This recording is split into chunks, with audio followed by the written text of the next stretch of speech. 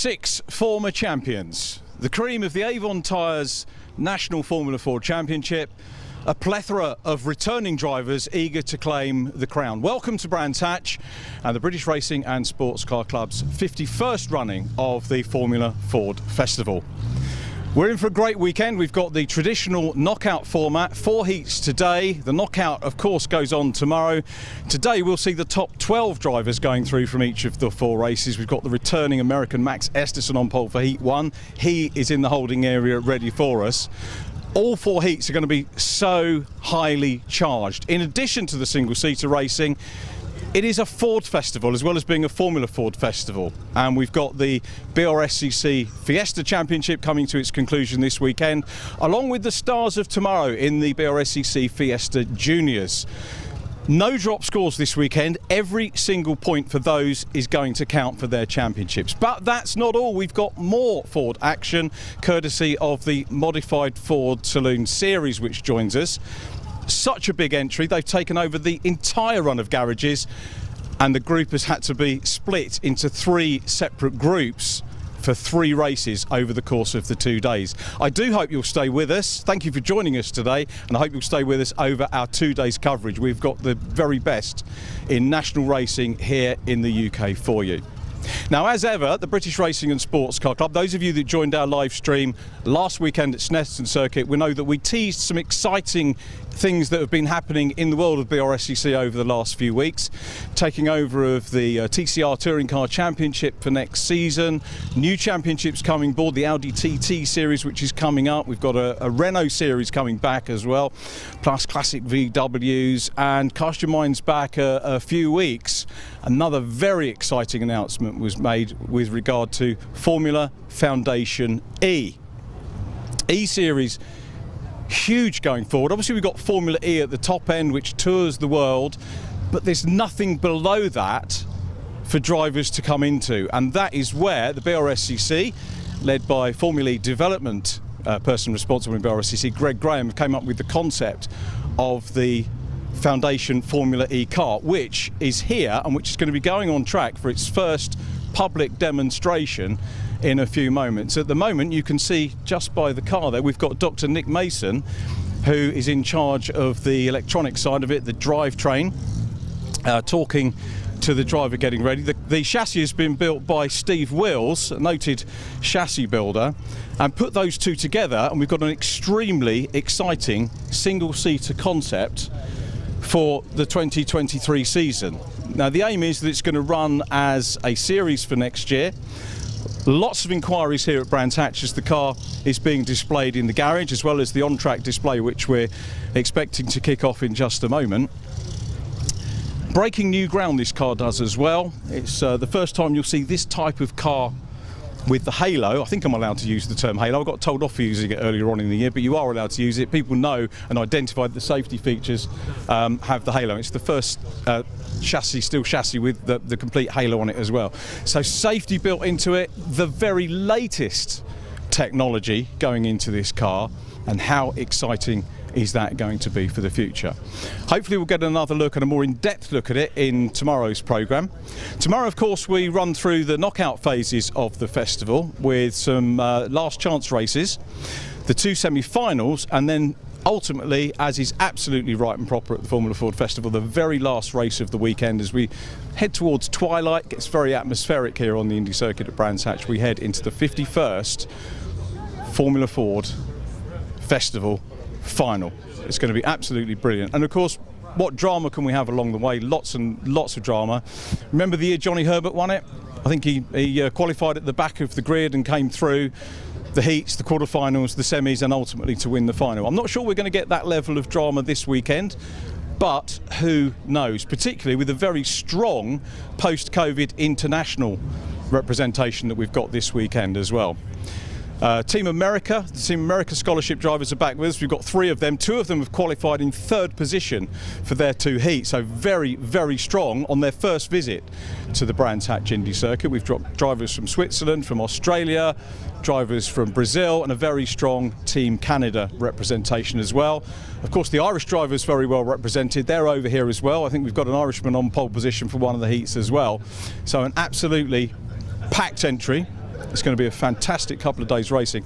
I can't wait to see our Formula Foundation e-car on track. Are we going to run the demo? I think we're getting ready with 1:10. I think we are ready to go. So getting thumbs up from Greg and Dr. Nick Mason. So the car getting ready to go.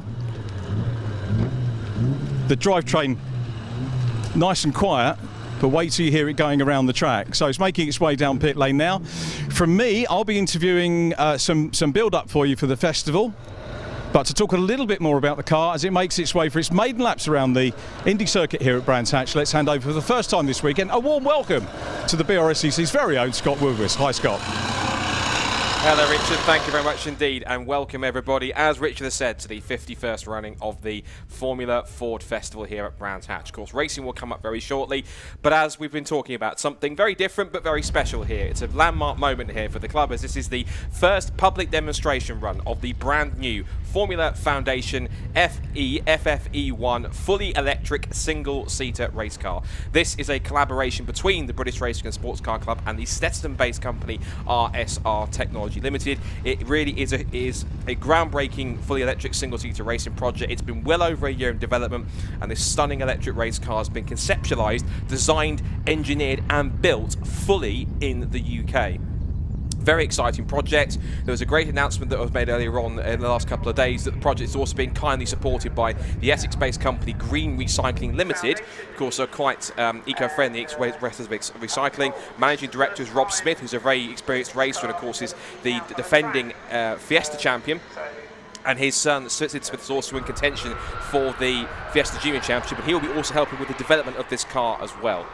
So he'll be involved in future track testing and evaluations. This project is also supported by Hankook Tyre, who very recently were named a few months ago as the exclusive tyre supplier for Formula E. So that will be exciting. So there'll hopefully be some crossover in that technology. The car is fully electric. It has 120 kilowatts of purpose-designed battery pack and drivetrain, equivalent to about 160 brake horsepower. And this car is currently set to run at about 2/3 maximum output while it's doing final testing and development over that process. At the moment, the car is also software controlled, so it can do 0 to 60 in under 3 seconds, and it has a top speed of over 130 miles per hour. So it's pretty rapid itself. And of course, this car, it means it's a new step in a new direction for the British Racing and Sports Car Club. It's first step into the next generation of racing, which is of course electric vehicles and electric racing. And this series, of course, it's been a hugely exciting project. It's aiming at delivering the world's first club-level single-seater EV racing opportunity. It's focused not only towards privateer drivers, but also race teams looking to support drivers who may be interested in developing a career in the rapidly growing world of EV racing. You think of series course like Formula E that leads the way. You've got Extreme E for the off-road drivers. There's a couple of electric touring car championships, particularly the ETCR concept as well, and things like the Jaguar I-Pace Trophy. So electrification of motorsport is making its own way and creating its own path within the world of motorsport.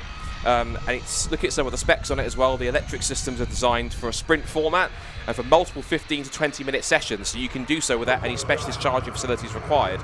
The electric systems of the drivetrain are almost maintenance free, and they also come with a full 2-year warranty against failures. And in the future, whilst this car's being developed, it will also feature a cockpit adjustable regenerative braking system as well. So it means that the driver can adjust how much regeneration it can do in terms of bringing power back in there. So it's done its first couple of demo laps there. It will come back in. Richard will be down there in pit lane to have a chat to a couple of the key people involved, and it'll go out for another couple of laps very shortly, so we'll be able to show you a little bit more how this car works. But there it is, some history made by the BRSCC, the first full electric laps of the new Formula Foundation FFE1 single-seater race car. It has been out on track, and we'll see what those involved certainly think of it. So Jake Mays, who's the man who is taking to the wheel of the car to give it its first demo laps, is certainly giving it a good run. And there's a bit of feedback there, so just a bit of conversation going on. I think it's going to go out now for a bit of feedback before it will go out for a couple more laps now to show you. So this is just showing you a couple of laps at a time. Look at some more information on this car for those who are certainly interested in it. The chassis itself is a full steel space frame chassis, and it's designed to exceed the FIA Article 277 crash testing requirements. And also, you'll see it has the halos we mentioned. It's the first steel space frame chassis to be fitted with the halo, so it certainly fits in with other series like Formula E, for example, that encompasses the Halo, and of course top-level single-seater racing, FIA-level single-seater racing, including of course Formula 1, Formula 2, Formula 3, and onwards into Formula 4. Also, we should mention the steering and the brakes and the suspension on this car are designed to be quite robust and extremely cost-effective to repair or replace. So it's not going to be a car which you have to spend hundreds of thousands of pounds to have to replace parts on. The plan is to make it as cost-effective as possible, that if you do need replacement parts, it will certainly be able to be relatively easy and simple and straightforward to do so, and it's not going to break the bank whilst you do it too.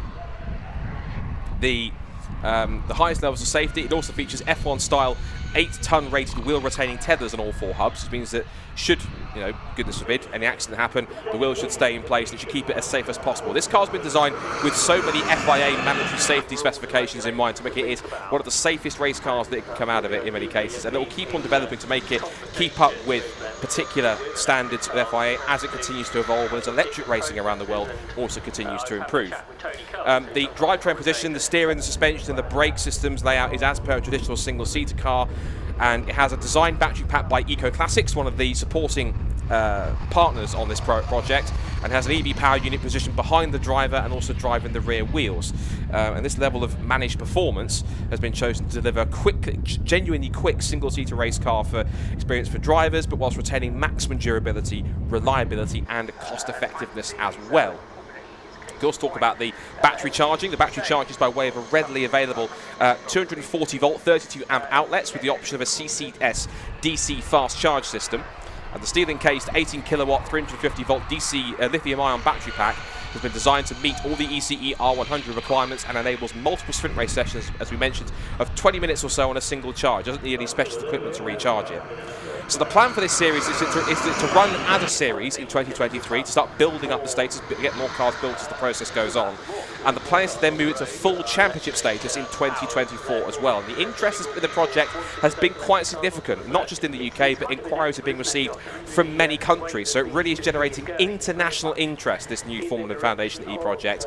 And hopefully it's the start of something fantastic. It's a new venture for the BRSCC, and of course it's a way for them to try out and to see what it's like, to see what electric racing is, and to blaze the trail for British motorsport going forwards. So Jake Mays has brought the Formula Foundation e-car back into pit lane. So more conversations going on, just to have a couple more cockpit adjustments of the systems. I think he's going to go out and do possibly at least another 2 or not, got 3 more laps. A little bit more assessment going on with some of the mechanics and engineers. Just listening in, and it seems there's all a thumbs up and seems to be okay. So it looks like he's going to go out for a 3rd run to double check. We should get another 2, if not 3 laps here, just to round off the demonstration. And as we say, it's the first public demonstration of this car running in front of crowds at a race meeting here, and what better place to do it than at the BRSCC's centrepiece event, which is the Formula Ford Festival. Plenty of single-seater teams, plenty of single-seater drivers, young drivers that are looking to move forwards in their next steps in motorsport. This is an opportunity for them to start to consider, possibly try to see what the world of electric racing might offer. This is the future step here for anyone possibly maybe moving out of Formula Ford, or if there's any international drivers that are looking to see if they can take their steps into electric racing. Their goals might be to move towards Formula E or maybe even ETCR. This is going to be a great proving ground for them to start off. So for those interested in terms of teams and drivers, orders can now be placed on this car to secure one of the first build run of 6 cars that are being built, and demo races as soon as those cars are built will be run as soon as they're all put together. As to where and when that will happen, that again will depend on when and how quickly the cars are built, and also the availability of track time at any kind of venues up and coming. But the car itself has certainly been wonderfully put together, and this project has been quite a long time in the making. And also it's quite a British success story as well, given the fact that it's been, as I say, fully conceptualised, designed, engineered and built in the UK as well. And as we make their way around on its formation lap, run lap through here, up through clearways, it looks as though, touch wood, I don't want to curse it, but this car looks to be performing as it should do. So it makes its way out of Clark Curve and onto the pit straight here at Brands Hatch. And this, at the moment, has all the hallmarkings of a successful test so far, a successful demonstration run here for those in attendance.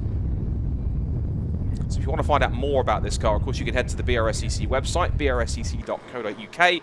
There is a dedicated Formula page for the Formula Foundation e-car. You can also get in touch with those who are involved in the project, particularly Greg Graham, who's the head of Formula development at the BRSCC. He's been one of the key figureheads in making this happen and working alongside those who've been part of the project.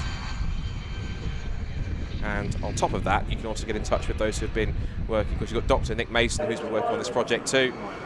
And in terms of the main people to contact, so all the contact details for those that you want to get involved in this new series, you can head to that Formula Foundation e-page on the BRSCC website. You'll find all the details on how to do it. Now, it may well go for a third flying lap here, or it might well come in. No, he's going to go for another lap, so he's done two sets of two laps, an out lap and once past the pits and an in lap. And now it's going on for, I think it might be its last run here before we get racing underway for the Formula Ford Festival.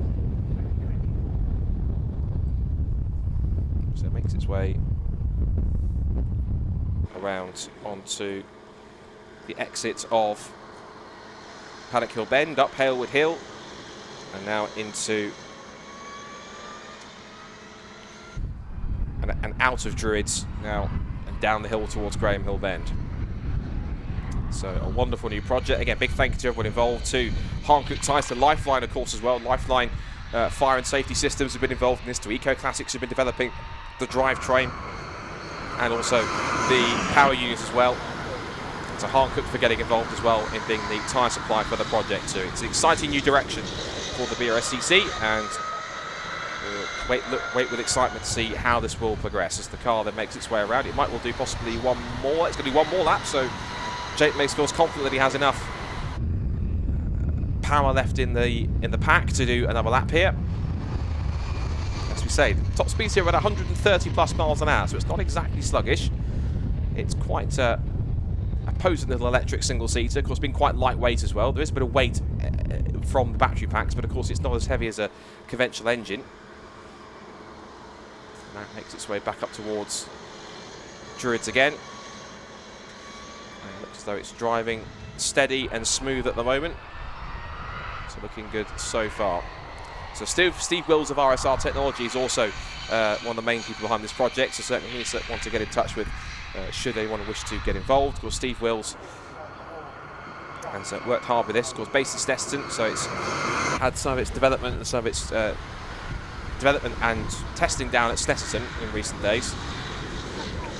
This car certainly putting on a great display here to showcase one of the many new exciting developments that are coming up with the BRSCC, and it makes its way into the pit lane, what I think should be the last time before we get racing underway. So there it is, ladies and gentlemen, our first public demonstration run, history made for Formula Foundation E. Its first run here, first laps at Brands Hatch. It looks like it was a pretty trouble-free run already. It makes it stop right at the top of the pit lane, and it looks like all has been successful.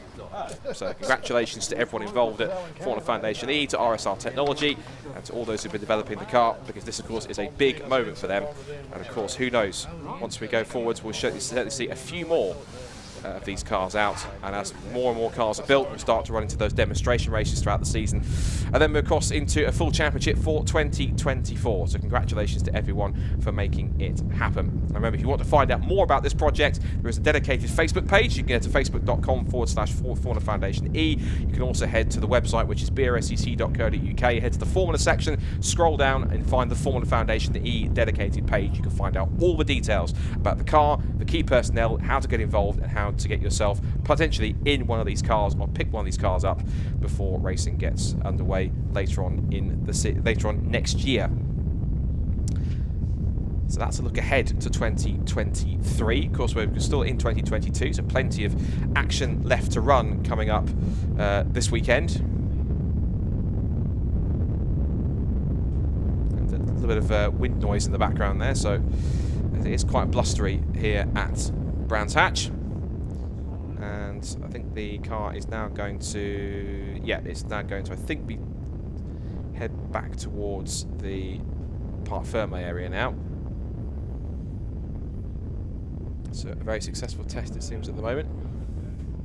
And certainly future development will be taken. Of course, as we said, big thanks also to the Green Recycling Limited for becoming a support partner of the Formula Foundation E project. As we mentioned earlier on, its managing director is Rob Smith, who runs in the Fiesta Championship, and Sid Smith will also be part of the development testing in the Fiesta Junior car as well. So as the Formula Foundation e-car then completes its first successful public test, we can now head on to from electric power to petrol power again, and we head down to the assembly area for the first time with Richard, as we've got Heat 1 of the 2022 Formula Ford Festival down in Parc Fermé, all set to go. So let's see who Richard has in Parc Fermé as we get set to get our 51st running of the festival underway in a few moments' time. Very exciting to be down here, Scott, and we've got a fantastic grid. This is just Heat 1. I was chatting to Graham Brunton just a moment ago, who's running several cars this weekend, including Roberto Moreno. And also, we talk about Roberto, you know, 63 years of age racing. We've got a youngster here in the Team Canada scholarship, Kevin Foster. Now, you might think, why isn't Richard interviewing the pole position driver or otherwise? The festival, to me, has always been about the future of drivers and the sport. And Kevin Foster, I believe your first car race. Yeah, this is my first ever race in a car, so to get stuck in with a great group of guys, some of the best Formula Ford drivers in the world, I'm just excited. Well, we're excited to see you as well. What do you make of Brands Hatch and the Indy circuit being a visitor from Canada? Coming over from primarily karting circuits, it's a lot more flowing. Even though they're right around the same lap time at a 51 second lap, the way you get the lap time out of the track is completely different. The way you push the car, the way that you can find the limits of the grip is completely different to what I'm used to. But it's something that we're going to be evolving over the weekend for sure. Kevin, what sort of target have you set yourself for the fest? Obviously, everybody wants to win, but realistically, a newcomer against veteran drivers, multiple winners, drivers that have come back and want to win. So what's your expectation? Honestly, to me, every session is just for learning. I've already done the hard part qualifying for the Team Canada scholarship, and now I'm just happy to get stuck in. And there's not really a target. I don't really feel there's any pressure on myself. Obviously, I'm super competitive. I will always want to do the best that I possibly can. But if that's not making the final, then maybe it's a next year thing. But if I do make the final, then that would be an amazing thing for me. Look forward to watching your progress. Thanks for chatting to us, and great to meet you. Very best of luck. So Kevin Foster there. Let's move down towards the pole position. Our engine's starting up, which means that we might get, there's the whistle, we're not going to get a chance to talk to the pole man. So I'm going to go around this way, Jeremy, and just get out of the way. Rory Smith here, former champ. I mentioned on the introduction we've got 6 former champions in the lineup. We've got returners like Max Esterson, who's over there on pole position in red, going out. We've got the reigning national champion right behind him. So Heat 1, right the way down the grid, extremely competitive. And to give you a little bit more background on who's in it, what we might expect of them, and how the battles are going to shape up, once again, hand you through to Scott Woodwis.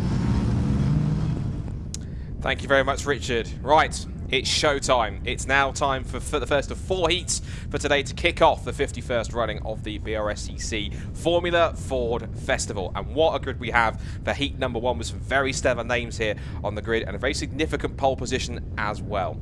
So the cars make their way around onto the grid. Before we get to the grid for heat 1, let's quickly give you a quick rundown of how the festival works. If you're watching for the first time or not for a while, need a reminder, here's how it works. We've got practically 80 cars here this weekend that are split into 4 heats as equal as possible. I think we've got 3 20-car heats and 1 19-car heat, which is this one.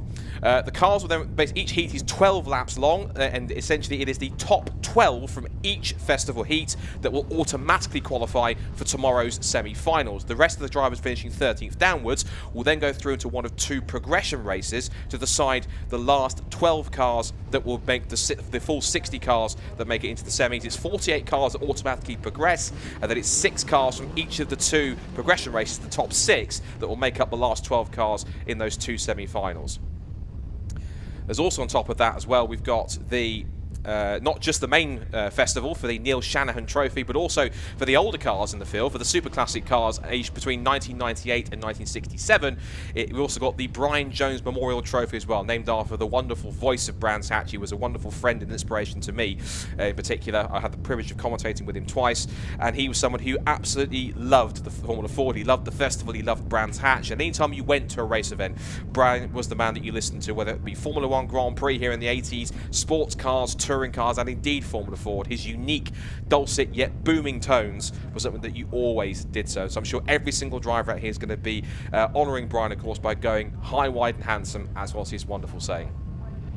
So now we're set then to get the Heat 1 underway. You're going to head off on their formation lap. We'll give you the grid then for this first of 4 heats for the 2022 BRSCC Formula Ford Festival. So on pole position then, by some margin, by over 0.4 of a second, is the returnee from last year, the runner-up in last year's festival, Max Esterson. He essentially takes the car that was run by Colin Queen this season in the National Formula Ford Championship. We should also quickly mention congratulations to Colin Queen, who won the National Formula Ford £20,000 GB4 shootout prize last night. He went up against Brandon McCorkin and Lucas Romanek, and he was the man that came out on top of that. So Max Esterson then takes pole position by quite a margin. He takes it by over 0.4 of a second ahead of the newly crowned National Formula Ford champion, Jordan Dempsey, who starts on the front row alongside him.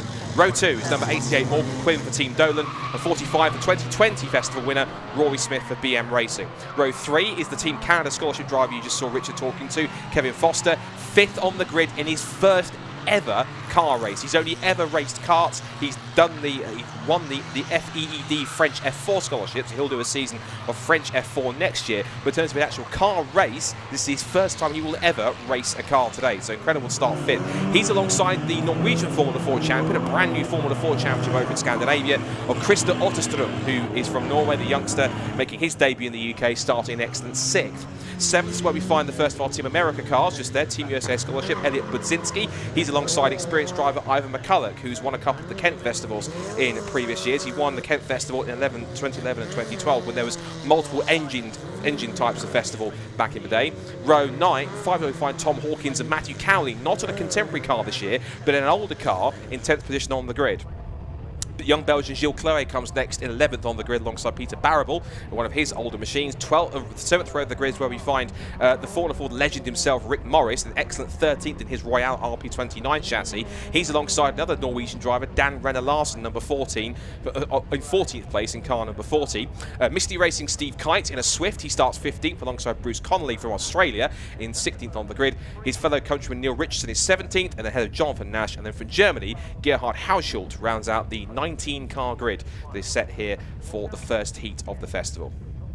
So, tensions mounted, but this is where it all comes together. So, stand by for action. We are all ready then. It's the 51st running of the BRSCC Formula Ford Festival. Heat 1 here on Saturday, all set to get underway. Esterson on pole, new national champion Dempsey on the front row. The revs rise, and the festival is on for 2022. It's not a great start for Christer Otterström from about 4th on the grid. But as they head down towards Paddock Hill Bend for the first time, it is Max Esterson who leads the Heat 1 pack into Paddock for the first time. So Esterson will lead it. 2nd place now, it looks like, for Jordan Dempsey. 3rd for Rory Smith. A good start for Morgan Quinn for 4th. And 5th place for Kevin Foster. He got away well from his 3rd row grid start. He now stays in 5th in the opening couple of corners. Head down towards the left-hander at Graham Hill Bend for the first time. Now, we should mention that parts of Brands Hatch since last year's festival have been resurfaced. One corner is, in fact, the Graham Hill Bend. We can probably tell you more about that, sadly, because only corners into Heat 1. Safety car has been deployed. There was a car off in the gravel at Paddock Hill Bend. Couldn't quite tell exactly who it was. It might be Dan Renner Larsen, unfortunately, because I noticed a yellow Formula Ford. Now, I think that might be Dan's. So we can take stock of that a little bit. I was mentioning the fact that parts of Brands Hatch indeed has been resurfaced, particularly Paddock Hill Bend and also in the Graham Hill Bend, and that's caused a bit of a change in surface. And over the last couple of days, it's been quite a mixture of different weather conditions. We had dry running for testing on Wednesday, fully wet running for testing on Thursday, and a mixture of kind of wet and dry intermediate conditions throughout Friday. And one or two drivers I was talking to were mentioning the fact that the difference in the surface changes between coming off the newly laid tarmac and the old existing tarmac here at Brands Hatch means that you get a difference in grip and a difference in the amount of water that it retains, because the new surface tends to get rid of water and take care of water and dry better than the older surface did. So because of that, one or two drivers that were following others, so as they were coming out of Graham Hill Bend, they put the power down. As they crossed over from the new tarmac onto the old, there was more surface water and moisture on that old tarmac, so therefore it was causing more spray to come up, and it was actually catching some cars off guard and caused them to twitch and slide off and spin around. Another corner that's been quite a bone of contention for many people is the Clearways McLaren Clark section through that part, because that's notoriously one of the last corners to dry on the circuit. As you see here, there is mostly a dry line on the circuit here, but there are patches around the circuit that are still a little bit damp, a little bit greasy and slippery, so they've got to be very careful not to push too hard, particularly when you've got a knockout format like this here at the festival, you've got to be oh so careful to make sure that you're not pushing too hard. So as they come round onto the formation for the end of another lap, it's the laps. The races in the heats are all lap-based rather than time-based. So each of the heats are 12 laps long. As we mentioned, it's the first 12 finishers in the festival in each heat that automatically progress through to the semi-final. Right now, I should mention, it looks like he's knocked down Renner Larsen. There he is in car 40 because he's managed to carry on. So he's continued on. So the car that's in the gravel trap, I can see it looks like it's probably Bruce Connolly, I think. So he's the man that's showing us having the yellow exclamation mark next to his name. Sadly, his Van Diemen RF89 off into the gravel at Paddock Hill Bend on the opening corner of the festival. As you can see there, 1 or 2 damp patches on the inside of the run-up Halewood Hill in towards Druids. So that'll be careful, particularly for drivers that want to make a move up into that there, because it might affect their braking, it might affect the stability of the car, it might make it very tricky for them to get it stopped. So we'll have to watch out for that as it goes on. So taking stock of the start then, Max Esterson holding the lead from pole position. Of course, last year's runner-up and one of the Team USA scholarship drivers last year, as the safety car lights are out. And he's coming back to try and avenge the fact that he lost out on the final last year. He finished 3rd on the road, but then moved up to 2nd after Neil McLennan was disqualified for overtaking under a yellow flag. So he's come back to try and go one better, and he's back with the boys for Andy Lowe and Ammonite Motorsport to see if we can do it all over again. So now the safety car, the RunYourFleet.com Jaguar safety car, has now pulled off into the pit lane. Max Esterson now pulls the pin. He's the safety car now, so he decides when the races get back underway. He's put his foot to the floor. He makes his way out and around onto Clark Curve and back onto the Jack Brabham Straight to get racing back underway in Heat 1 of the 2022 Formula Ford Festival. We are back racing again. So Esterson leads, Dempsey 2nd, Rory Smith 3rd, Morgan Quinn is 4th, then Kevin Foster for Team Canada is 5th, Ivan McCulloch is 6th, Tom Hawkins in the Braun GP Specialist there in 7th place. Then it's 8th place for Elliot Budzinski. He's in the Team USA Ray chassis. Krista Otterström is, sorry, Budzinski's 9th, and Otterström, the Norwegian driver who's in a Ray chassis. That's come over from Norway, I believe. And that car running in the top 10. Peter Barrow was up to 11th. He's the leader he's the 2nd of the Super Classic cars. That's being led, of course, by Matthew Cowley, who, interesting enough, is going back to his roots a little bit. He's not in the more contemporary car we had. I think, unfortunately, it was one of the cars which got caught up in the very sad and awful fire they had as Tom Hawkins comes over the right-hander at Clearways and McLaren off the road slightly. As here comes Jordan Dempsey lining up for a pass. But Team Dolan had that awful fire just after the Anglesey rounds of the National Formula Ford Championship, and I think there were several cars that sadly were caught out in the workshop fire, including, sadly, Niall Murray's multiple festival and race winning RF99. I think possibly maybe Matt Cowley's car was also caught up in that, so he's now changed this time to an older Van Diemen and looking to try and get himself honours in the Super Classic classes in here. So Esterson, Dempsey and Smith. This is the top 3 pulling away here. Dempsey was lining up there, set the new fastest lap of the race, the first proper flying lap of the festival so far, because the first lap was didn't even end before we got to safety car.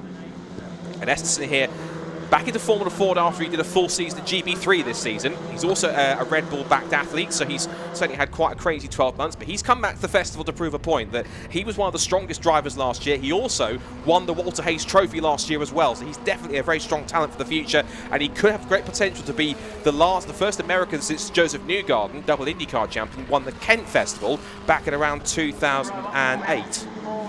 Possible change off a second there as Rory Smith was looking down the outside of Jordan Dempsey. Change on also here potentially between Matt Cowley and Ivan McCulloch battling over position. That's over currently 6th and 7th position, and Cowley's got through.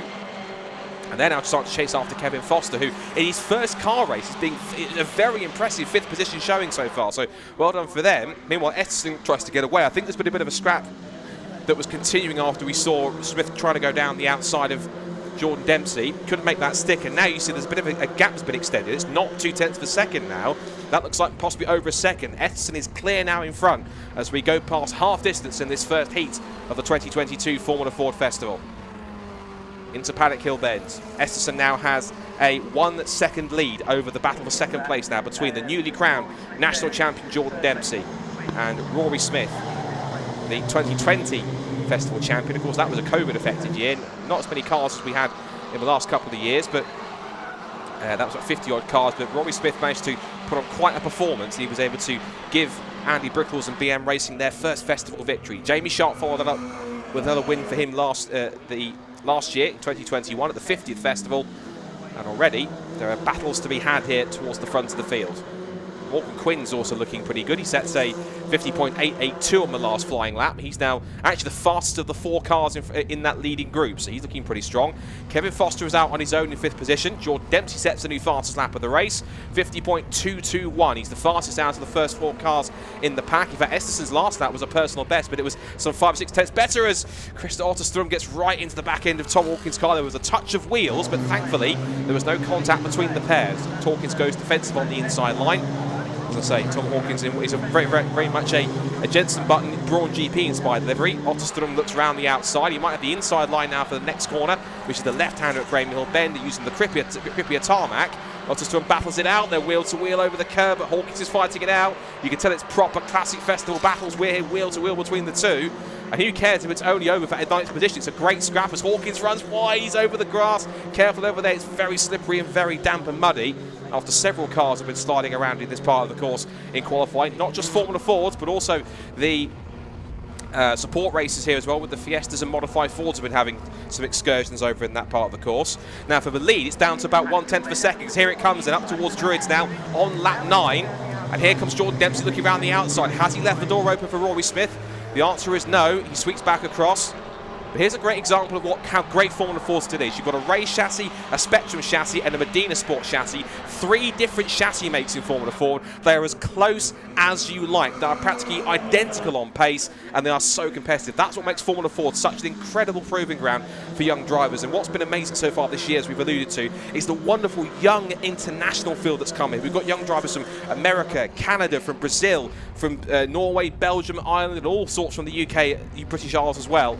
All tackling the best that the British has to offer here and that Brands Hatch has to offer, as Jordan Dempsey looks for the high, wide and handsome line on the outside into Paddock Hill Bend. He leaves the door open for Rory Smith, but has the grip on the outside. Now they come back up the hill towards Druids again. Esterson sweeps across and takes the racing line. And Rory Smith then shoves the nose of the Medina right under the gearbox of the Spectrum as they head down the hill back towards Graham Hill Bend again. Turn in. Out of Graham Hill Bend, they'll go to the little switch over in the old to new tarmac. Morgan Quinn is still holding on in 4th, one of his strongest showings of the year, has to be said. He's the highest placed Team Nolan car so far. Only 2 more laps to go now.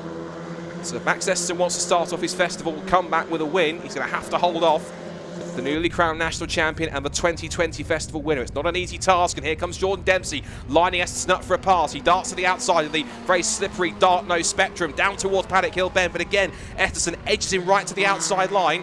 As we've cut back from that, here's Rick Morris, one of our fantastic drivers. He started the first festival back in 1972, but we'll come back to that later as here comes Dempsey, practically almost making contact with Estersson, sliding out round on the outside line goes Rory Smith, but he has to find it back and slot in behind the gearbox. And again, tucked up underneath each other through Graham Hill Bend. If this is setting the tone for the rest of the festival, sign me up for the rest of the weekend, because this is great, close, tight, high-action Formula Ford racing at its absolute finest at Formula Ford's home venue. It's Brands Hatch, where it all started back in 1967, and ever since then, Formula Ford has always called Brands Hatch and the Indy circuit its home. On to a last lap of the first heat then. 12-lap heats, and Dempsey has to try and pull the pin now. If you want a festival heat wins, have to go now, but look at Rory Smith diving down the outside into Paddock Hill Bend, and Dempsey's boxed in. He's got Estersson in front of him, Rory Smith to his left as they turn out of Paddock Hill Bend up the hill towards Druids. They've got 41, which is Gerhard Hausschultz from Germany in front of them. That's in the 1987 Van Diemen. Smith again looks to the outside line to try and make the move for second, can't get it done. Down the hill, back towards Graham Hill Bend for the final time in this first heat of the festival. Estersson holding on, but he's having to really hold back the tide here. It might well be a sprint to the flag on the start and finish line. How's the back marker going to play here? He's going to have to try and play safe and move out of the way. He's right in front of Max Estersson, but he holds his line. It's down to the faster cars to get around him, and they've all done that. So Gerhard holds his line. Good driving from the German, and now it's to come out of McLaren through Clark Curve and onto the Jack Brabham straight for the final time. Max Estersson holds back the charge from Jordan Dempsey and Rory Smith to cross the line and take victory in heat number 1 from pole position of the 2022 Formula Ford Festival. Estersson wins, Dempsey second, Smith third, Morgan Quinn is fourth. And then it's Kevin Foster in his first ever car race, holds on to 5th position. What a great drive that was. That's one of the drives of the festival already for 5th position. Very impressive young Canadian. Great drive from him. 6th place goes to Matthew Cowley. He's the first Super Classic car home, ahead of Ivor McCulloch in 7th position. 8th position goes to Elliot Budzinski. He is from Team USA. 9th goes to Krista Otterström from Norway, the Norwegian Formula Ford champion, and Tom Hawkins, who lost out in that position, rounds out the top 10. Peter Barrel was 11th, ahead of Rick Morris in 12th. Dan Reynolds Larson 13th. And actually, the top 12 wants to go through. So Rick Morris has the final qualifying spot. So he has ever the wily old foxes, Rick Morris. Brilliant job from him to get a final qualifying spot, 12th, and he gets an automatic run into the semi-finals. So from 13th downwards, that's Dan Reynolds Larson, Gilles Chloé, Steve Kite, Jonathan Nash, Neil Richardson, Gerhard Hausschult, and Bruce Connolly. They will have to go again tomorrow morning, in the first of the 2 progression races tomorrow. We'll decide who goes where, of course, after the heats are completed. But we can put Heat 1 into the history books here at Brands Hatch. It is a win from pole position for Max Esterson, and after his dominant pole position earlier on, he was made to work for that in the end, but he managed to make it stick and get it work. So great stuff for them in many cases. So rest of the field is heading its way back towards the outer paddock, where it's quite a busy paddock here this weekend with lots of support action, lots of cars in there, lots of teams coming over from not just the UK and Ireland, but of course a few teams from USA and Canada and all the different international drivers we've got. And there's loads more stories to talk about as the festival goes on. But it's been a magnificent start to the festival weekend with a great run so far. So it is Max Esterson who takes victory, 2nd place to Jordan Dempsey, and 3rd to Rory Smith. And down with our first podium of the festival in Parc Fermé down at the top of the pit lane is Richard John Neal. Richard, that was quite a thrilling race to get the festival underway for 2022. Very much so, Scott. You know, with that lineup, the top 3, that was worthy of a final in my book, let alone a heat. So we've got lots more to come. Let's grab her. We'll do it in 3, 2, 1. I'm going to have a quick word. Let's get Rory Smith over first of all. Rory, congratulations. Cracking race and a hard race for you, and you were attacking all the way through it. Yeah, it's always tricky when you've got the sort of 3-car battles. It's really easy to defend around here, so it's sort of like the cars get backed up. So I was doing all I could to get by Jordan, but also, yeah, at the same time I thought that he might be able to sort of make a gap which I could follow through, but it never seems to really happen. But yeah, we had good pace. Just a few more laps would have been nice, and we could have maybe gone a bit further forward, but that's how it is. The great thing about the festival, of course, is the quality of the entry, with yourself being a former winner. The bad side is 3rd place means row 3 for the semi. Yeah, that's true. However, looking at the forecast for tomorrow, I think anything really goes in those sort of conditions. So had it been sort of dry predicted all the way through the weekend, I might be worrying a little bit more than I kind of am at the moment, but you know, I've got that in the back of my mind, and yeah, so anything sort of goes tomorrow. So I'm still near the sharp end enough, but like I said, that is sort of the format of the weekend, and it makes it more difficult the further back you finish. But yeah, I think we're still in a good chance. I'll let you get to the podium. Congratulations, well done P3. We'll see you for the semi-final tomorrow. And Jordan Dempsey, our national champion, congratulations on that, because I haven't seen you since then. That was a tough race. Did you attack or defend? It looked like you had to do both, and were doing both. Oh, yeah, I had to do everything. I had to attack, defend. Even Rory got by me one stage. I had to do a kind of a brave move into Surtees, but yeah, I knew it was going to be hard to get by Max, especially with Rory behind me. I suppose I was hoping somebody would hold him up for a few laps so that I'd be able to have a go at Max just with myself. But yeah, every time I'd try a move on Max, then Rory be on me. So it was kind of mostly just about consolidating second. We'd great pace in the car there. So fastest lap. Yeah, so hopefully we can keep that going till tomorrow. Now it's going to be wet tomorrow, but we've got pace in the wet as well. So hopefully we'll be there. There are no easy heat groups, are there? No, there's a few that are easier than others now. I think this is a pretty hard one. You know, Max, he won the Walter Hayes last year, was second in the festival. Rory's a former festival winner, and there's some groups where there's no one really that you would think is as good as these first 2 groups are. But yeah, happy to get second in one of the hardest heats. So hopefully the rest of the weekend won't be quite as hectic as that. Okay, you got a bit of time off now for good behaviour. Well done, Jordan. Let's grab our winner, Max Esterson. Max, good to see you. Get you in front of the signage here, just so that we can give our thanks to all our backers and partners. GB3 race winner this year, so you've moved on, but come back for a second bite of the cherry, which is great. You had a great season last year. Obviously won the Walter Hayes, runner-up in the festival. What brings you back? Yeah, runner-up is what brings me back. I mean, it's been, I don't know, I think about it almost every day, how close I was to winning. So yeah, and it's what I'm here to do. So hopefully we can have a good day tomorrow. The job started well though, isn't it? Pole position and then a hard-fought race win. The viewers are going to have enjoyed that, and that's what you need to do to get this campaign underway. Yeah, qualifying was really good in the wet. Struggled a bit there in the dry, to be honest, but obviously I haven't had much seat time this year in these cars compared to these two. So yeah, last time I only drove on Wednesday in the dry really, so I don't think I drove great, but I think we're in a good place. And much to do as they're tweaking to the car that's got to be done. The other guys are alluding to the fact it's going to rain tomorrow, we think, and there's some spots of rain happening now. Is that going to affect your performance? I mean, judging off qualifying, I think it's a good thing. But yeah, we just got to watch the conditions and see what to do.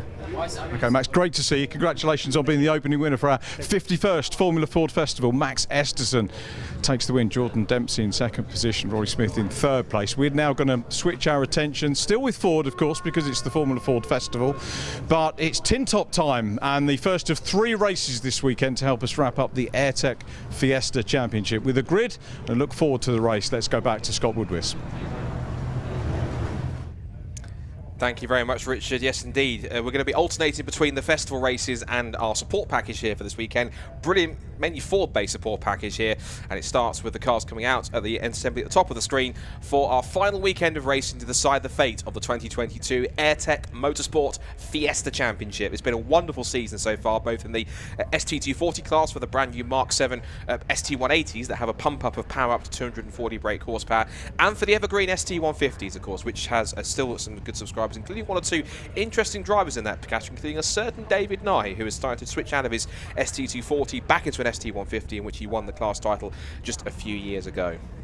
So the championship battle coming into the weekend is a mix of youth and experience, because it is the outgoing Fiesta Junior champion Jensen Brickley who heads the points table on drop scores by 16 from former Fiesta champion back in 2016, Alistair Kellett. The two of them start 5th and 4th respectively, so Kellett starts ahead of Jensen Brickley, and on pole position it's the man which is potentially looks as though he's going to be leaving here possibly with the number 1 off the door, which is going to be Rob Smith. He starts on pole with Zachary Lucas alongside him on the front row. So just to confirm on drop scores then, it is 603 points on drop scores for Jensen Brickley compared to Alistair Kellett on 587 on this one. And remember, of course, this weekend there's 3 races and they cannot drop points from these last 3 races. Effectively means that every single result from this weekend has to count towards their final total. All the drop scores now go all the way up to their previous rounds that they had at Knock Hill, but this weekend, whatever the result is, whether it's the 50 points for a win, you get the bonus points for the pole position or fastest lap, or it's 0 points for a DNF. Whatever happens, that's it. You have to count these last couple of rounds into the final results.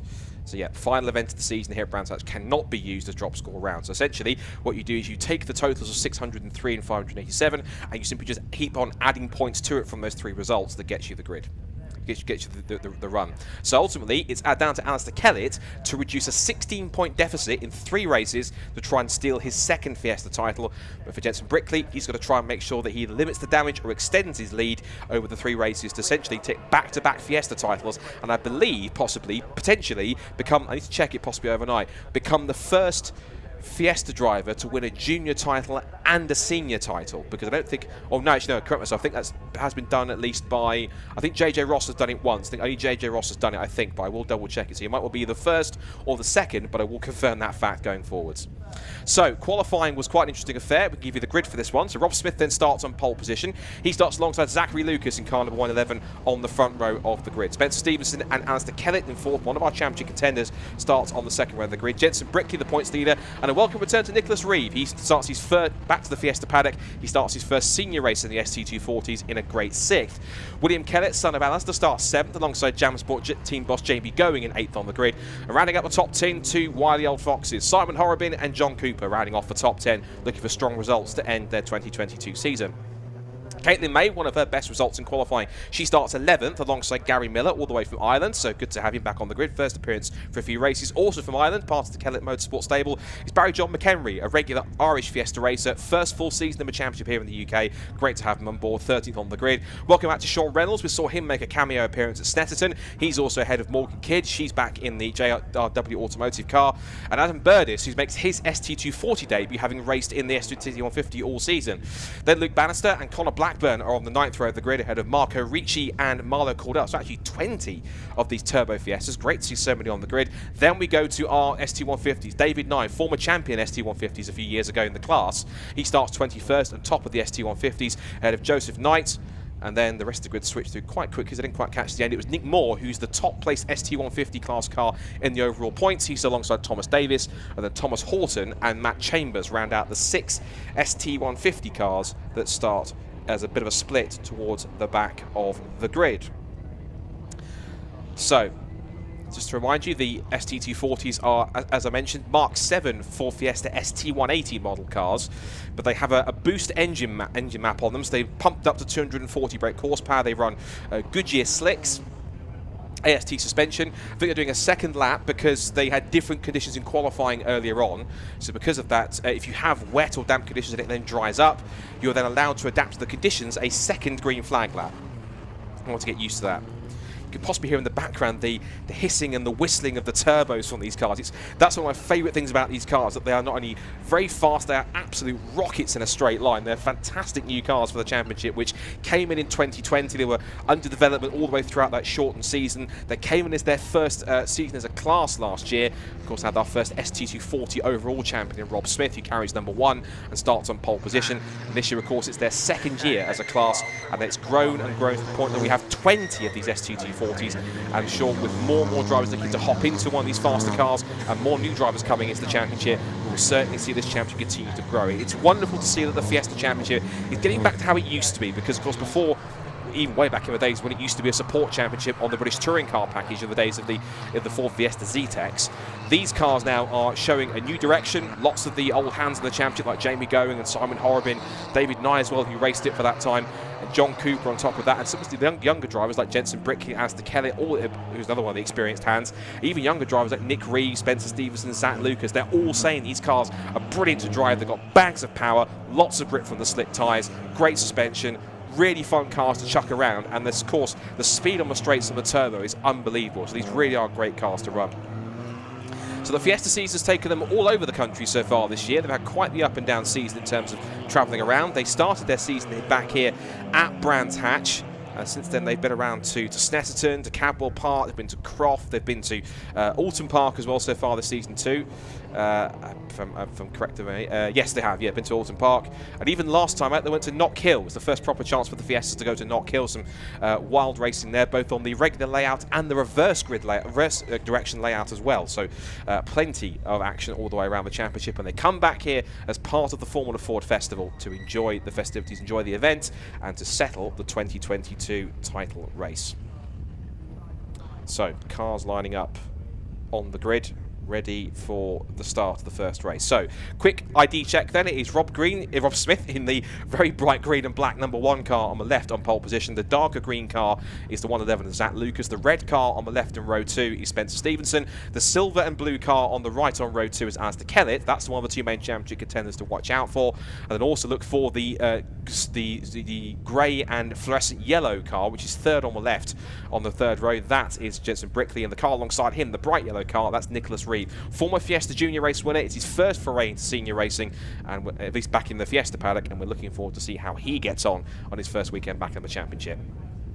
Last couple of cars are in place. The green flag is at the back, and we're all ready for the first of 3 races at the weekend to conclude the 2022 AIRTEC Motorsport Fiesta Championship here at Brands Hatch. Rob Smith on pole, Zach Lucas in front. We are underway for Fiesta racing at Brands Hatch. It's not a great start for Nicholas Reeve. He's going to be swamped by both William Kellett on the inside, John Cooper coming up as well. But into turn 1 for the first time, it's going to be the whole shot for Rob Smith. He leads the way down through Paddock Hill Bend, gets a little sideways, it's still a bit damp in 1-2 places, and they're going to go 3 wide up towards Druids. Why not? Up into the complex, into the right-hander, under brakes. It's going to be side by side, and through all of it down the middle, shot Spencer Stevenson. So from the second row of the grid, now through has come the number 12 car, Spencer Stevenson. So a brilliant run for him so far to turn their way out through the left-hander and up onto the short straight now for the first time. Oh, one car for the back. That's David Nye in the blue and black car in the background in 121. Welcome back to the ST150 class. Look at them as they bundle their way through Surtees, up through Clearways and McLaren and Clark Curve. One car sideways in the background. That was either Marco Ricci or possibly Luke Bannister, one of the two. I think it might have been Luke. He was further back in the pack. But as he recovers, the leading pack heads its way down the Jack Brabham straight for the first time. So at the end of lap 1, it's Marco Ricci's gone for the spin, the London-based Italian. So he's quite enjoys his time in Fiestas, but either he stalled the car or having trouble trying to get it going. If he can't get it going properly, he's going to have to try and hold on. Meanwhile, further back, as battle's going on for position, I think Jensen Brickley's run wide under attack for Jamie Going. He's lost that position now down to 6th place. So he's now losing power. He needs to try and get up there and keep up with Alistair Kellett and ideally get past him. Back up the inside, look Jensen Brickley, with Jamie Going, won't let him have it too easy. Round the outside goes the Jammer Sport team boss, and he holds on to the place for the time being. But the next corner is a left-hander, which means that it'll be track position advantage for Jensen Brickley. But Jamie Going braves it out and around the outside and holds on to the place rather stubbornly. And now Jensen Brickley under attack for Nicholas Reeves up the inside. Now, to be fairness to Nick, he's not in the championship battle, but he doesn't really care about that. He's in his own fight for the race weekend to enjoy himself in these new Fiestas, and he's going for it. This is really very much advantage Kellett, because Jensen Brickley initially doesn't seem to have that pace to hold on. He might take a couple of laps to switch the Goodyear slicks on, possibly. Loses out to Nicholas Reeve. Now looking up the inside is William Kellett, who won a race last time at Knock Hill. So not that good a run in the opening couple of laps here in this first 20-minute race for Jensen Brickley. And up the inside looks William Kellett, so he's to make another position. So that's now Jensen Brickley down to 8th position. He looks back up the inside to fire it back into Graham Hill Bend. But again, the grip on that newly resurfaced part of Graham Hill Bend is enough for William Kellett to get 3 bounces over the curb. And what's crucial for Brickley is, look, he's so busy fighting William Kellett, he doesn't realise that John Cooper has stuck up the inside of both of them, gets out of shape on the exit of Surtees, and now holds the position. So once again, Brickley got the position back from Kellett, but then both of them lost the place in the end to John Cooper. So I'm not sure what's going on with Jensen Brickley. Either he can't switch the tyres on, or it's a setup problem, a car problem that's developing. But the championship leader is really having a nightmare start to the race. He gets the headlight flash from William Kellett, who darts down the outside line. Brickley throws the block as they turn back into Paddock Hill Bend. In the lead, it's 0.6 of a second for Zach Lucas in the 111 car. There he goes. Stevenson in 2nd, Smith 3rd, Kellett 4th, Going 5th, Nicholas Reeve in 6th. Then it's John Cooper 7th, and there is Jensen Brickley, the championship leader, last year's Fiesta Junior champion. And he has really taken to the senior cars, these turbo cars, pretty much like a duck to water. Was quick out of the box here at Brands Hatch at the beginning of the season back in April, but not really having the start of the race he was hoping for. I think it might be a bit of a concern there for 2010 racing. We might have to take a look at that car possibly between races if he can't get it switched on again and catch up to these leaders. At the moment, points-wise, this is working out very nicely to take some points away from Jensen Brickley. Get 50 points for a win, 46 for 2nd, 42 for 3rd, and 38 for 4th. And then it goes down into 2. So I think in terms of points, it'll be 30 plus 30 points I think at the moment. So it's 8 points taken out already. So if it stays as it was, it will halve the lead practically of Jensen Brickley, side by side between John Cooper on the inside and Nicholas Reeve on the outside line. Both of them coming up underneath Jamie Going, who's kind of backing everyone up a little bit here. And he's quite good at this, is Jamie Going, making his car the widest Fiesta in the venue. He's done this before. He's doing it again here. Oh, there's contact. Nicholas Reeve looked up the inside, tried to hold onto the car. He's right in front of the car. They're scattering it this way and the other. Cooper goes through. Kellett's on the inside. He's got Jensen Brickley to the outside. They are 3 abreast of Surtees. Neither of them will yield. Brickley's got to be very careful. He can't get involved in this, and he backs out of it to let both Kellett and Jamie Going have the advantage. Going looks back up the inside, taps the rear corner of William Kellett, so they didn't quite appreciate that. Although not realising it wasn't actually William Kellett that made the contact, it was Nicholas Reeve in the yellow car. Zach Lucas sets the new fastest lap of the race. It's barely been 5 minutes. It's been enough action for a whole season here. Here comes Jensen Brickley looking up the inside, powering his way past Jamie Going. Behind them, we've got Marlo Cordell, as Jamie Going does back out, and he lets Marlo get around whilst also holding up Sean Reynolds and Simon Horrobin, and also getting up there too is Gary Miller. What is it with the Fiestas going 3-1? They've done it for the 3rd time now in this race. Miller tries to get up all over the curb on the inside line, holds off both Simon Horrobin and Sean Reynolds in front of him. Meanwhile, Brickley is continuing to fall backwards. He's now in the clutches of Marlo Cordell, and he's got Jamie Going, his team boss, for company here. So the 2 Jam Sport cars ganging up on Jensen Brickley. What is going on with the championship leader? He really doesn't have the pace that he had earlier on in the season. Now, is it just the car just doesn't have the setup? Does he have a developing problem? Is he just hasn't got the tyre switched on? Whatever it is, he really isn't in the groove, and he's slipping backwards as the bottom of the top 10. He's down in 9th position. in 8th or 9th position now as they come across the line. Lucas still leads, Stevenson 2nd, Smith 3rd. Yeah, Bricky's up to 8th now, so watch on for that. Meanwhile, back in the ST150 class, this is Tom Davis battling with Thomas Horton, another former Fiesta Junior. He bounces over the curb at McLaren, tries to get back up the inside of Tom Davis. As for the ST150 class, ahead of them, Joseph Knight leads the way for Nick Moore, who is the highest placed ST150 in the class, and then Nick Moore in David Nye in 3rd place, who is there just in front of them going to be shot in the blue and black car, the number 121. I think that's possibly Bryony Davis's old Fiesta Junior car. There he goes. That might be Bryony Davis's old car, I think. Possibly the JRW team have bought it once again. There's Matt Chambers in the background as well. He's also one of the ST150 runners there, running it towards the back of the field. Another one of the JRW cars. And we're waiting now with bated breath for our ST240 runners. There is the recovering Marco Ricci. He also had a spin on the first lap up at Clearways. And just in the background, I think I saw there, that was the ST240 leaders coming through to end their another lap going forward. It's still Lucas now who leads by a second as we continue to look at our scrap for 4th place in the ST150s. And Thomas Davis runs out wide. This gives the chance for Tom Horton to get a good run up the inside through Clark Kerr, but the momentum seems to be with Davis, who squares off the corner and forces Horton to drop back into the slipstream over the start and finish line to try and grab another lap. So not even hit half distance yet. This is now a battle for 3rd going on because Rob Smith, seemingly the outgoing champion, he's battling away with one of the 2 champions-elect potentially, and as to Kellett, he's certainly taking plenty of points out of Jensen Brickley here. And remember, you cannot drop points from these last 3 races. So while Kellett's up there in 4th, Brickley's back up to 7th, so he's up to P7 again. He's got past William Kellett, or Kellett's dropped back for some reason. So Brickley's back up to 7th place.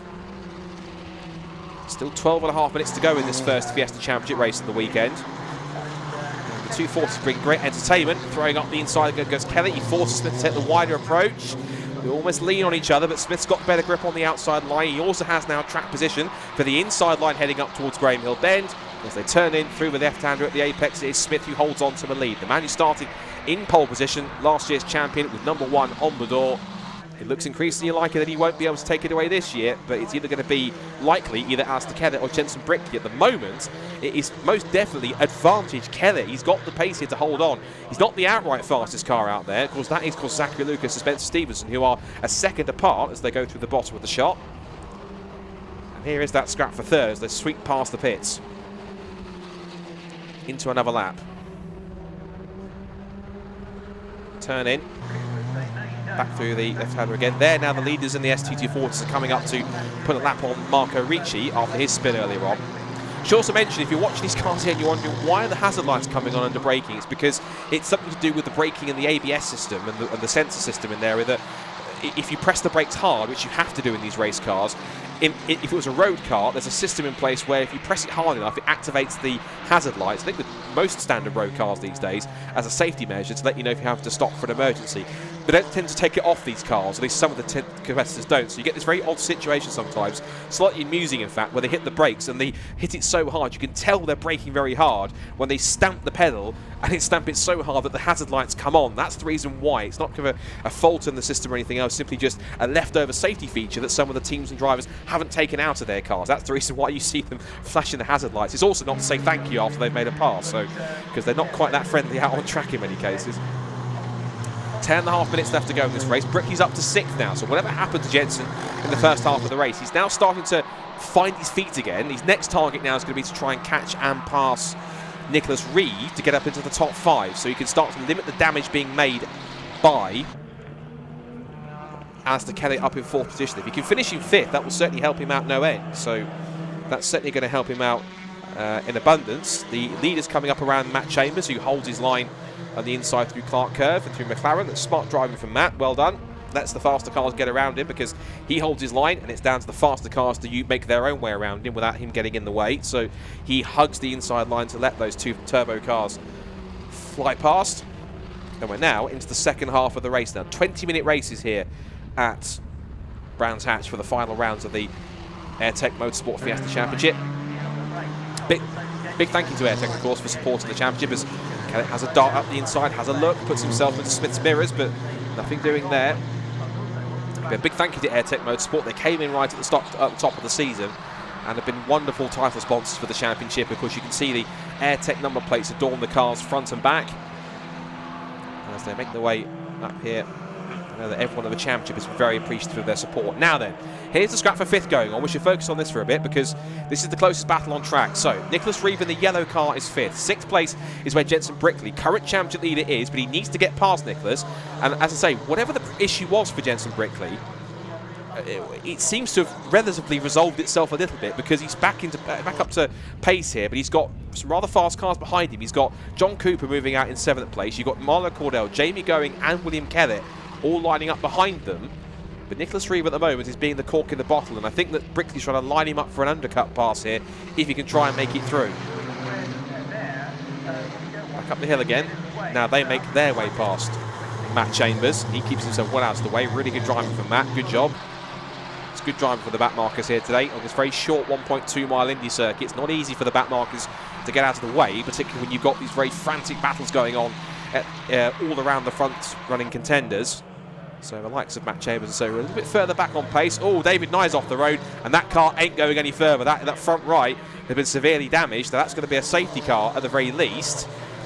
I don't want to say things like a red flag because, you know, obviously we are at the festival and sometimes time is limited in many cases, but that car is stationary. It looks as though it's had some kind of a whack on the right front because the right front suspension, the right front wheel is facing a lot more, turning more to the right, I think, than it should do. So that possibly car is stranded. It may well not be able to get going again. There goes.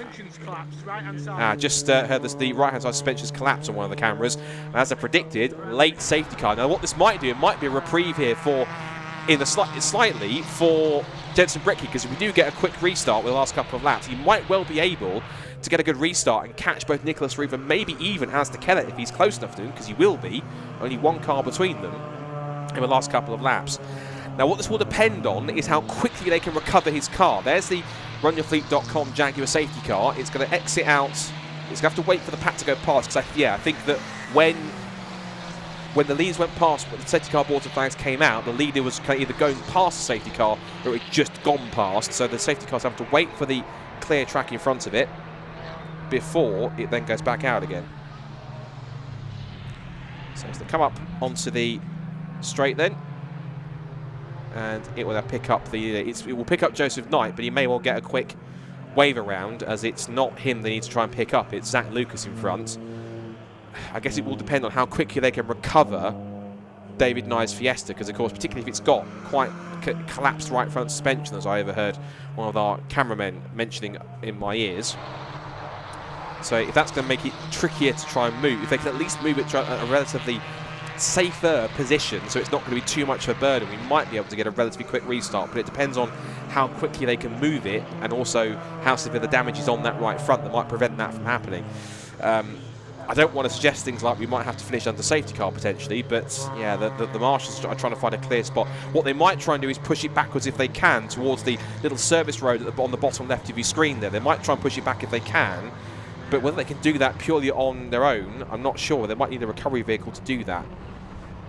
So let's just take stock of where we are then. Zach Lucas leads the way in this first of the final 3 AIRTEC Motorsport Fiesta Championship races here at Brands Hatch. It's second place for Spencer Stevenson, third for Rob Smith from pole, then Alistair Kellett, one of our 2 main championship contenders, in 4th place, and he's outscoring at the moment Jenson Brickley by a couple. Let's try and work it out, because Zach Lucas currently has 50 points. The fastest lap also is held by, if I refresh my timing screen, by Lucas as well, so he will get the fast lap points as well. So it'll be 50 plus the points for fastest lap. Spencer Stevenson will get 46 points for second. Rob Smith will get 42 plus the points for pole position. 38 points will currently go the way of Alistair Kellett. Then it's 36 for Nick. Well, no, because Nicholas Reeve, I think, is a guest this weekend, so he's not scoring points, I don't believe. So I believe it'll actually be 36 points for Jenson Brickley. So in that sense, I think Nicholas Reeve should only lose. No, Jenson Brickley, excuse me, should only lose 2 points, because it's you get 30. It goes down in 4s in the first 4 positions, and then from 5th downwards, it then starts to go from 4th to 5th, and then onwards, it's then down in increments of 2. So you get 50 for a win, 46 for second, 42 for third, 38 for 4th, and it goes to 36, 34, 32, 30 onwards until there's no more points to hand out, depending on the size of the field. So as it stands, I think we're only going to. Jenson will only drop, I think, a couple of points in the standings. But of course, any details we need to check, we will do so as the weekend goes on.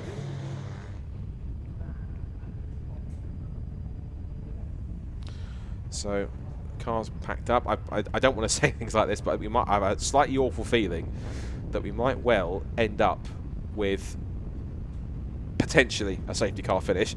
Excuse me, that depends on how quickly they can remove this car. If they can do it within the next roughly lap or so, we might well get potentially a quick little 2-lap shootout or so. The recovery crews, we should say a massive thank you to you, and of course our fantastic marshals. Lots of marshals here this weekend wanted to be a part of the Formula Ford Festival. Very, very, very big thank you to them, not just for this weekend but for the whole season. They've been absolutely magnificent all the way through this season at every circuit we've been to at the BRSCC. Brilliant job for them all, and they're absolutely invaluable no matter which circuit they're at, whichever race event they're supporting. We couldn't run an event without marshals, officials, volunteers, medics, and everyone else who gives up their free time for a race weekend to make it happen. And without them, we just couldn't make it work. So big thank you to them. They are very much valued and appreciated, and for all the hard efforts that they do to ensure that we can go motor racing in the way that we do.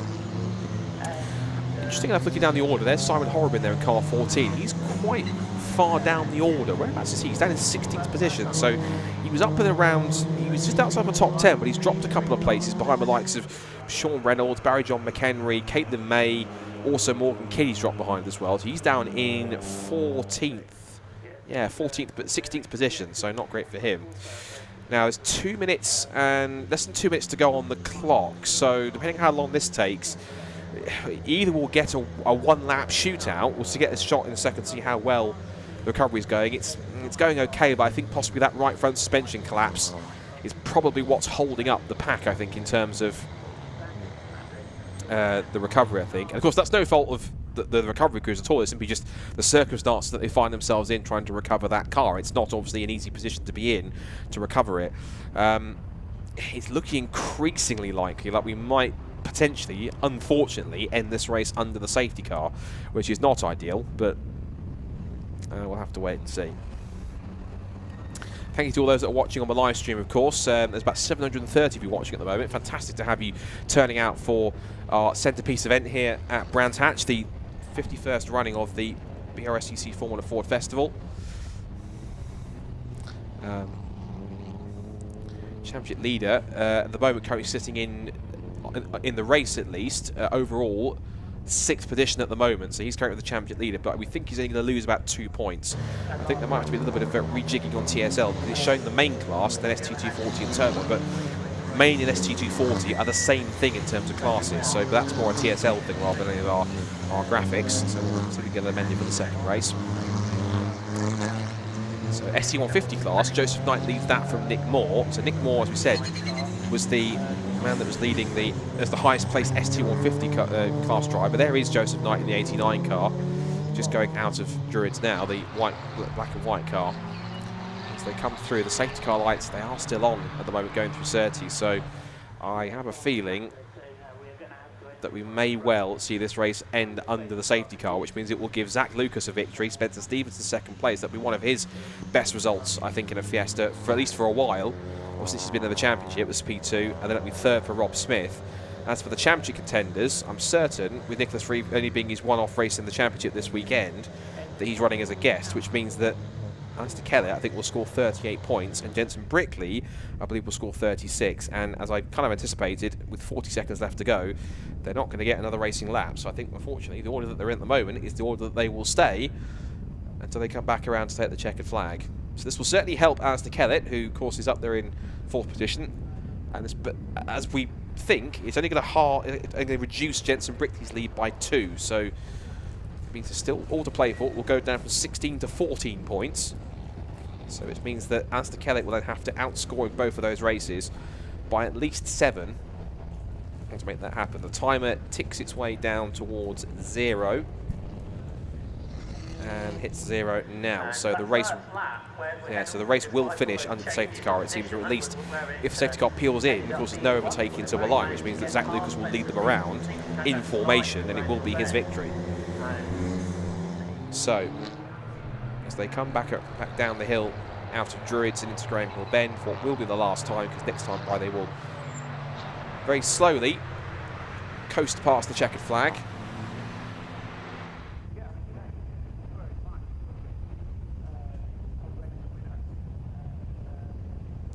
And checkered flag is in hand of the starter on the start line marshal's post, which means that when they lead them past the pits, safety car lights are out, but of course it means safety car will pull in, but there's no overtaking until they get to the start and finish line. But then when they do, the race is over. So ultimately this order will stay as it is, which means that Zach Lucas then will start his Fiesta weekend in the best possible way, which is a victory in race number 1 of the weekend. It will be second for Spencer Stevenson, and a podium for Rob Smith. He got his first victory earlier on, but at least at some kind of racing speed. They're going to come towards the checkered flag, and under the safety car and under the other flags, it's going to be a victory for race 1 of the AIRTEC Motorsport Fiesta Championship this weekend for Zachary Lucas, second for Spencer Stevenson, and third for Rob Smith. As for the championship contenders, 4th and 6th respectively, 4th for Alistair Kellett and 6th for Jensen Brickley, so they will come through. As for the ST150s, we're looking at the man who's going to come home as the highest placed ST150 in the class. So first in ST150 is going to be Joseph Knight across the line, and he's ahead of Nick Moore in second place, and then P3 in that class is set to be in ST150s. If I can find it on my screen here for a second, it's Knight, Moore and Thomas Horton, so it's a podium for Thomas Horton in the class. So that's Spencer Stevenson there in second place, but there just ahead of him in the green car we see there is Zachary Lucas, and a victory for him. And one or two of his local sponsors here are based not just down the road in Maidstone, here in Kent. So congratulations to Zachary, and of course getting the applause from the spectators. It's great that the festival not only appreciates the Formula Ford, but they also appreciate, of course, the support package as well. And the Fiestas, particularly in that first part of the race, were incredibly entertaining, as they have been all season. So that really did match the tone which has been set all the way through 2022, and it's only going to get bigger and stronger for next year with more interested drivers and more drivers either switching from the ST150s over into the new turbo cars. And I'm pretty certain we should be hitting, hopefully, early to mid-teens in those cars. But the top 3 have been pulled into the top end of part of the pit lane, where Richard, John, Neil and our camera crew are waiting to have a chat to our top 3. So here's the result then, sadly under safety car, but it's victory for Zachary Lucas, who wins from Spencer Stevenson and Rob Smith. That's the top 3 overall. And in the ST240 class, Alistair Kellett takes 4th, crucially finishing ahead of Nicholas Reeve in 5th and Jensen Brickley in 6th. The 2 championship contenders, we think, are going to reduce their gap by 2 points. John Cooper 7th, Marlo Cordell 8th, Jamie going 9th, and rounding up the top 10 is Gary Miller, followed by William Kellett, then Gary Miller, Sean Reynolds, Barry John McHenry, Caitlin May, Morgan Kidd, Simon Horrobin, Connor Blackburn, Adam Burdis, and then the first ST150 home was Joseph Knight, followed by Nick Moore and Thomas Horton on their podium. Then it was Thomas Davis, Marco Ricci and Matt Chambers, and we lost, sadly, David Nye, and also we lost Luke Bannister, who looks like he either had a tough time in the first couple of laps and wasn't able to recover, retiring after the first 4 laps. Right then, down towards our top 3 in both classes, down at the top of the pit lane, back to Richard, John, Neil to see how they found that first Fiesta Championship race of the weekend. Thank you very much indeed, Scott. So down here, let's have a word with Zach Lucas. Trophies down. Grab your trophy, Zach. And a trophy. I'll give you a handshake, make the official presentation. Well done, congratulations, Zach. We'll get you over in front of the line-up here, and wow, that's we always seem to grab a win when I'm presenting, so at least you'll be thankful I'm here. Congratulations on that, and significant start, really, wasn't it? Brilliant start. I mean, Spencer got a better start than me. He was challenging for first. I think they had a little tussle up, and I managed to dive up the inside, and then I had a nice move out of turn 3 as well on Spencer, which gave me the lead, and from then it was just trying to keep it consistent and go ahead and win the race, which is what happened, which was what we wanted to do, which is great. We have needed to bleep out the reaction when the safety car came out. Definitely.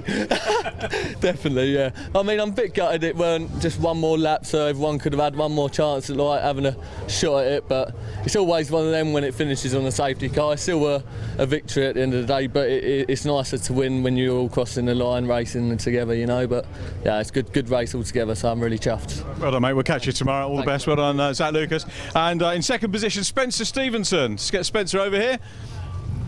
Well done, Spencer. Congratulations. Got your trophy already. I'll get you in front of the signage just so we get a decent shot for all our advertisers and sponsors and marketing partners that have helped us. And again, as Zach was just saying, I don't know if you heard, he was saying, you know, he had a good start, and you were really taking the ball to him. Yeah, I got a good start. I got into the leads, and then I made a little mistake on the left-hander coming onto the back straight, and gave Zach the run. And then from there, I think he had a little bit more pace and just got a bit too much of a gap. Good start to the weekend though, isn't it, pace-wise, and you can carry that forward into tomorrow's 2 races. Yeah, exactly. Yeah. Good pace, so got a lot of confidence for the next one, so it should be good. What sort of feedback do you give your engineers to change on the car? You don't have to give us the trade secrets, but what sort of things do you think you might work on or ask them to work on? To be fair, it felt quite good. Maybe a little bit more front end bite, but we'll see. Okay, well, have a good night and we'll see you tomorrow. Well done.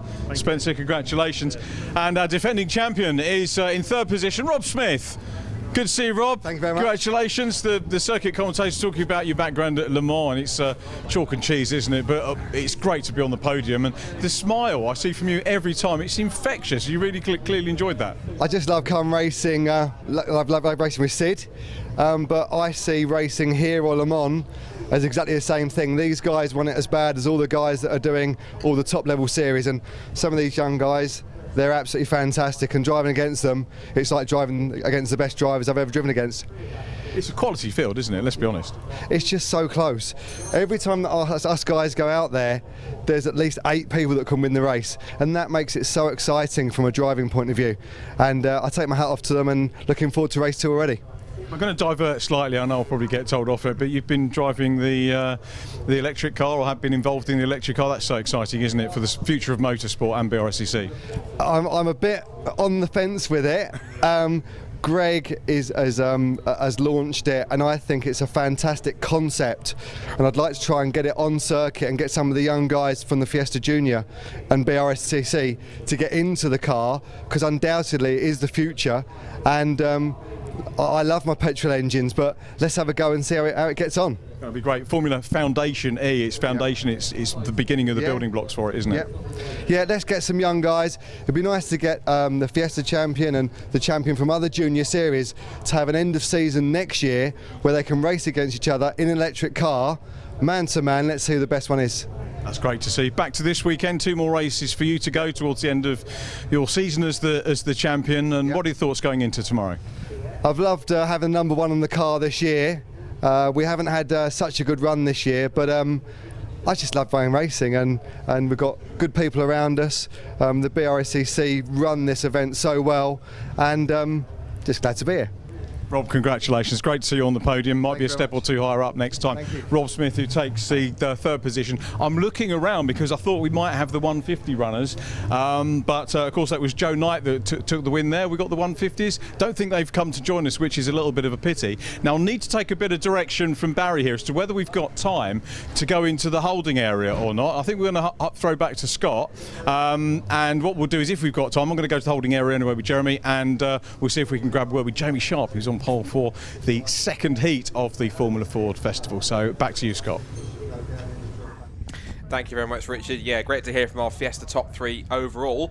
And we now, of course, build to our next stage in the 2022 BRSCC Formula Ford Festival. We've had heat #1, now it's time for heat #2. And I've got a feeling this could be the spiciest of the 4, because there are no less than 5 former festival winners in this race.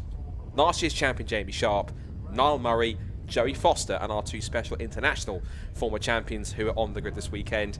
1980 champion Roberto Moreno, who is back this year in a newer contemporary car, 2016 Ray, and the man they call the Goose, Mark Goossens, 1991 Formula Ford Festival champion, back in a Duckham's Van Diemen, but it's a Van Diemen RF80, not an RF91, not the same car which he ran when he was part of the Van Diemen Works team all those years back, 31 years ago. It was his first time he stepped back in a single-seater car, he'd said, since 1998. I was talking to him last night in the Kentagon on the stage. First time back in a Formula Ford since 1991, but of course since then he'd done some single-seater racing in Formula 3 and Formula 3000. Didn't make it to Formula 1, but he did forge out a really strong sports car and GT career, and in recent years he's also been competing, in particular at circuits like here at Brands Hatch, in the wonderfully fantastic Leviathans that are the NASCAR Whelen Euro Series cars. He's been plying his craft in some of these great big V8 brutes around the circuits of Europe, so good to have him back, and that's all courtesy to a good friend of the BRSCC and Formula Ford at the club, Alan Bowles, and that's looking good. So, but I'm sure we'll be able to have a chat possibly with him and the others down in Park Foamy. Let's see who Richard has as we get set for Heat 2 of the 2022 Formula Ford Festival. Richard, have a chat to them. Here we go. Thanks very much indeed, Scott. We're going to talk to one of our Team USA scholarship drivers, Thomas Schrag. Hope I've said that right, Thomas. Welcome along. Thank you. Thank you. I feel like we got a great car to win today and move on to the next round. I think if we just keep it up front and stay clean, I'm happy with that. That's cool. What do you reckon to Brands Hatch, the Indy circuit? I read on your resume that you've done a little bit of short track midget car racing. Is that right? Yes, I have. And this is a relatively short track, isn't it? But different to, I guess, the midgets run on ovals over there? Yeah, they run on ovals, mostly left-hand turns. So, you know, I'm used to the road courses, and that's where I started. But I also did a little bit of oval racing too. The guys that have picked you for the scholarship, and all your colleagues as well, have chosen well, because you've all qualified very well indeed against a very tough field. How do you see the other drivers in the competition this weekend? Very fast, very fast. I'm getting acclimated to the track, and I feel like I'm going to get better all weekend. And even my teammates are doing a good job too, so I'm excited. Whistle's blown. Good luck for the race. Thanks for chatting to us. Thomas Schrag there. We'll just do what we did on race one. Back a little bit. Just to the left here, we've got Joey Foster, a former winner. We've got Niall Murray, a former winner up front, and pole position, another former winner, the reigning champion. And that's Jamie Sharp. And if we look across, as Jeremy's doing at the moment, you can see we've got cars of all years represented here, as well as drivers going back. I said we've got the 1980 festival winner, Roberto Moreno, back with us this weekend. It's not just the drivers that are of a vintage, it's the cars as well. The oldest car in the festival, and apologies to Scott if you've already mentioned it, goes back to 1971. To tell you more about the cars in Heat 2, I'll hand you back to Scott Woodward in the commentary box. Thank you very much, Richard. Good you got that fact. I didn't quite spot it just yet. I should have got caught onto that, but good that you managed to catch it for me instead. So, this is possibly, I think, going to be the most, hopefully, exciting of the 4 heats. I hope it's not an anticlimax, because, of course, we've got these 5 former champions in here in various different cars, 3 of which are right at the sharp end of the grid and could put on quite a race. We had a great battle in Heat 1 between Max Esterson and Jordan Dempsey and Rory Smith. Are we going to get the same? I'm certain we are in race heat number 2. Here's the grid then. Jamie Sharp, the defending festival champion, starts as he means to go on, starts on pole position alongside 2-time festival winner Niall Murray on the front row. Then 3-time festival winner, 2 main, 1 Kent. That's Joey Foster in 3rd on the grid. And Thomas Schrag, one of our 3 Team USA drivers, starts on row 2. William Lowing, a very talented young driver from Australia, starts in P5 on the grid alongside Pascal Monbaron from Switzerland. Then Lucas Romanek, who finished 3rd of the championship in the national championship this year, starts in row 4 alongside a very fast historic and classic racer, Cameron Jackson, in one of the super classic cars. Watch for him from row 4. Cadu Bonini, a young Brazilian who's one of the protege of Roberto Moreno, starts in P9 with Kevin Mills alongside Chris Goodwin, former BTCC and McLaren test driver on the 5th row. 6th row, the 1980 champion Roberto Moreno and a 2016 Ray. Watch for him from row 11. It's row 6 alongside David Parks. And Drew Cameron and Jonathan Miles come next on the 7th row of the grid from Adam Quartermain and the Goose. Mark Goosens in a 1980 Van Diemen. Watch for the Duckham's liveried car from the 8th row of the grid. Bob Hawkins and Jonathan Barnes then come next on the 9th row of the grid, and the back of the grid is set by Ian Geary and Bob Lambert. Ian Geary's car, I think, in the same sort of livery which was run by Ian Taylor, who won the very first festival back in 1972. That was held at Snetterton in Norfolk on the old school layouts when they had the big Norfolk Straight. That was when the Formula Ford Festival was first conceived. It started back in 1972, ran its first 4 editions at Snetterton in Norfolk, and then for 1976 onward it transitioned here to the home of Formula Ford at Brands Hatch, and it's stayed here ever since. So, let's run down some of the credentials of some of the drivers then. Pole position, Jamie Sharp, of course, last year's champion, in what was an all-time classic final last year in 2021. But he's got some very stiff competition. He has got, in fact, the top 3, in fact, in that grid, has no less than 6 festival wins between them. Of course, 5 main festivals and 1 Kent. What do I mean by that? Well, for some who are not as knowledgeable about the festival as others, for a while there used to be split festivals depending on the engine types that were entered. You used to have the Formula Fords went through a phase when they went through having the Kent engines all the way up to the end of 1992. For 1993 onwards, they moved. The main Formula had ZTEC engines, Ford ZTEC engines, and then around about the sort of the mid to late, so 2000s into the 2010s, it then transitioned over to Duratec engines, and from there it decided to switch on to the point where you had cars entered in the festival, either Kent engine cars, ZTEC and Duratecs, and at one point each of the 3 engine formulae had their own final, and so that's what we mentioned by the fact it being the main festival, because the main festival is whichever was perceived as the main engine formula, or the most modern at the time. So in terms of, there was still festivals that ran for Kent engine cars. That was before the festival went back to being a Kent engine only race in 2015 or 16, I believe. And so essentially, Joe Foster has won 3 festivals. He's won 2 main festivals in 2003 when it was the Zetec engines, and then 2017 when it was back to the Kents being the main engines. And then we had another victory as well alongside that in 2004, and that was in a Kent engine final car as well. So Niall Murray, of course, second on the grid in a brand newly built Van Diemen, and that car he will be looking to try and make an impact, looking for his 3rd festival win. He won his first one back in 2013, won the second one in 2016 off the back of a monster year in Formula Ford, as he's looking to try and get his 3rd one. Watch for the Team USA guy of Thomas Schrage, very experienced driver, and also William Lowing, 5th on the grid from Australia, very talented young driver coming across, running with Solely Motorsport. Keep an eye on him as well. Of course, Roberto Moreno starts in 11th, Mark Goosen starts 16th, and it should be a wonderful battle at the front. Last couple of cars in position. Heat 2 of the 2022 Formula Ford Festival at Brands Hatch is set to go. Jamie Sharp on pole, Niall Murray alongside him, who's going to get the whole shot down towards turn 1. It's not a good start for Pascal Monbauern from 6th on the grid.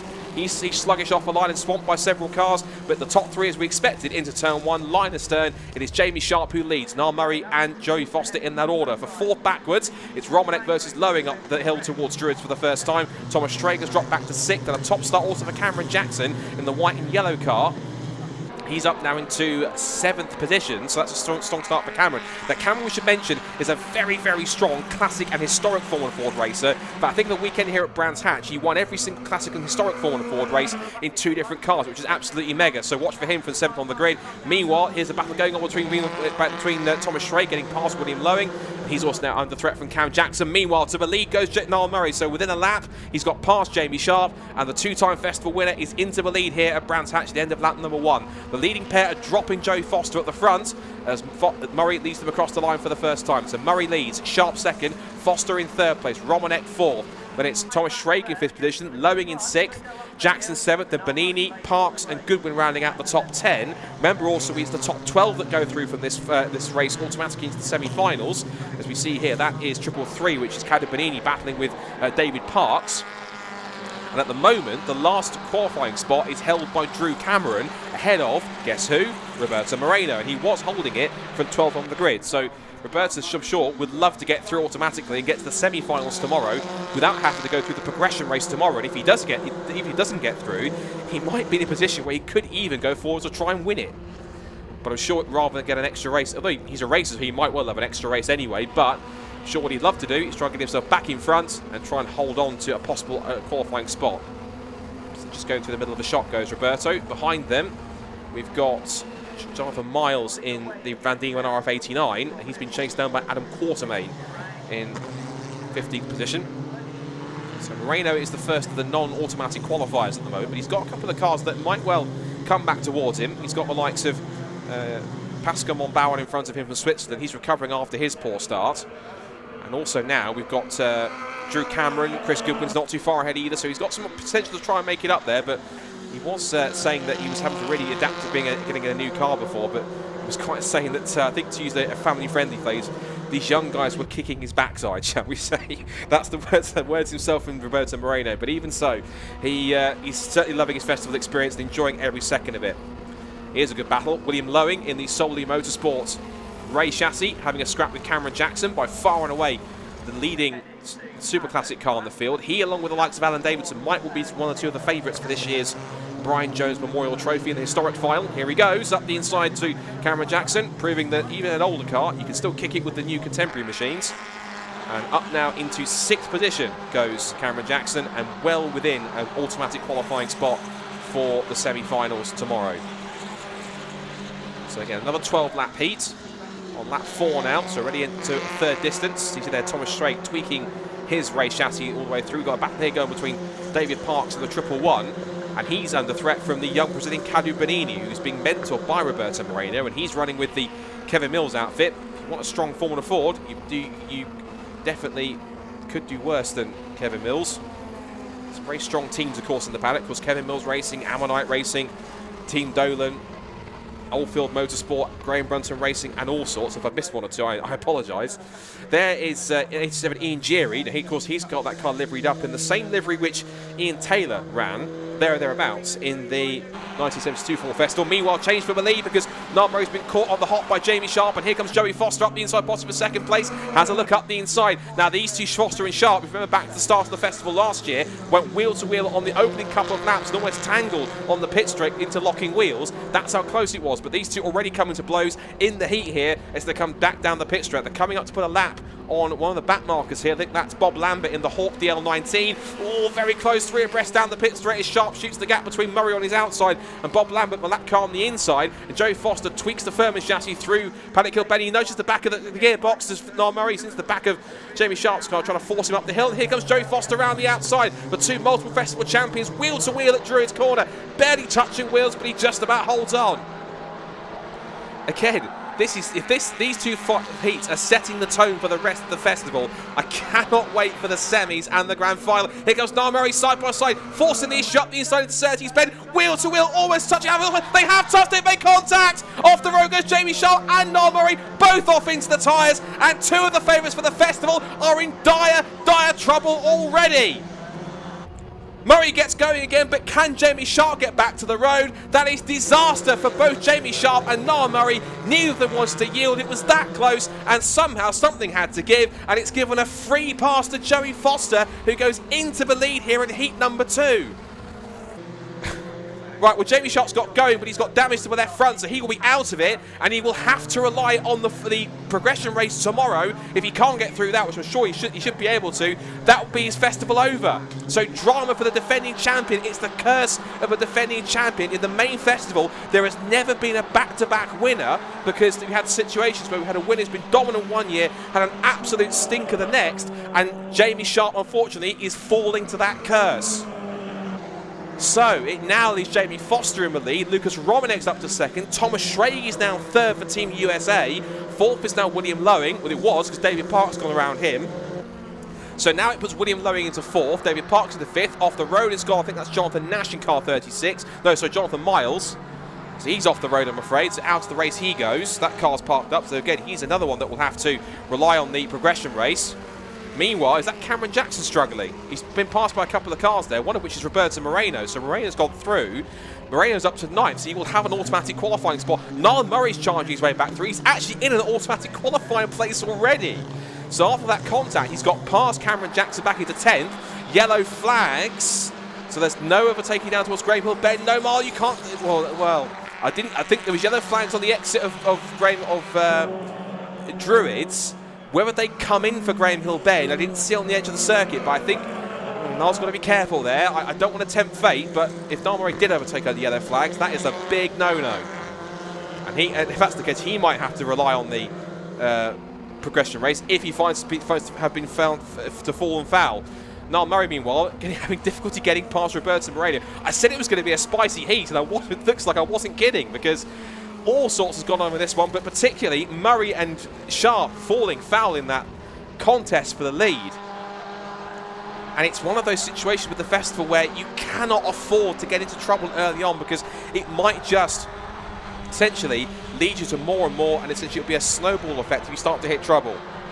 I'm sure both drivers will point at the other and say, I gave you room, I gave you space, where are you going to go? But rather than speculate it, let's leave that to the stewards and carry on with the race. So Foster still leads by 2.2 seconds. Lucas Romanek in second place. Thomas Schrage is third. This is David Parks in fourth position. I think they've got a bit of support from Cliff Dempsey this weekend, which is good to see him and Michelle back in the festival this weekend. Fifth for William Lowing. Sixth for Caddy Beniz. Two great young drivers here battling amongst each other. They're coming up towards Bob Lambert's Hawk chassis here, who's way down the order back in 19th. He moves out of the way. He's just enjoying himself at his own paces, Bob. Enjoying the festival, keeping well out of the way of everyone else, but a good battle developing here. Rest of the qualifying spots, the highest placed Super Classic car is now Chris Goodwin in 7th place in car 188. Niall Murray is already up to 8th. He was about a 10th of a second behind Chris Goodwin across the line, so he might be back up to 7th again, who knows. It's going to be, at the moment, 8th for Niall Murray, 9th for Roberto Moreno, so he will get an automatic qualifying spot for Graham Brunson Racing. At the moment, it's 10th for Drew Cameron, 11th for Pascal Monbaron, and 12th for Adam Quartermain. Cameron Jackson's dropped back to 13th, so whatever's happened to Cameron, that's a shame, because he was running so strongly at the start of this heat, but unfortunately, whatever problems that's befallen him, I can't even speak, it's that much of a dramatic heat, he's dropped back to outside of qualifying spots, so he might well have to rely on the progression race to get back through in 13th place if he's not careful. He's got Bob Hawkins in 14th place behind him, but he's gone past him, in fact, so Bob Hawkins goes through, but he's still not in a qualifying spot. So Jackson down to 14th. 15th for Mark Goosens as well, so he's moved up the order. And it's showing, showing Jamie Sharp hasn't carried on, so he's showing his 20th, but not actually carrying on, so I'm afraid that in the pit lane, I believe, no, he stopped out on track somewhere, wherever he stopped. Unfortunately, Jamie Sharp can't make it through. So across the line then to start the last lap of Heat 2 of the 2022 Formula Ford Festival. There is Niall Murray up into 7th place already. He's got past Chris Goodwin. Now, he's not going to be able to catch Cadu Bonini, the battle that's going on for 4th, 5th and 6th, which is up the road ahead of him. Well, Chris Goodwin is going on ahead of him. The gap between them is across the line. What was it? Well, the gap between 4th to 6th, which is now Parks, Bonini and then Lowing. Here they are towards Druids. The gap between them is about 5 seconds, unless he's got a rocket on the back of that Van Diem, although it is Niall Murray, so I wouldn't put it past him given how quick he can drive it. I can't see him making up 5.8 seconds in one lap, can you? So, the battle rages on for 4th between Parks, Bonini and Lowing, but out of the final couple of the corners onto the pit straight. You know, regardless of being plumb luck or not, it's been a great drive, possibly an ominous drive for Joey Foster as we've got battles going on for 4th, 5th and 6th. Joey Foster gets across the line and wins the second heat of the Formula Ford Festival. Meanwhile, Cadu Bonini is passed on the last couple of corners by William Lowing. Second goes to Lucas Romanek, third to Thomas Schragen. On the sprint to the line, it will be 4th for David Parks, 5th for William Lowing and 6th for Cadu Bonini. So 4th, 5th and 6th all get through automatically. Niall Murray does recover the 7th after the contact with Jamie Sharp. 8th goes to Roberto Moreno because Chris Goodwin got a time penalty. So Roberto Moreno does progress automatically to the semi-final. That's great news for him and Graham Brunson Racing and for all of his fans around the world that are watching. 9th goes to Drew Cameron. 10th goes to Pascal Monbaron. 11th will go to Adam Quartermain. And 12th will go to Chris Goodwin in the end. So Chris Goodwin, despite the penalty, does scrape through to the semi-finals. He gets that final qualifying spot and he will get through. Wow, what a dramatic second heat. Unbelievable. Incredible at the front. The characteristic moment, there's the penalty for Chris Goodwin. The characterising moment of that heat was the contact between Niall Murray. And that's what can happen in the festival. If you're that hard, battling hard over positions, just the moment can take you over, and just the two cars touched and came together. It's...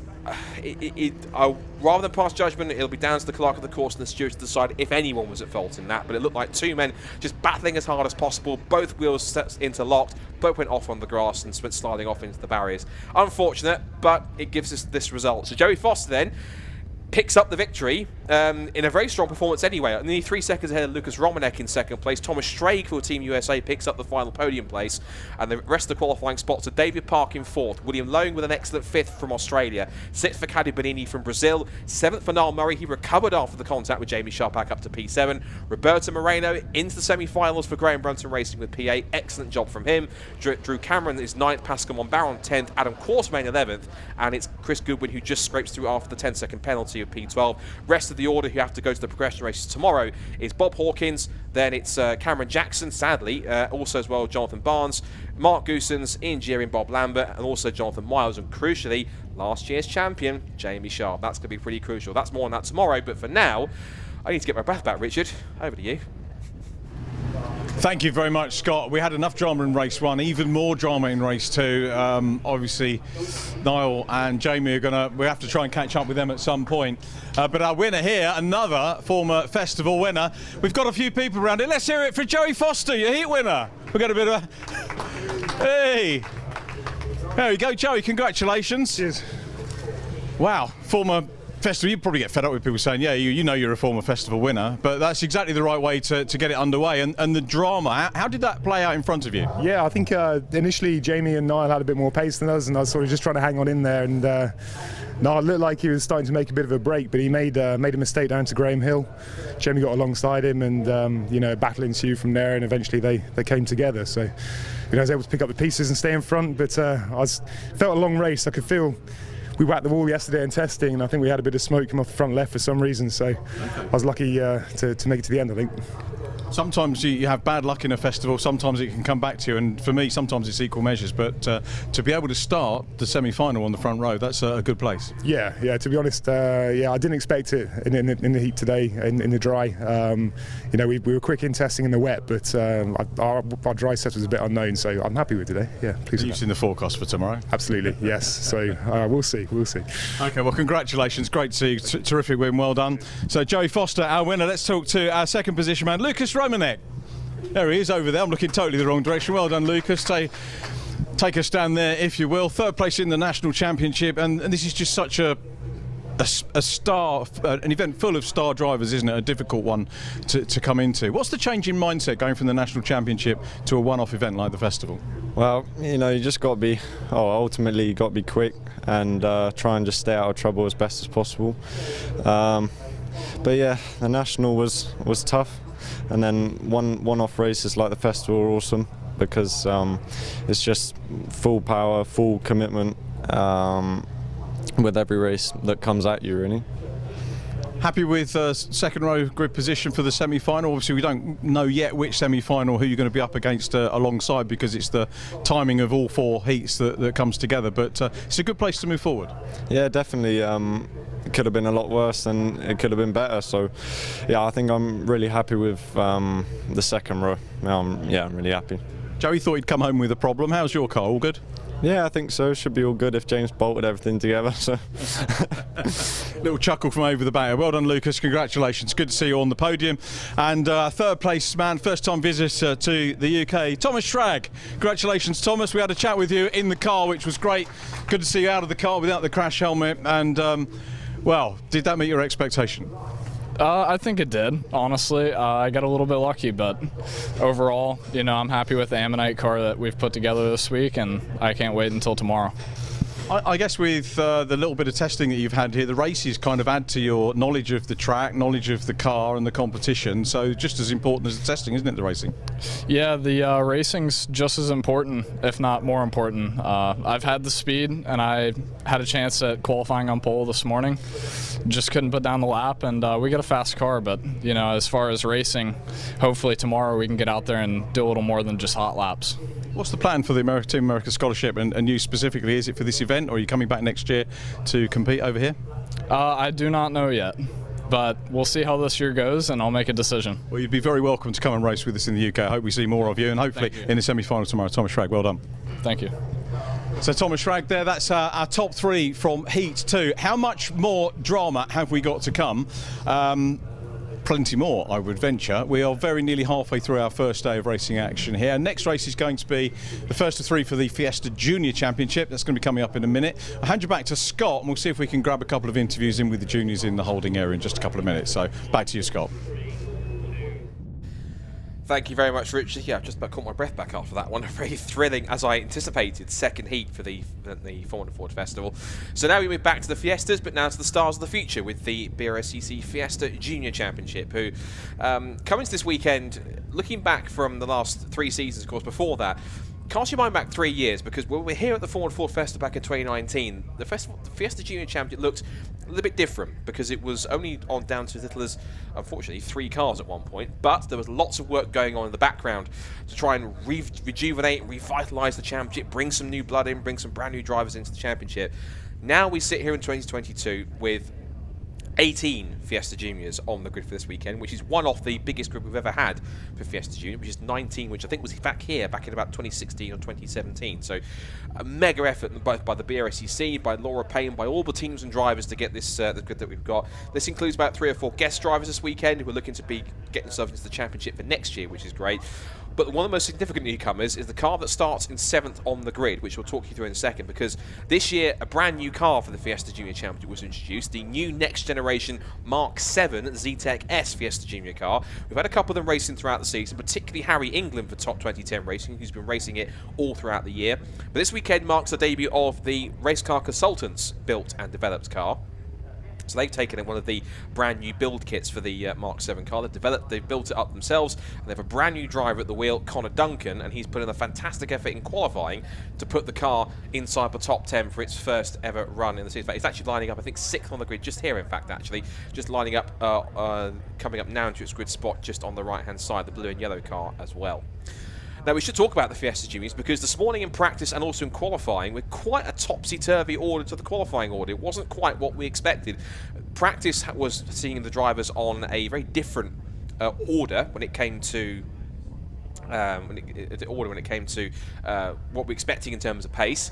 But in terms of the qualifying session, again, 1 or 2 drivers a little bit out of place, but all the main championship contenders up towards the front. So it was a first pole for Luke Hilton in the first race of the weekend here at Brands Hatch. He starts alongside Ben Mulrine for Race Car Consultants. Row 2 is where we find our 3 championship contenders. We've got Sid Smith and Thomas Jack Lee, 2 of them at least on the second row of the grid. The third one, which is the outside shot, is Albert Webster. He starts on row 3 alongside Connor Duncan in an excellent effort in the brand new Mark 7, improving the pace of that new car in P6 on his first qualifying session. Hadley Simpson, guest driver, starts in 7th alongside Daniel Lewis, who came very close to a first podium for a great result at Cadwell Park in 8th. He starts in the 4th row of the grid alongside Lucas Hayden, the Jam Sport Scholarship winner for this year, and Jacob Hodgkiss, the brother of former raceman Nathaniel Hodgkiss, who raced in the championship, rounds off the top 10 also as a guest driver. Also a guest, Sam Nesser alongside Archie Handy, who won the Goodyear Above and Beyond Award. We'll talk about that in a second. Lewis Hodgin and Lexi Belk start on the 7th row of the grid ahead of Harry England in the other Mark 7 ZTEC S Next Gen Fiesta Junior car. And then it's George Foxlow back in 16th. Bit off the pace for him, but starts back in 16th position. And then Jasmine Shaw and James Pope round out the final 2 cars on the grid. So he mentioned the Goodyear Above and Beyond Award, and the winner for that, in terms of his attitude, his commitment, and his dedication to the paddock and his conduct around the paddock, was given to Archie Handy. So you may have seen on the Fiesta Junior social media pages, if you follow those, that Archie spent today, along with some other winners of that award, down at Silverstone, courtesy of Goodyear and Napa Racing UK, of course the team that runs the pair of Ford Focuses, which has support from Motorbase, that were driven by Dan Camish and 3-time British Touring Car champion Ash Sutton. And he got a chance to spend the day getting some feedback from some of the listening to some of the feedback that some of the teams give when they go out on runs. He got a couple of passenger runs in the Motorbase Ford Focus touring car. Had a fantastic day. We also caught his reaction, of course, which is also on social media. So congratulations to him. And he is using all that extra knowledge and picking up setup knowledge, I'm sure, when he starts 12th on the grid. So, like their senior counterparts, there is a championship battle to resolve between the front runners in the title race. It is Sid Smith versus Thomas Jack Lee, with an outside shot for Albert Webster, who starts in P5. Mathematically, if results go his way, because of course, like the seniors, the juniors cannot use any of the 3 races this weekend as a drop score. So whether they score maximum points for the win or no points for a retirement, it has to count towards their final total.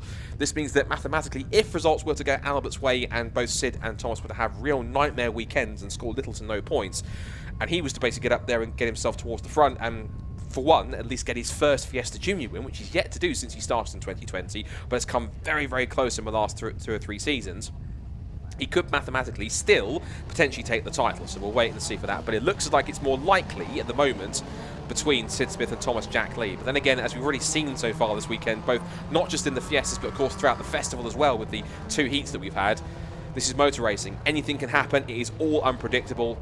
Anything can happen, and it usually does, as Murray Walker used to say. So, the story of the season so far, it's been great to see a lot of great new drivers in flux. Luke Hilton's been one of them. This is his first pole position. Great to see him up towards the front here. But the 3 contenders you want to watch for are the white, black and green car. Number 99, Sid Smith, his 3rd year in the championship. He's championship leader. Thomas Jack Lee, just coming through the shot there, was the all-blue car, number 26. And then number 2, Albert Webster, the AMD tuning-sponsored car with the Union Jack on the front bonnet. Those are the 3 cars that you want to watch out for towards the front. Thomas Jack Lee and Sid Smith have done the bulk of the winning so far this year. Albert Webster has come close on 3 separate weekends, at Snetterton, at Cadwell Park and at Knock Hill, where at times he has been leading all that time. But there he is, car number 2, but yet to get that first win. Surely on his final weekend in Fiesta Juniors, as it will be for a couple of drivers, including Sid Smith, as of course they'll move on to senior racing, surely the opportunity to get his first Fiesta Junior win has to come now. He starts 5th on the grid, but he might have the pace to pick his way through and get himself to the front of the pack. And of course, if fortunes are to work out in his favour also, a little bit of luck wouldn't go amiss either. So again, as we mentioned, a big thank you to everyone involved in the championship. There, we should focus in car in 6th position, is the blue and yellow car. That is Connor Duncan, the brand new Mark 7 Fiesta Junior race car, just behind Albert Webster here, so we can pan the camera around to have a look at it. But we'll get some shots of it throughout the race. But that's a newly built car from Race Car Consultants. There it is.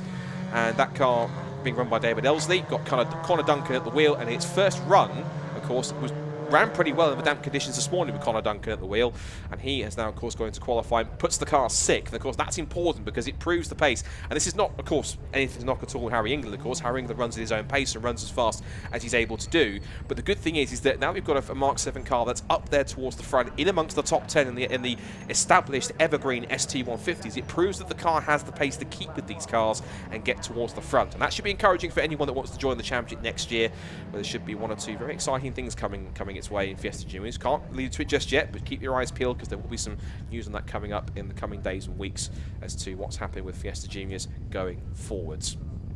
But for now, a very fantastic shot. Look at this. How amazing is this? From 3 cars in 2019 to a wonderful, bulky 18-car grid for the first of 3 races for their final weekend of 2022.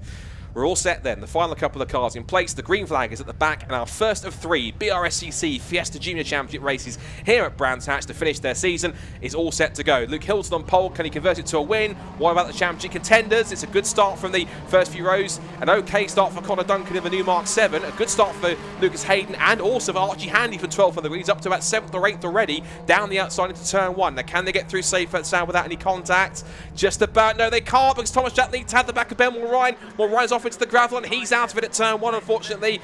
And that's a bit of awkward. That was teammates making contact. Obviously not intentionally, but unfortunately Thomas Jack Lee making contact with Ben Mulrine, and that's one thing he can't afford to do, making contact with other cars, particularly in the battle for the championship.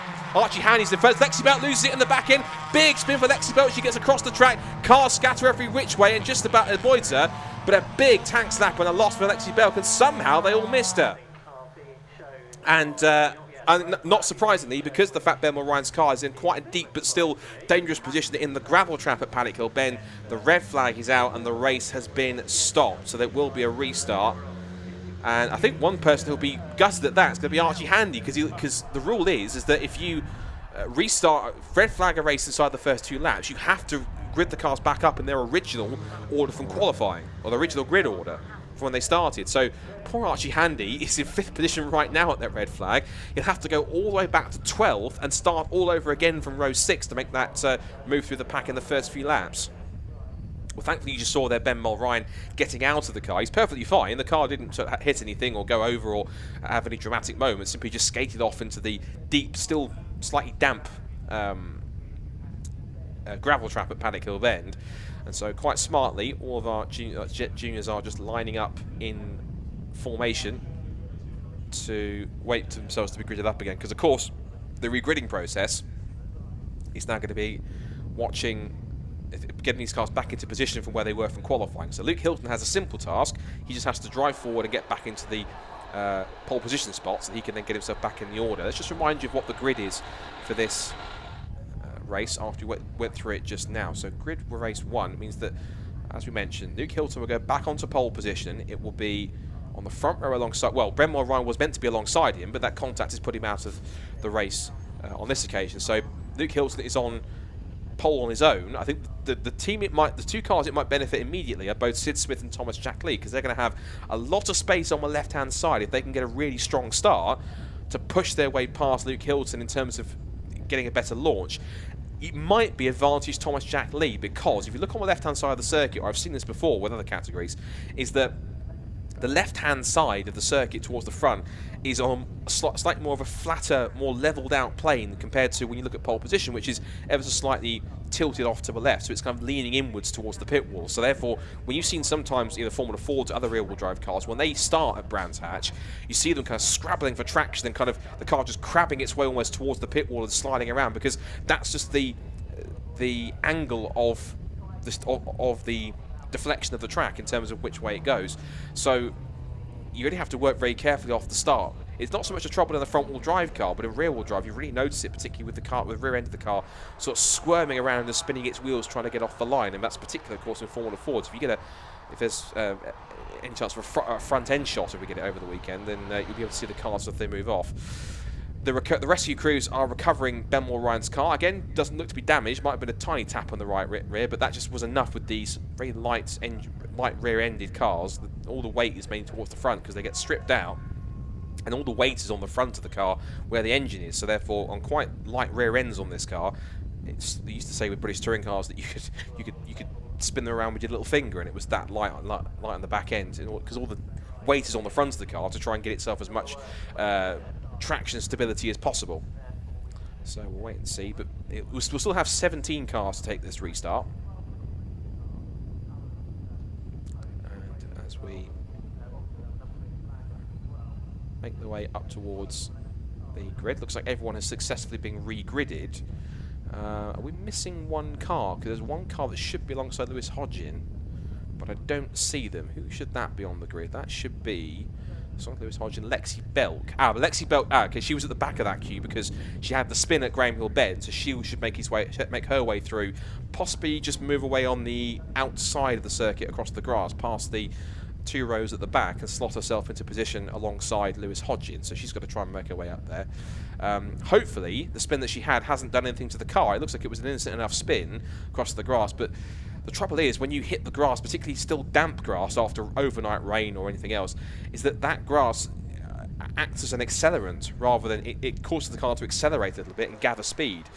They're still collecting Benmore Ryan's car, which I think is mechanically okay, it seems, but possibly just 1 or 2 bits of the bodywork is possibly causing 1 or 2 more issues than they anticipated. But they will recover that very quickly as soon as they can. So, as the marshals continue to get to work to recover Benmore Ryan's car, I still don't see any sign of Lexi Belk's car. Where the gap is towards the back, on the 7th row of the grid, just alongside the silver car of Lewis Hodgin, the gap there should be the white, orange and black car of Lexi Belk. That was the car that had that huge moment heading up towards Graham Hill Bend, and thankfully was missed by everyone. There was no contact with anyone, which at least it didn't look perceptively like there was any contact. Right, there's Lexi. She's coming down the pit lane now, just at the top of your screen. So either, I think she's probably going to start from the pit lane instead, possibly, because she's had to I think she's probably come in to get her car just quickly checked over during this red flag by the race car consultant squad. So they've quickly had a look at it, and she's been given the permission to go into the pit lane on the basis that she's going to have to start from the she's going to have to start from the pit lane on that side. So that's going to be okay. So we are waiting for a restart in just a few moments' time. And again, we're just waiting for the recovery crews to sort out Benmore Ryan's car. They're just working on getting it onto the back of a low loader. So I just looked out of my commentary box position, and they're still just trying to... they've got the flatbed. There it is. So they've managed to fully extract the flatbed, so they can now bring the car onto the low loader to get it back to the paddock. And imagine there's probably, apart from a bit of a clean-up of the bodywork and the wheels and tyres, hopefully, I can't imagine there's too much they need to do to that car to get it ready for racing later on, tomorrow for the final 2 races. So, as we say, there's the 2 classes that run in the Fiesta Juniors. Of course, you've got the evergreen ST150 Mark 6 cars that have been around ever since the championship started back in 2012. In fact, actually, we talked about demos of new championships and series when we had the Formula Foundation E-car out for its first public demonstration laps around here. Very successful first demonstration that we had earlier on this afternoon.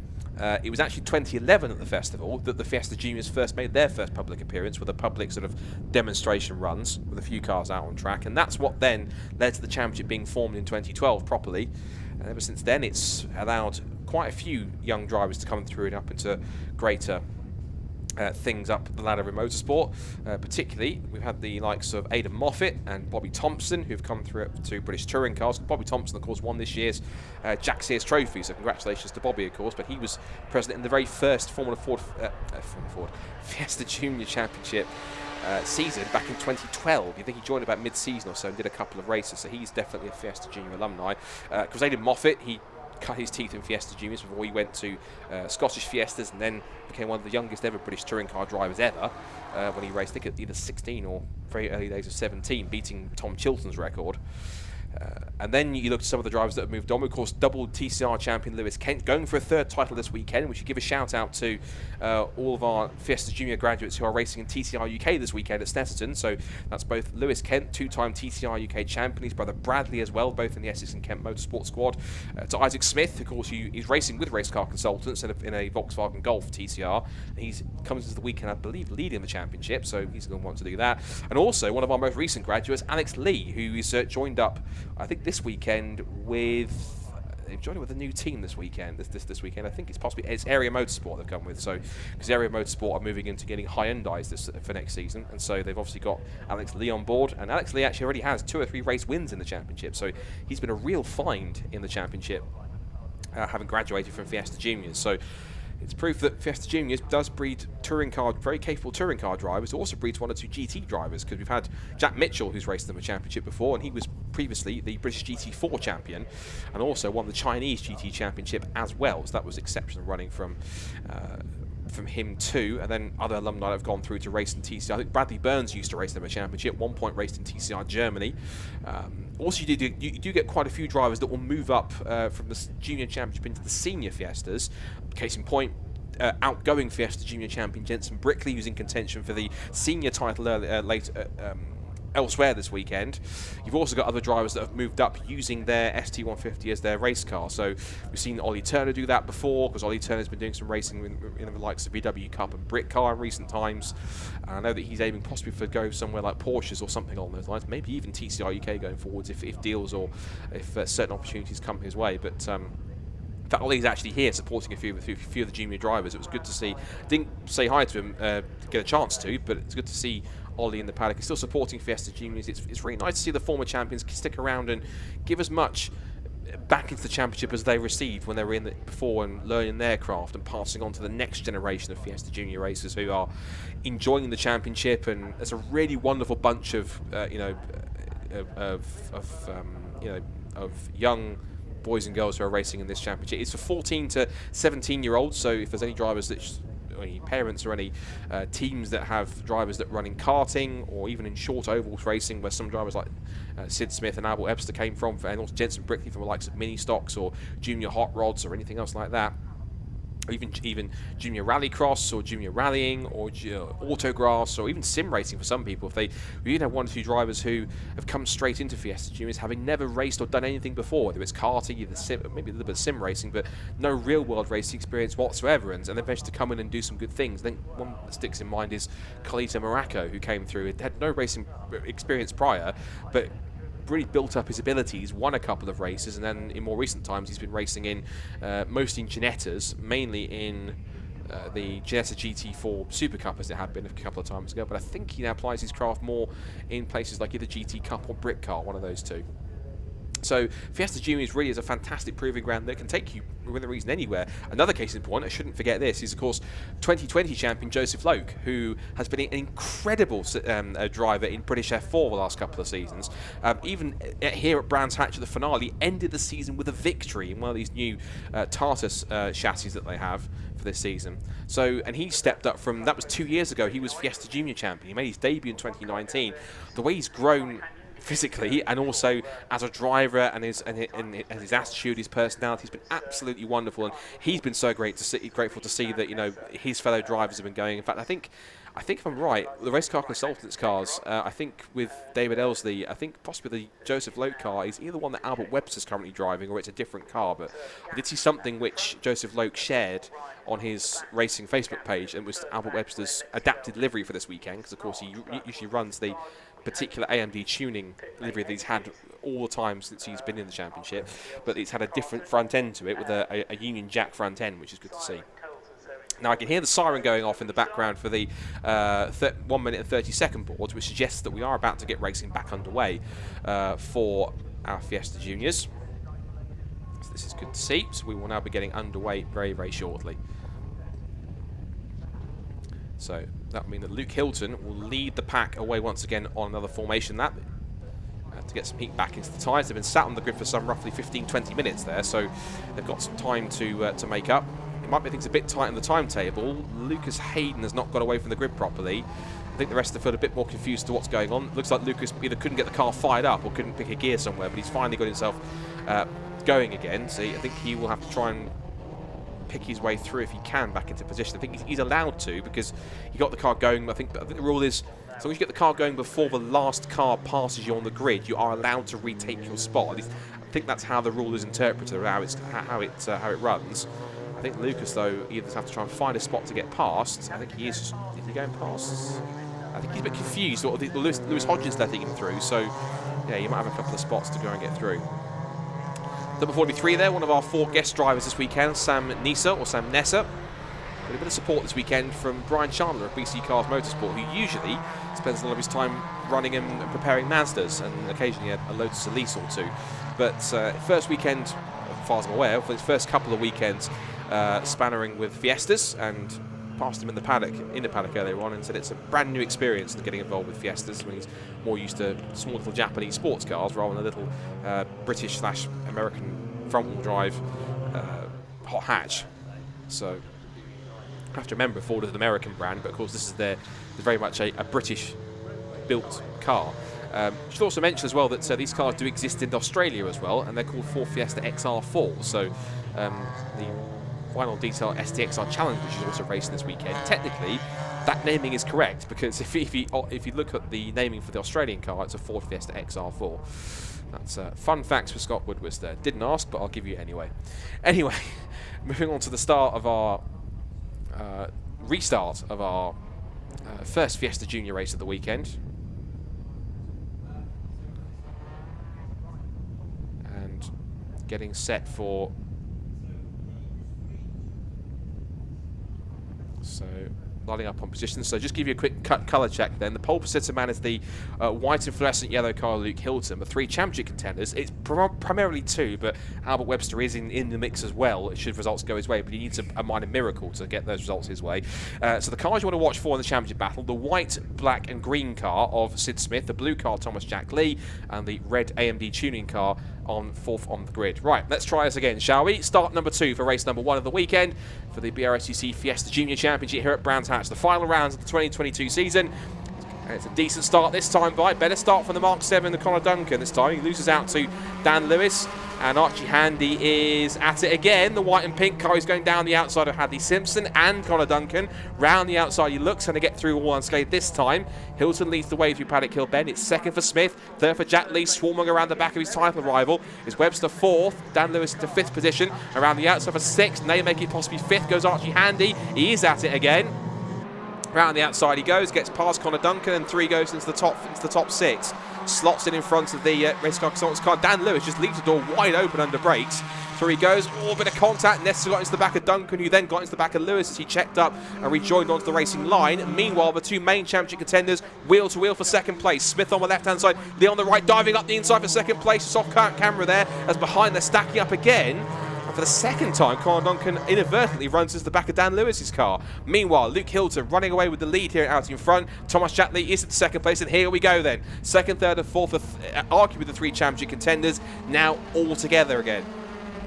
So end of the first lap. Hilton leads now with a 1.6 second advantage. What on earth did he put in his Weetabix this morning? Because he's really going forward. Thomas Jatley gets sideways on the exit over the AstroTurf and almost into the gravel. Very lucky not to get caught out by and have the same face as his teammate Ben Moore Ryan, although admittedly he did have a bit of inadvertent help there from Thomas, so not that he intended it, but unfortunately that's how that played out for him.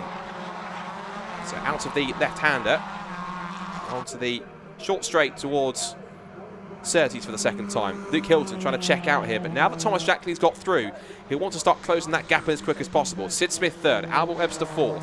Archie Handy has got back up to 5th position, so again, from 12th on the grid, effectively it's 11th because it was missing a car from the front row, but from the 12th position grid spot, he's up to P5, so a great run from Archie Handy, using all that expertise he got through from the Goodyear Napa Racing UK data for the experience. Looks like Lucas Hayden has a problem. He's pulling to the inside to let the rest of the pack go through. And as we watch here, the leaders then make their way up towards Druids for the 3rd time. So Hilton's lead up to 2.1 seconds now, but we'll see if Thomas Jack Lee's got the pace to start closing that down. Further back, battles here. You see Connor Duncan in the Race Car Consultants Mark 7 car. Started 6th. This is his first race, so of course he's getting used to it, but pace-wise on a single lap, it looks pretty good. 6th fastest to qualify. Here comes Lexi Belk, having a look up the inside of George Foxlow. There's a bit of a battle going on for them, I think, for 4th and 5th ever championship as well, also because behind them, because it's quite a tasty scrap between them in those final positions. So in those positions, we look at where they are.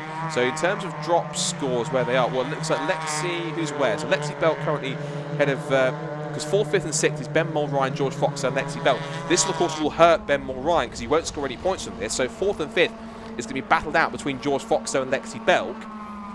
And there are 18 points between them for 4th and 5th. So Foxlow, what he can do is just outscore Lexi as best he can. If not, Lexi will end up with 4th in the championship if things stand as they are, and these results continue into the next few races.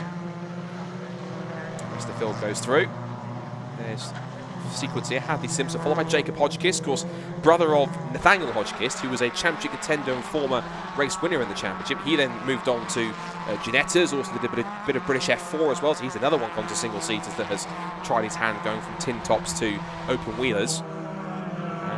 Had a couple of okay results, but Jacob has mainly been plying his craft, has done some track running in these Fiestas, but has mainly applied his craft in Ginettas, but he's having a run out in this weekend, so now that the Ginetta season is complete. Now he's having a run out here as an extra little bit of track time for him in the Fiesta. See Harry England there, just hesitating a bit to have a look at Jasmine Shaw for 15th position.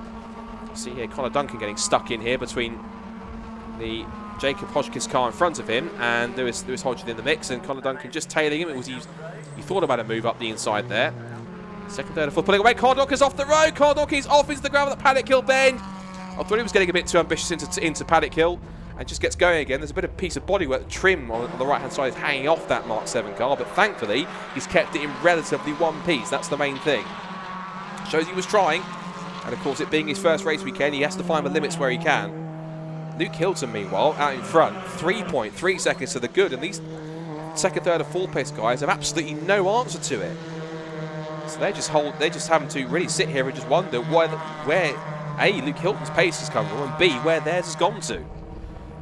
But they're in contention with each other. These three pretty much for the second half of the season have pretty much been all together at the sharp end of the field. Because wherever Thomas has been, both Sid and Albert have never been that far away.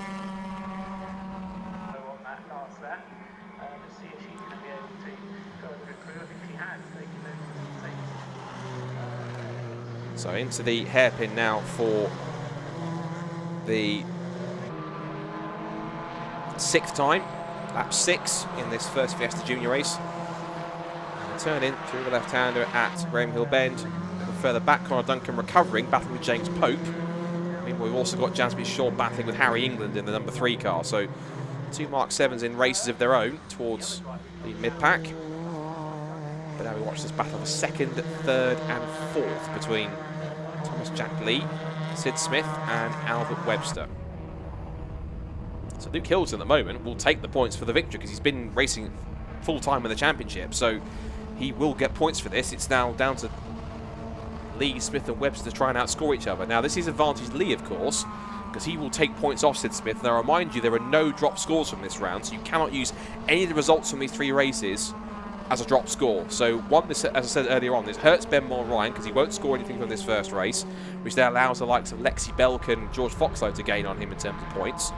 What this also means for the championship is that Thomas Jack Lee, all he can do is finish ahead of Smith best he can as Smith just touches the AstroTurf on the exit, runs very wide on the exit. You've got to be careful not to do that because, of course, on this circuit in particular, there are big pressure pads on the exit of certain corners, particularly Paddock Hill Bend and Graham Hill Bend. And if you every time you hit them, it triggers a camera that's looking down at those corners, and you get a nice little photo that's sent up to race control to prove that you've been exceeding track limits. Do that too many times, you get a warning. If you carry on exceeding it, that's when you start to get into the realm of time penalties. So you've got to be very careful, particularly at this point, not to track extend too much. There goes Albert Webster in 4th position. Off the podium at the moment. How much he would love to get a first Fiesta Junior win this weekend. He definitely wants to. There's Lucas Hayden, winner of the Jam Sport Scholarship, which is also running again for 2023. There's limited spots available, so you can get in touch with Jam Sport if you want to be part of that. And it's a fully funded, whoever wins that gets, like Lucas has, a fully funded season in the Fiesta Junior Championship. So who knows, maybe you could be the scholarship winner for 2023 Just get in touch with Jamsport Racing if you want to find out more. And of course, they'll add at least another couple of drivers on the grid, of course. Whoever wins that, of course, will be alongside, I'm sure, many of these drivers that joined in for the first time this year, as well as those who are also looking to try and join the championship for 2023, be it in one of the brand new Mark 7 cars. We're looking forward to seeing more of those out there next season. Those two Fiesta Mark 7s have had pretty much a full season's worth of development, particularly Harry England's car has, just coming through shot here. And those cars in particular then will, of course, hopefully see more and more of them coming through as it goes on. Is that Jasmine Shaw coming out of the pit lane? It is. Jasmine Shaw's had problems in car 48, so she's going back out again. Now climbing up the hill back towards the Druids hairpin again. 5th place for Archie Handy, who is holding off Dan Lewis here.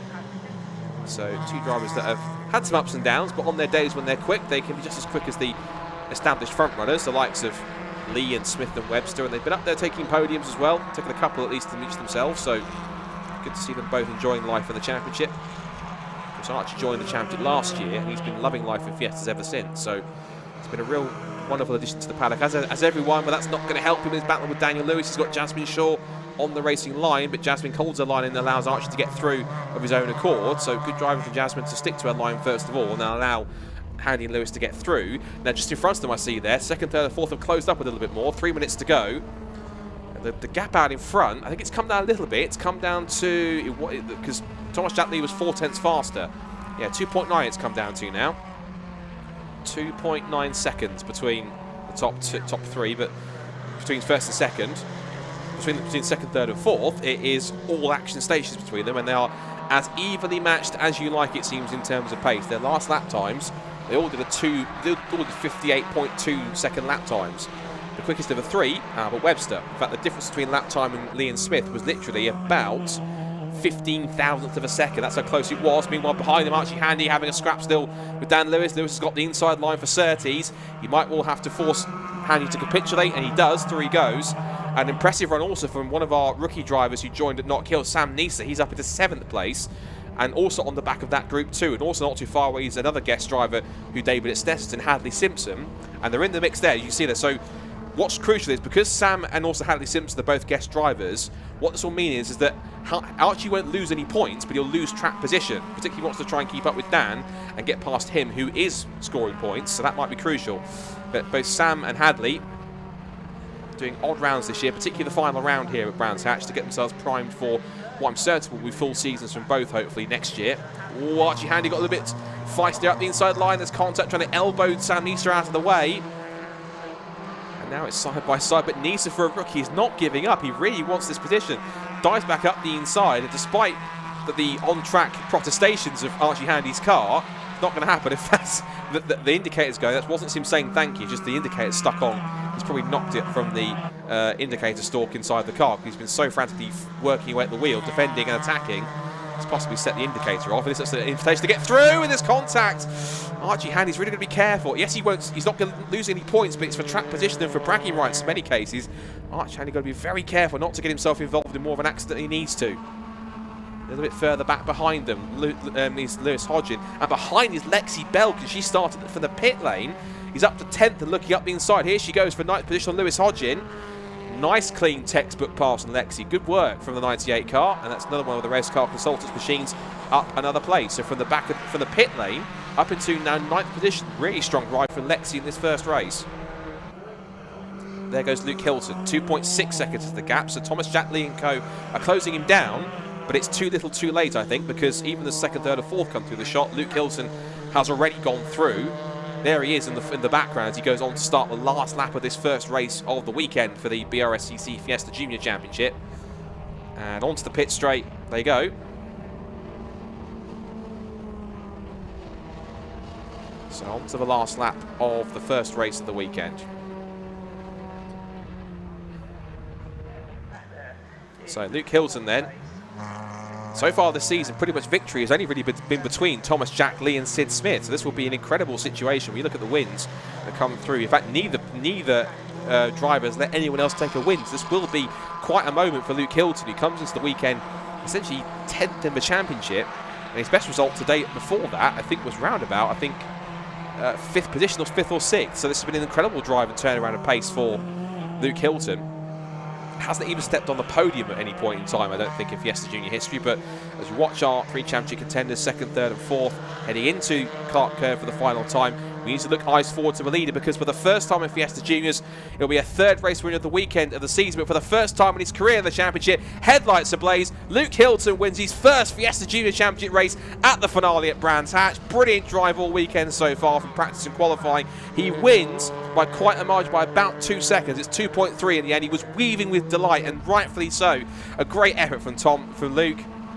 Thomas Jack Lee finishes top of the 3 main drivers in the championship. I can't speak. Thomas Jack Lee finishes top of the 3 main contenders for the championship. It's 3rd for Sid Smith, 4th for Albert Webster, so the top 3 podium will be Hilton, Lee and Smith. There's your race win, and he is pumped. You can see he is absolutely delighted with that race win.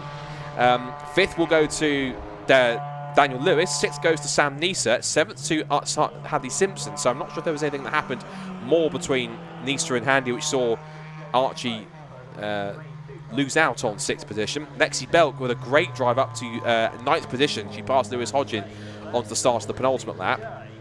And then it's Jacob Hodgkiss, who's one of our guest drivers, in 11th. Connor Duncan brings his Mark 7 Fiesta home in 12th, followed by George Foxlow. Not quite on the pace for this race. He's been higher up in the order, but back in 13th. He'll have to have some work to do to rebound from that tomorrow. And Harry England, James Pope, Jasmine Shaw and Lucas Hayden all made the flag. Of course, we lost Benmore Ryan at turn 1 on the first start. So the top 3 are heading up to the top of the pit lane to have a chat with Richard. Before that, here's confirmation of the result then. So Luke Hilton takes the victory, Thomas Jack Lee in 2nd, and Sid Smith rounds out the top 3 from our first Fiesta Junior race of the day. Then Albert Webster 4th, Dan Lewis 5th, guest driver Sam Neeson 6th, also a guest, not Archie, Hadley Simpson 7th, then Archie Handy, Lexi Belk and Lewis Hodgin. Lexi Belk from the pit lane to 9th place, great drive. 11th for another guest, Jacob Hodgkiss, as is also Connor Duncan, who was top of the Mark 7s. Then it's George Foxlow, Harry England in his Mark 7, James Pope, Jasmine Shaw and Lucas Hayden, and we lost Benmore Ryan from the first start due to going off at Paddock Hill Bend. Right, time to see what our juniors thought of that. Here's Richard John Neal down with some of our stars of the future, our top 3 for Fiesta Junior Race 1 here on Fiesta Festival Weekend. Oh, not quite, actually. I was a bit premature on that one, but we'll have a chat. I think we can actually hand over to him now. So let's now hand over to Richard, who's there with our top 3 from our first Fiesta Junior race of the weekend here at the Formula Ford Festival.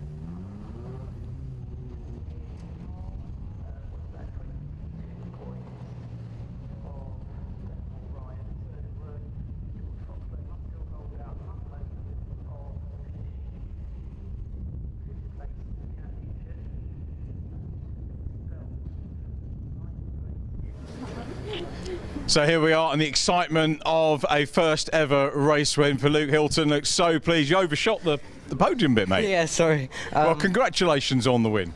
Thank you very much. Every lap I was really straining my car and myself, trying to pull away. My tyres just wear down midway through the race, and I'm like, oh God, I'm suffering understeer. And it's like, come on, keep going, keep going. They're catching me, oh. And then last lap board, I'm like, come on, go, go, go, and then win. I was like, yes, it's over. Let's backpedal a little bit. Obviously, there's no better meeting, is there, to take a first win at than the last meeting of the season, the festival. It's a big meeting, lots of people watching online, lots of people here. And backpedal a bit further, how does the meeting preparation start, and what was it, do you think, that's gone in place for you to grab that first win? Well, we've done quite a bit of testing. We developed car around how I drive and how I develop as a driver around that car, so I handle how I like it. And I've been doing gym a lot, I've been on my sim countlessly, and yeah, I've just been so much effort for this last round. And all my sponsors are here and all, and I'm like, wow, I can't mess up. And you better name check them. You've gone blank, haven't you? I'm so sorry. Yeah, but no, I'm very pleased. Sorry to put you on the spot there. That's great, isn't it? But it goes through from an excellent qualifying as well, that pole position, and then a terrific drive ahead of these two guys. Yeah, well, let's just say I'm very happy, and my dad's going to be happy as well, and I'm like, yes, mate. It's all the emotion when you got out of the car. Congratulations on your first win. I hope it's the first of many winning interviews for you. Thank you very much indeed. So there is Luke, second position, Thomas Jack Lee. Let's get Thomas over. Here he is, just right behind us there. Thomas, congratulations. good to see you. I think 4 points out of the championship lead that you take on that race.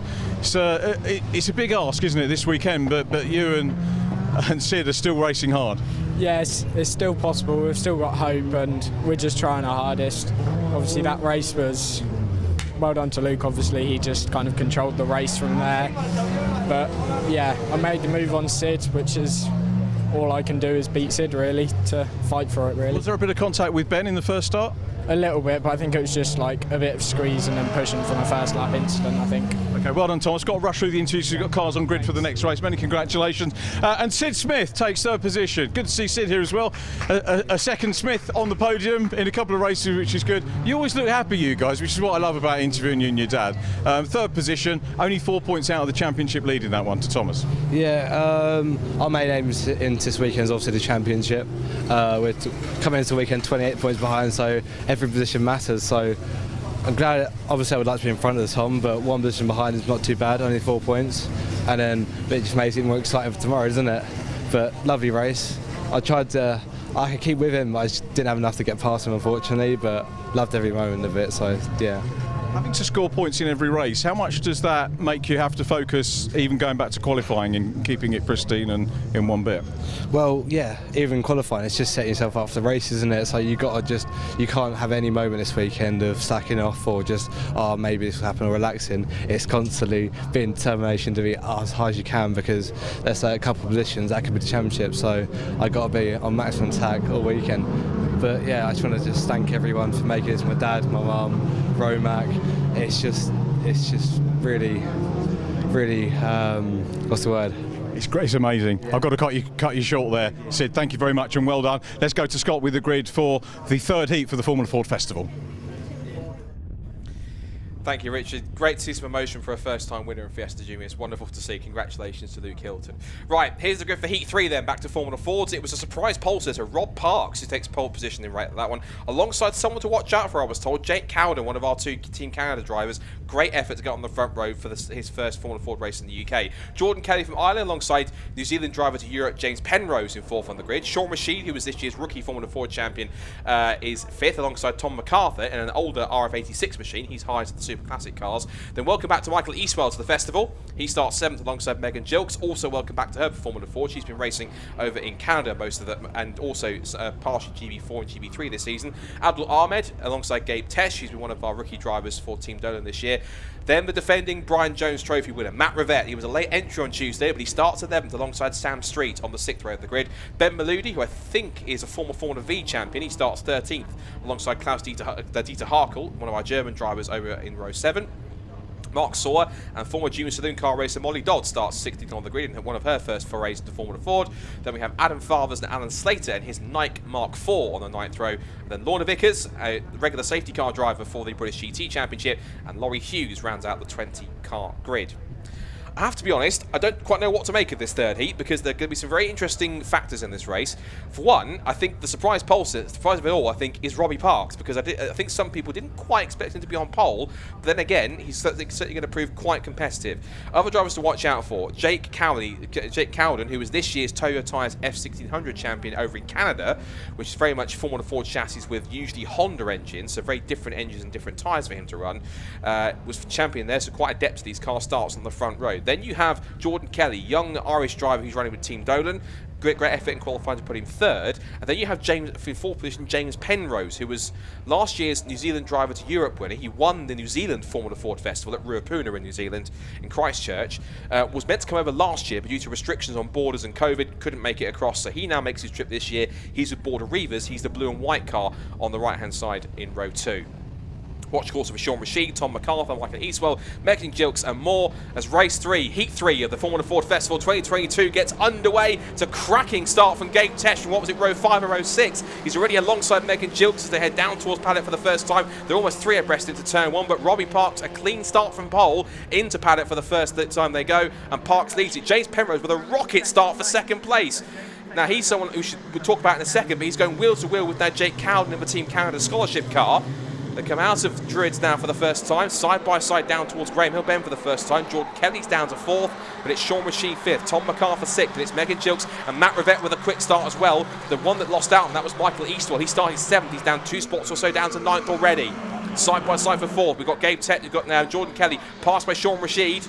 As they come up now into the complex, the big dive from Matt Rivette. He's really charging in that old school Van Diemen. Up the inside he goes. Again, he's another dark horse. He's fired up to possibly defend his Brian Jones title. But we've got great drivers here. As here comes James Penrose. Looking to the outside here, the New Zealand overall and South Island Formula Ford champion from last year, and they almost make contact. Whoa, that was close. There was disaster into Paddock Hill Bend between Penrose and Parks, but round the outside, taking the high, wide and handsome line goes James Penrose. New Zealand into the lead, and here comes Jake Cowden looking up the inside for 2nd already. So line astern, it's Penrose who leads, Parks 2nd, Cowden 3rd, Rashid 4th, Kenny 5th, and look at the train of cars behind them. I said it was going to be an unpredictable heat. It might just be the most competitive of the whole festival so far. So, up to straight, towards 30s for the 2nd time now.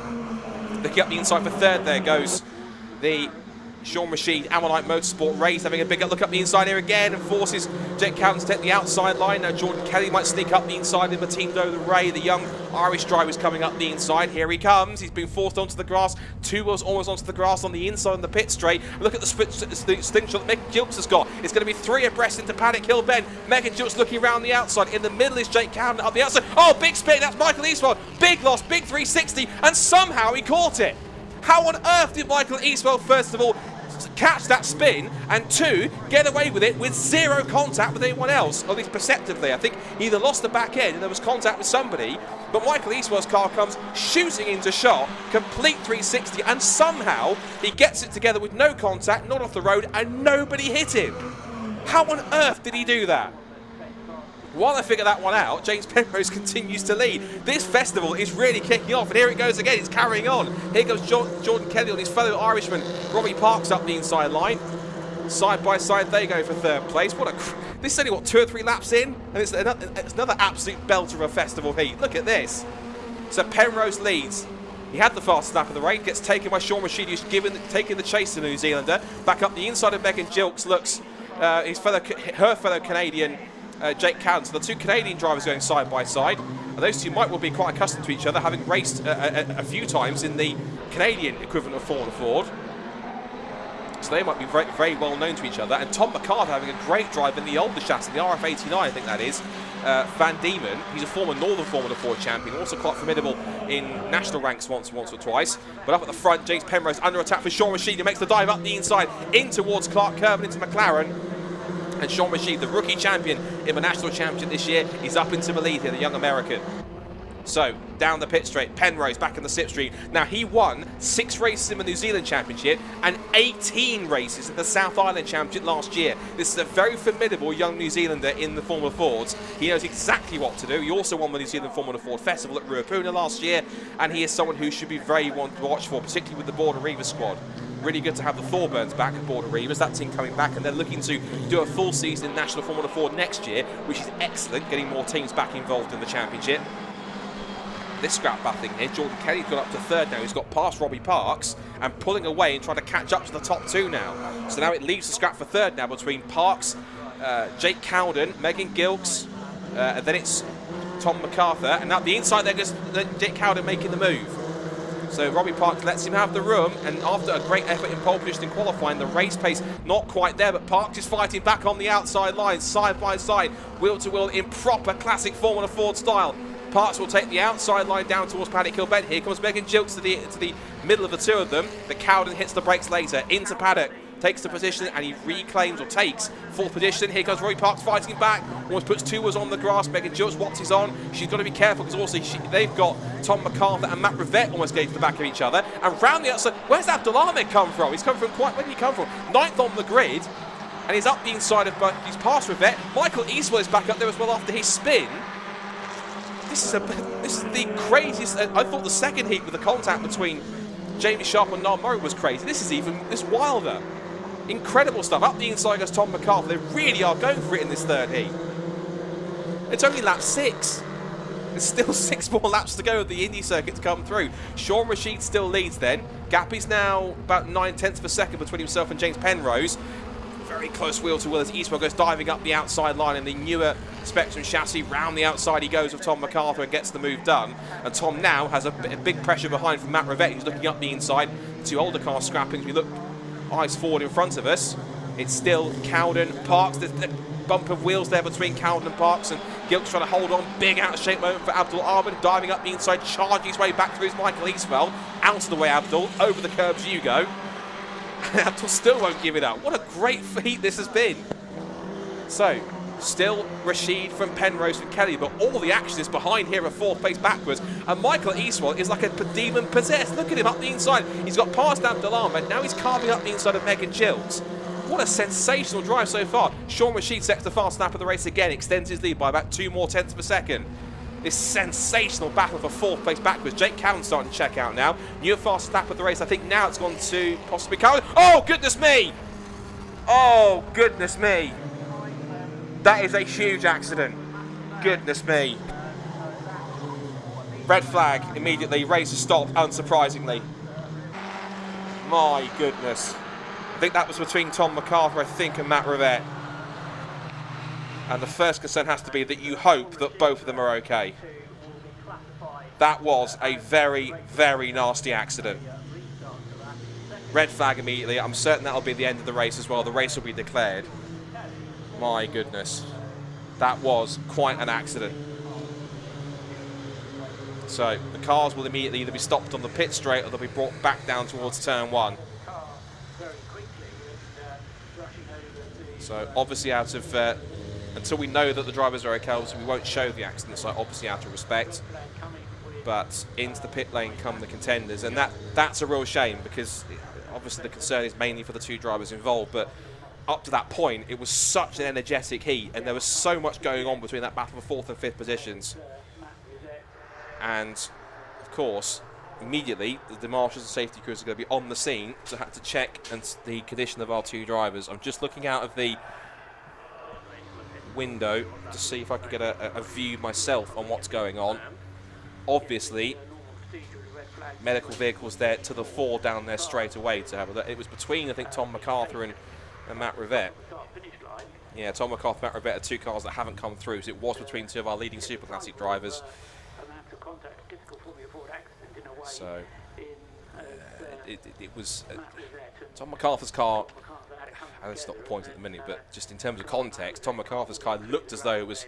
I only caught the end of it when the accident was happening, really, rather than the beginning part. I'd have to look back on the stream to see exactly what the exact contact was, but it looked as though it was simply just 2 drivers going for the same piece of tarmac. It seems, both interlocking, and the unfortunate sequence after that, the incident between the 2 drivers. So. That's never an accident that you ever want to see, of course, but it's the risk that drivers take, and of course, as everyone knows, motorsport is dangerous, but ultimately no one wants to see an accident of that severity, of course, in any form of motor racing. So of course the initial concern for us is that obviously we hope, best wishes, that both Tom MacArthur and Matt Rivette are okay. It was Matt's car that was the one that was more airborne, shall we say. And so that was, we'll have to wait and see. It's one of those things where really it's a better situation for the medical crews to take care of them. I'm just looking over to see if I can get any handle on if the drivers are out. Of course, at that point, it means that the race then essentially gets, I would imagine that they won't restart that they will possibly have that as a result and declare it. At that point, for the record, Sean Rashid was in the lead from James Penrose in 2nd place. It was then Jordan Kelly in 3rd, from Jake Cowden 4th, Robbie Parks in 5th, Megan Gilks was 6th, and it was Michael Eastwell, Abdul Ahmed, and then the battle that was going on between Tom MacArthur and Matt Rivette was what was battling over 9th position, and behind them it was Ben Maludi and Sam Street. So there may well need to be some barrier work required as well, because the telehandler vehicle is also there in attendance.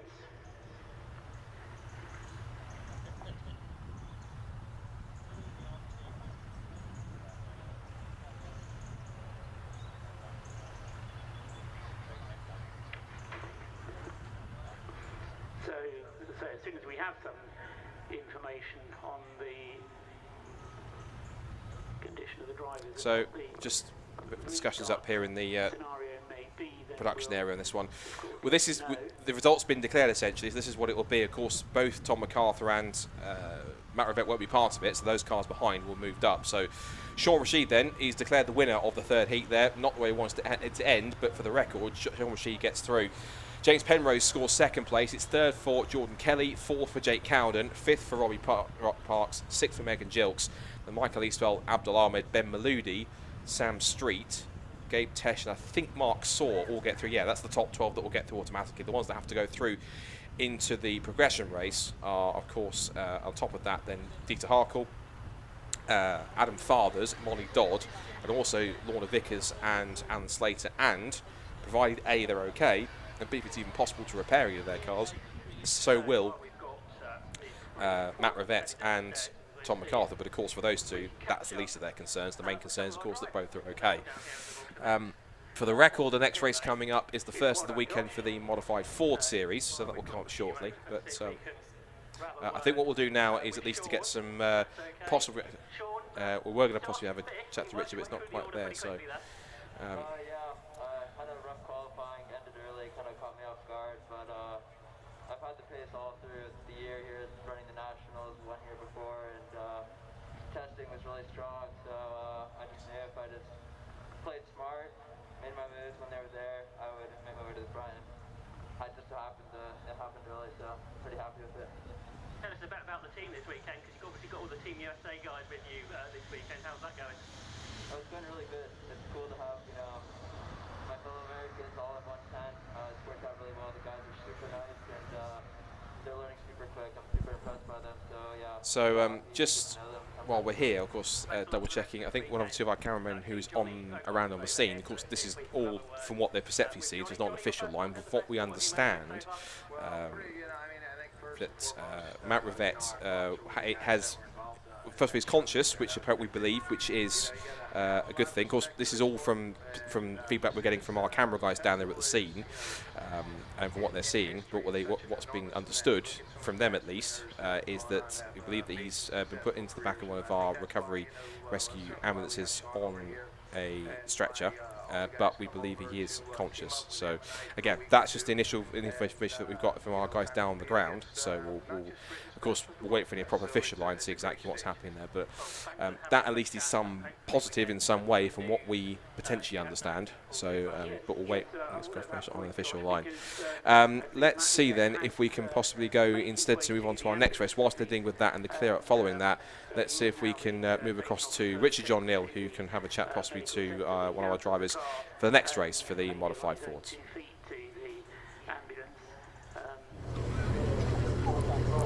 So an opportunity to have a word with some of the drivers in the modified Ford series. They've been with us at the BRSCC for quite a few meetings this year. Last time I had the pleasure of seeing them was Cadwell Park. I'm going to grab a word with this guy here. This is a Mark 1 Escort, and Andy Pipe, who's turned his back on me. Here we go. Let's go and have a quick word. Andy? So the story here is that many years ago I was doing pit lane interview or something, and we didn't get an interview with you, Andy, but I said if I could today I'd get my own back, and here we are. So fair way up the grid with your lovely looking Mark 1 Escort. Yeah, I know. See the blood coming out my nose. I'm getting a nosebleed. It's going well though. I think since whatever happened all those years ago, this had a full rebuild, hasn't it? Yeah, I totaled the car, took all 4 corners off back in 2016, and we decided that time was to build it how we wanted to build it. Right. So, this car you see now. Is that an expensive exercise, given the spares for these cars? I mean, legend has it that you can pick up new shells here and there, but things can be a bit of a premium. If my wife's watching, no. if she isn't watching, it ain't too bad. You can get every panel for these cars now. You can even buy complete shells for them. Yeah. So, but we didn't. We went down the re-panel route. I wanted it back yellow, but Ray from Unique Classics, Ray and Chad, they decided to paint it black, like I wanted it 30 odd years ago. It was white originally, wasn't it? No, it was yellow. Was it yellow? Yeah. So my memory's gone. Yeah, I know. Yeah. Tell us about the engineering and the mechanicals of it, and how it compares to, say, an original late 60s, early 70s road car. A 2.3 Pinto in it, built by Graham Barr from Penguin Motors. It's dry sumped, it's fuel ejected, it's got a 7-speed sequential gearbox behind it. We've got front and rear adjustable anti-roll bars done by Adrian at Hall Sculpts. And apart from that, it's basic escort stuff.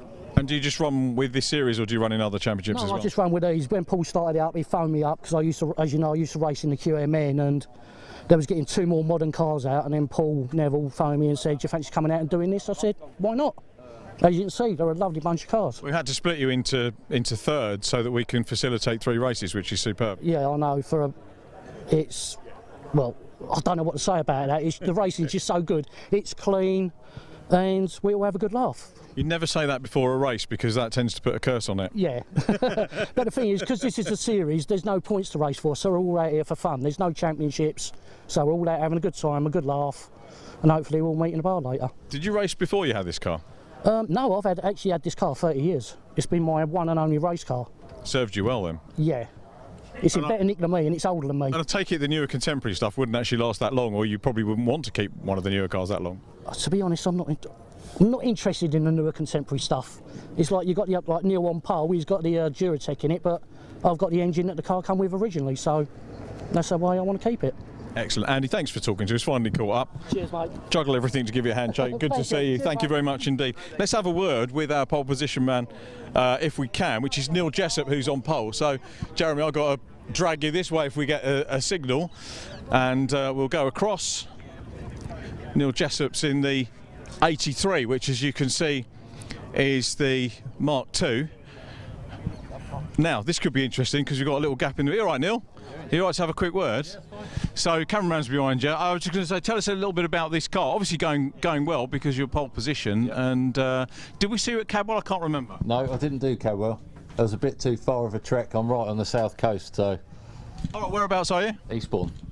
Okay, very good too, yeah. And so this is the advantage of this series. You can pick and choose which rounds you want to do. Yeah, it'd be nice to do all of them. Obviously, more travelling is more budget. I run on quite a tight budget, so I have to pick and choose the meetings that I'm able to do. The car, very clearly your pride and joy. It is absolutely immaculate. I mean, I've always been a big fan of particularly the Mark 1s and Mark 2s. Tell us about the history of this car. So I bought it as a bare shell, literally. We lifted it onto the trailer and I built it up from there. I had a lot of ideas in my head that I wanted to, from other sorts of racing that I'd done, that I wanted to put into this car, and this is how it's come out. And being a series, you've not got to focus on getting into a championship position or worrying about points or anything else. Come out, enjoy yourself when you're able to, when you want to, and when you can afford it. Exactly that, yeah. It's a good, relaxed series. Like you said, you can pick and choose your meetings. You know, I've done series before where it's all closely competitive. No one will even show you under their bonnet, you know. This is a lot more relaxed. They're a friendly bunch, and everyone will help everyone out if they can.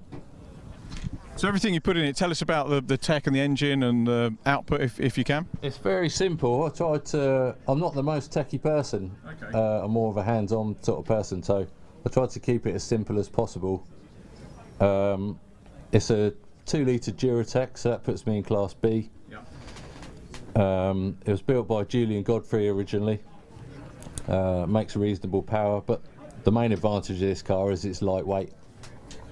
It's a little bit lighter than most on the grid. It's a terrific looking car. And what made you pick the colours? So I've always been a fan of the Zach Speed sort of mark back in the day, and this is I tend to call it a tribute rather than a replica, because it's all modern spec. It's not a period spec car. Back in the day, the Zach Speed Mark II was the ultimate escort, I think. So I've just tried to recreate a bit of that. I see you've got the onboard cameras in there. I won't mention the brand names, but so do you watch back just to see on your technique and everything else? Yeah, obviously it's entertaining, but it's more of a tool to try and see all my mistakes and try and improve my driving over time. Neil, great chatting to us. Thanks. Beautiful car. Congratulations to you on pole position. We'll hopefully see you on the podium. Hopefully. Neil Jessup there. Let's have a quick word. I'm going to have a quick word with Rob Boddy because I didn't get a chat with Rob last week at Cadwell. You all right for a quick word, Rob? And thank you very much. Just whiz over here.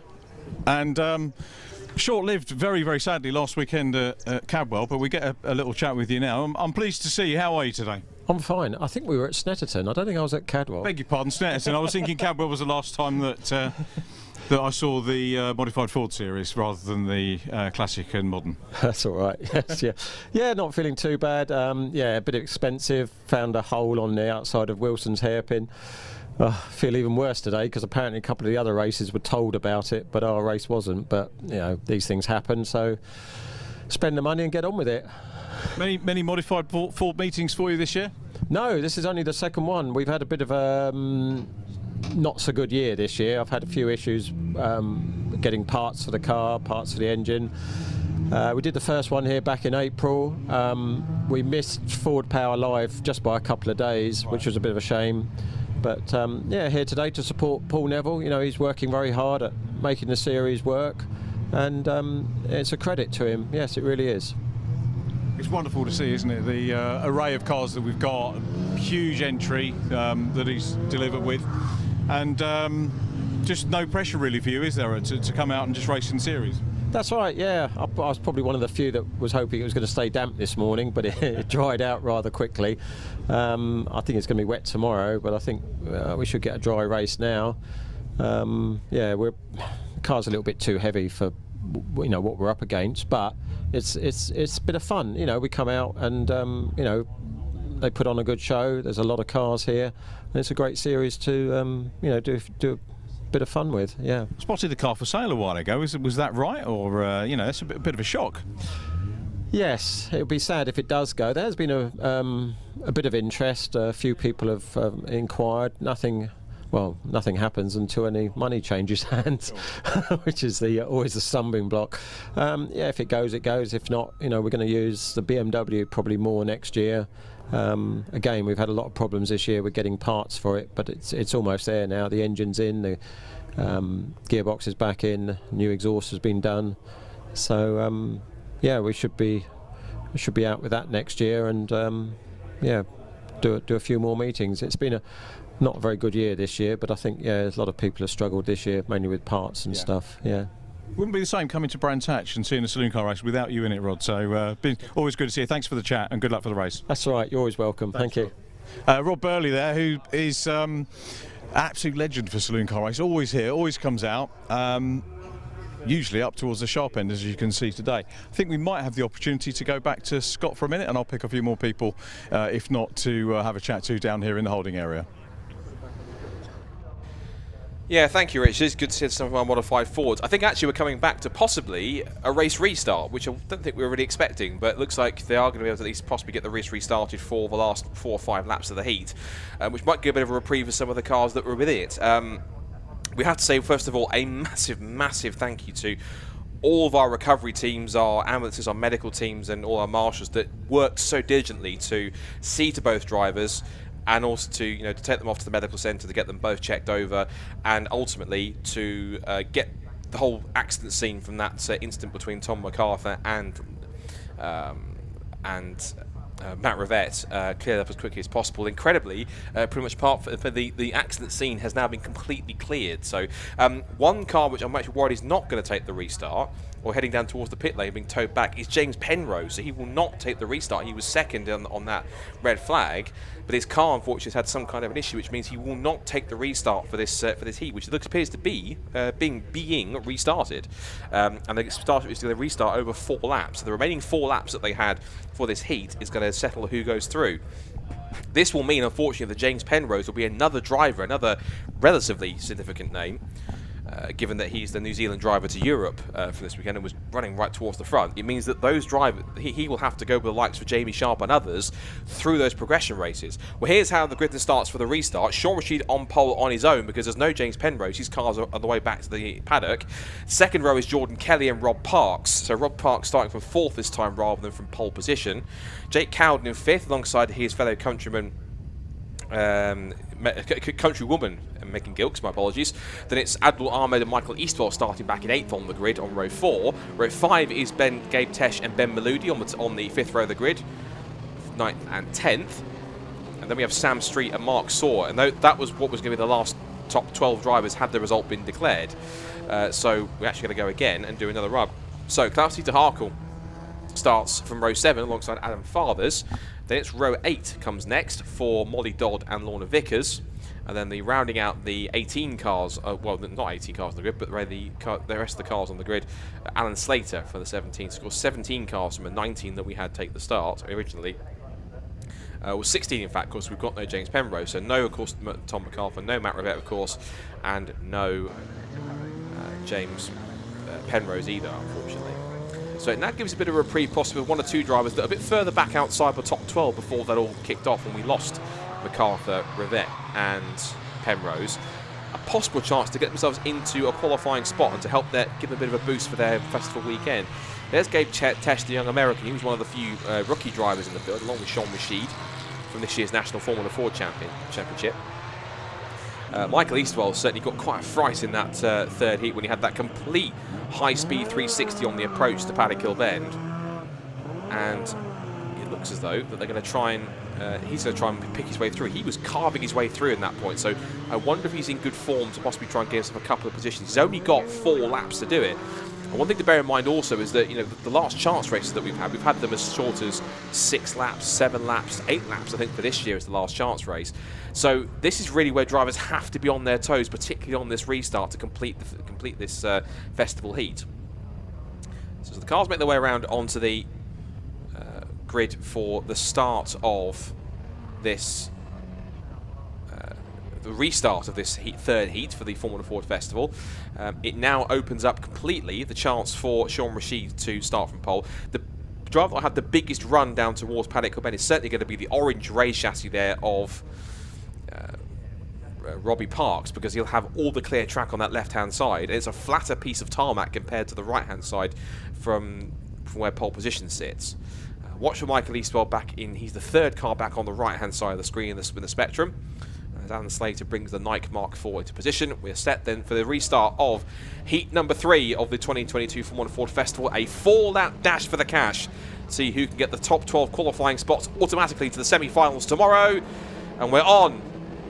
Strong start from Rashid, and as I expected, it's a good start from Parks, good start from Jilks also. She's alongside on her toes, alongside Cowden. Cowden's a bit sluggish off the line. He's also going to be possibly passed by Abdul Ahmed as he turns around the outside and has a look. And now Abdul Ahmed holds on and takes the position. He's up to 5th place. And again, as I expected, Michael Eastwell already getting amongst it up the inside of Cowden. So not a great start this time for Cowden.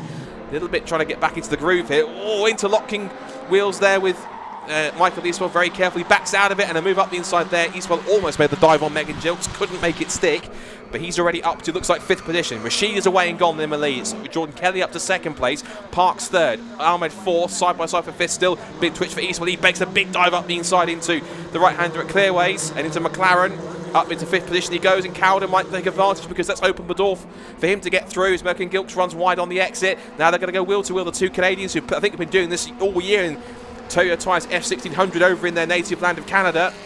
They're at it again here in the UK. Jilks with the outside line. She's well versed in Formula Ford now. Over the curb she goes. Behind there is the number 11 Ben Maludi. He's involved too as well. Still side by side between the 2 Canadians. They make contact. Round goes Megan Jilks. Oh, there's more contact with Jake Cowden. He's out of it too. A broken right suspension. Gabe Tesh is going through the gravel. I think he's tagged the tyre wall as well.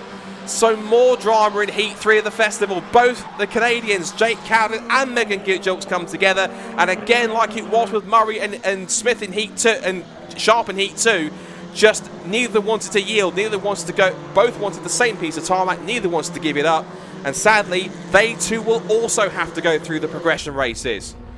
So it changes the complexion again. Rashid still leads. Jordan Kelly is now 2nd. Abdul Ahmed is now 3rd. Eastwell is 4th. Eastwell could be on the podium here if he gets past Abdul Ahmed. He's got the pace to do it. He was about 3/10 quicker. There's double wave yellows on the approach towards Druids, so they cannot overtake. And so Eastwell has to sit back here. His next chance will certainly be if he can keep close, exiting Graham Hill Bend, or possibly his favourite passing spot, diving up the inside into McLaren.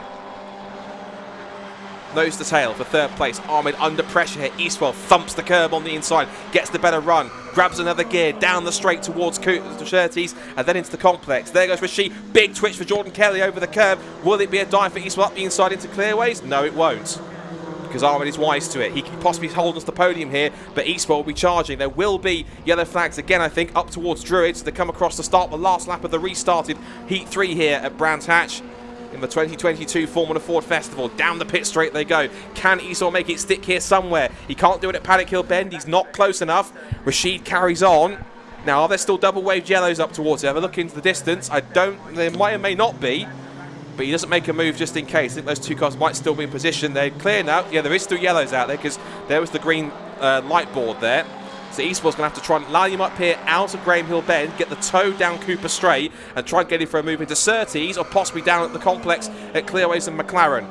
As he has a look, darts out, but again Abdul sweeps across, and is he going to have a dive this time by possible last gasp move up the inside? He has a look, he thinks about it, but still he's not far enough. But he forces Abdul Ahmed wide. He might ever go through here. Up the inside, possibly third place is going to be a drag race to the line. Sean Rashid will win the third festival heat. He is delighted with victory in the heat. Second is Jordan Kelly, and side by side across the lines between Abdul Ahmed and Michael Eastwell, and Ahmed only just snatches it by 0.126 of a second at the checkered flag. Rashid takes victory, Kelly second, Ahmed third, but only just. Eastwell fourth, Robbie Parks is fifth, Sam Street is sixth, then Adam Favers, Ben Maludi, Mark Sawyer, Dieter Holcomb, Molly Dodd and Gabe Tesh.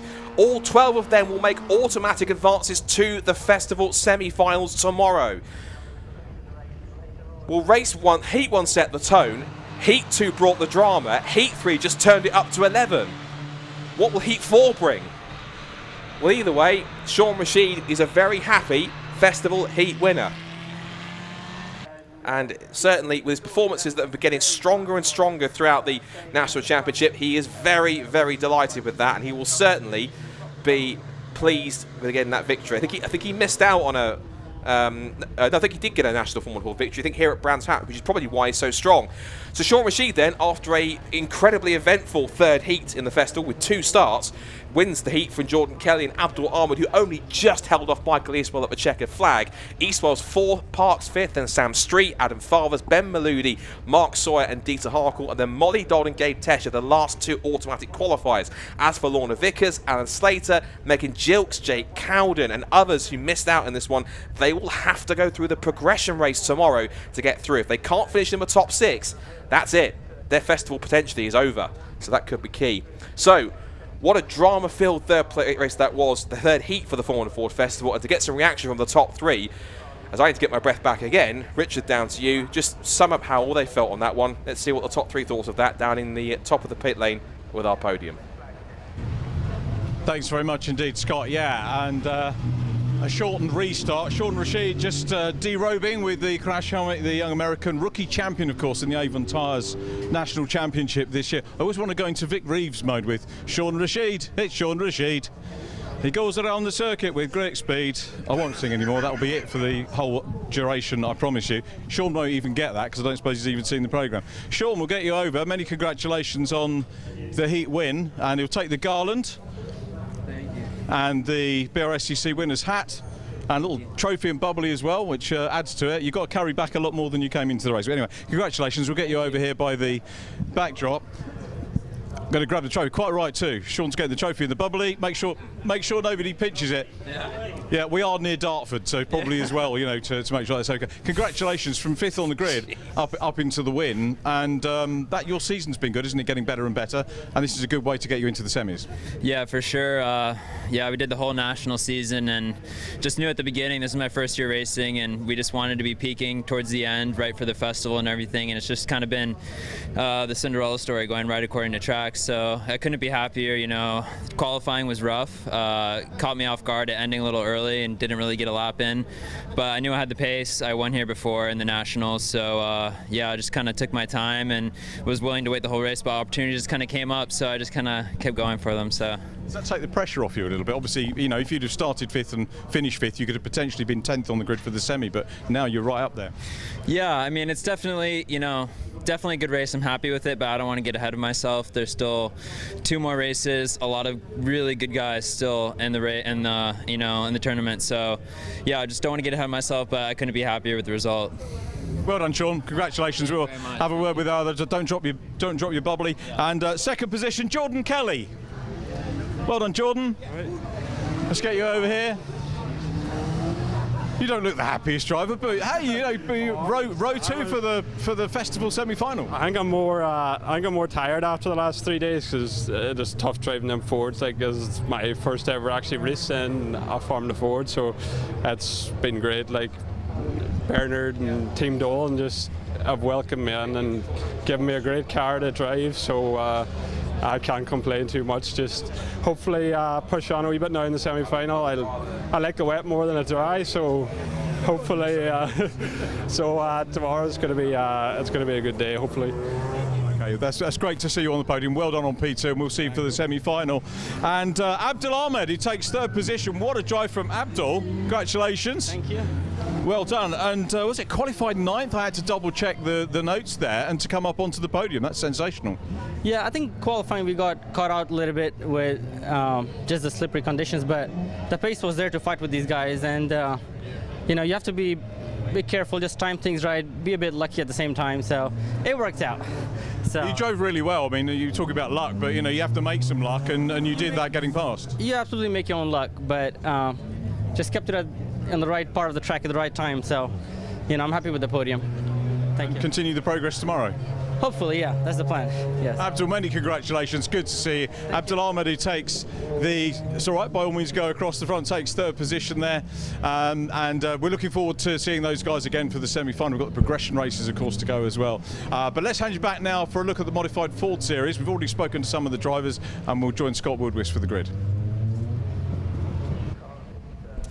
Yeah, thank you very much, Richard. Back to tin tops and back to more Ford action, this time of the saloon car variety and hot hatch, as we have our first of 3 races this weekend, making their debut this weekend at the Formula Ford Festival, for the first time attending it, of the Modified Ford Series. For this is Groups A and B, given such the size of the grid. It's Neil Jessup in his Mark II Zaxby Escort that Richard was talking to earlier. He's alongside James Allen in his ex-Time Attack Ford Focus RS. Then Rob Burley in the Escort Cosworth WRC, looking for another win around Brands Hatch, alongside Kester Cook in the Fiesta ST150. Then we have Lloyd Jameson in the Escort Cosworth and Andy Pipe in his Escort Mark I. Row 4 should be Rory Jose in his pink Focus and Chris Baker in his Escort Mark III. Harry Harley in a Puma, and former Ford long-term racer Will Arif, who's in a Fiesta ST150. He starts in P10. David Guthrie in a Fiesta, Gary Johnson in an Escort Mark I, and then it's Adam Underhill and Mike Thurley on the 7th row of the grid, followed by Nigel Craig and Lewis Clark on the 8th row in an Escort and ST150. Then we get to row 9, which is Steve Cripps and Escort Mark II, Tim Sandu in his Fiesta ST150, and then following that it's then row 10 for Alex Sprainge, more Fiesta Junior racer. Good to see him back this weekend in the BRSCC paddock. He's alongside Rob Lewis in his Focus ST150. You'll know him from presenting the C1 pit lane coverage even just last week at Snetterton. Jason Stone in a Fiesta ST150, Kevin Hatfield in his Ford Puma, and then we have Dan Cowan and John Turner on the 12th row of the grid, followed by Tom Murphy and Gary Littlewood on the 13th row. But it's Mike Greenfield and Jimmy Neophytou in his unique little Escort Mark I, followed by AJ Howe in another unique car. That is the Ford Focus Estate. Now, that wasn't me stumbling. I did say Ford Focus Estate. That's an ex-Time Attack car as well. He starts back in 29th on the grid. He's alongside Malcolm Wise, who starts at Sapphire Cosworth. And right at the back of the grid in car 112, Robert Tinto, who will be rounding off the 31-car grid here for the Modified Fords in his Ford Puma. So, Modified Ford Series then joined the BRSCC back in last year, and ever since then they've been entertaining with some superbly variety grids. If you're a Ford fan, stick around because you're going to enjoy this one. It's going to be a busy track with 31 cars out. It's a rolling start, and there are cars of all shapes and sizes. The ruling is that you have to have a car from 2011 or older, and use all sorts. You've got all sorts of generations of Escorts, be they Mark 1s, Mark IIs, Escort Cosworths, you've got Sierras in the field, you've also got Focuses, Pumas, there's even been cars like Capris and Mustangs, even an RS200 has turned up in the past as well. It really is a wonderful series. And look at this, 3 or 4 superb cars at the front. An Escort Mark II Zaxby, a pumped up Focus RS X Time Attack car, Rob Burley's Evergreen Ford Escort Cosworth, and Kester Cook's Rapid Escort Fiesta ST150, but there are other great cars that you'll see throughout the weekend. This is the first of 3 races for them. And it is groups A and B that get to go first. Each group will race each other once. You'll get groups B and C and A and C, but that comes tomorrow. First of all, groups A and B for the fantastically varied Modified Ford Series explodes into life here at Brands Hatch. Race 1 is underway for 15 minutes. They charge down towards Paddock Hill Bend for the first time, but immediately it's Neil Jessup who takes the lead. It's Rob Burley from the second row up into P2 and his Escort Cosworth WRC, and third for James Allen in the Focus, fourth for Kester Cook, and fifth there for Andy Pipe in the Mark 1 Escort, the black car with the white stripe down the side. There he goes. Lloyd Jameson is in the Escort Cosworth. His is an ex-Group A tarmac rally car. Has come all the way from Scotland in the series. He loves competing in the Modified Fords. He's back again, making a big trip from across the border. Through the right-hander they go. Plenty of ST150s and Escorts all involved, but it's Neil Jessup's 2-litre engine Mark II Escort Zack Speed that turns its way out through Surtees, up through Clearways, McLaren and Clark Curve. Round through it, slide there for Kester Cook in his front-wheel drive car. Now they turn their way out through the right-hander and down the pit straight. Look at the speed of these fantastically turbocharged machines. Jessup in the lead then, as Burley and Allen charge after him and reel him in. This is the advantage. The Jessup car will have the advantage being lighter and more nimble in the corners, but it's the sheer horsepower of the Escort Cosworth and the Focus that will certainly benefit both Burley and Allen out in front.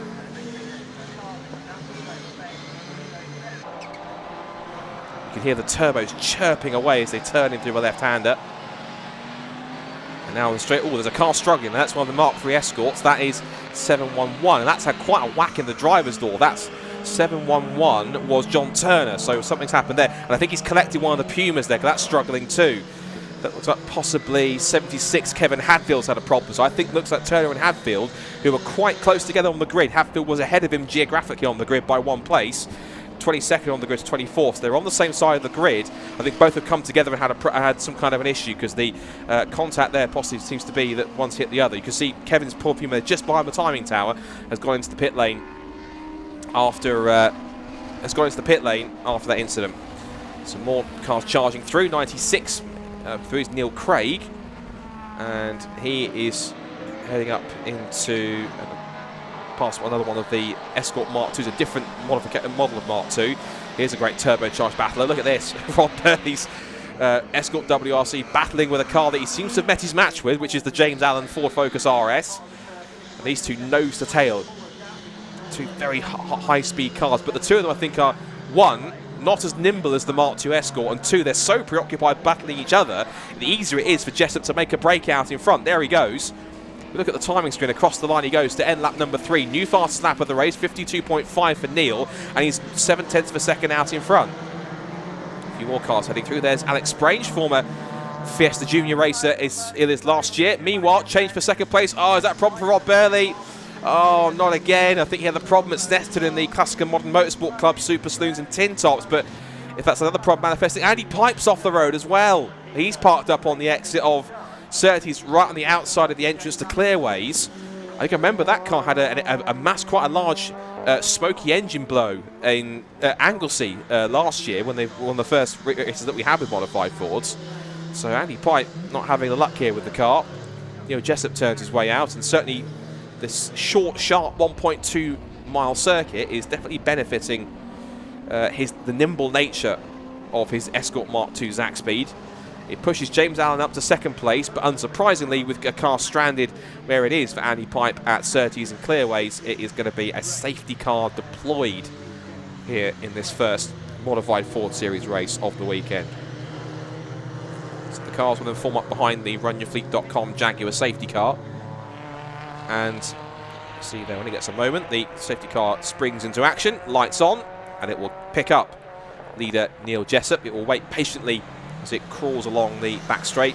Should say a big thank you, of course. We've got our festival sponsors here this weekend, but of course our long-term partners at Run Your Fleet. We have to say a big thank you to them for another season of support, and indeed for the our continued use of the RunYourFleet.com Jaguar XF Sport Break safety car. There it is, in fine form this weekend.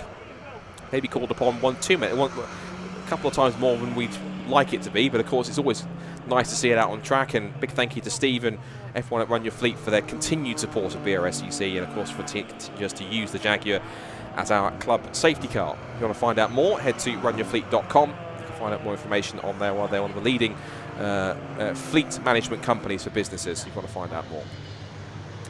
So modified Fords then, third of the way through under safety car. So Neil Jessup leads the way in the Escort Mark II. It's second place for James Allen. It's then third for, it was still saying Rob Burley, but I don't think because he come through. I'm not sure he has. It says he's come through the last lap, but his last lap was a 1:25. So, but yeah, the small issue, but then managed to refire it back up again. I'm not 100%, but it's showing as him crossing the line and coming through. Yeah, Rod's car still is running. I thought for a moment his car was faltering and having a problem, but he seems to have carried on. Yeah, his car's still there. You can see it just coming out of shot now, the black Escort Cosworth. So he's still there. Yeah, there he is in the background. You can see the black Escort Cosworth with a little blue and yellow striping down the middle. So he's still present. Fourth place for Kester Cook in the white, orange, green and red SBD-sponsored ST150. Fifth is Mike Thurley in his Escort Mark I sack speed. Lloyd Jameson in his Escort Cosworth is sixth. There's a piece of bodywork that's almost rear bumper missing from one of the cars out there that's in fact managed to park itself on the grass on the exit of Druids. Seventh is the 191 car Hardy. We've got Guthrie in the Fiesta in 8th, Underhill in 9th, and the Focus ST170. And it's 117 of Clark, I think Jason Clark that is, rounding out the top 10. We should quickly also allude to the class leaders as Andy Pipe's Escort Mark 1 gets led away. So class leading at the front is the top two are also class leaders. So Neil Jessup leads Class B. Class A is being led by second place man James Allen.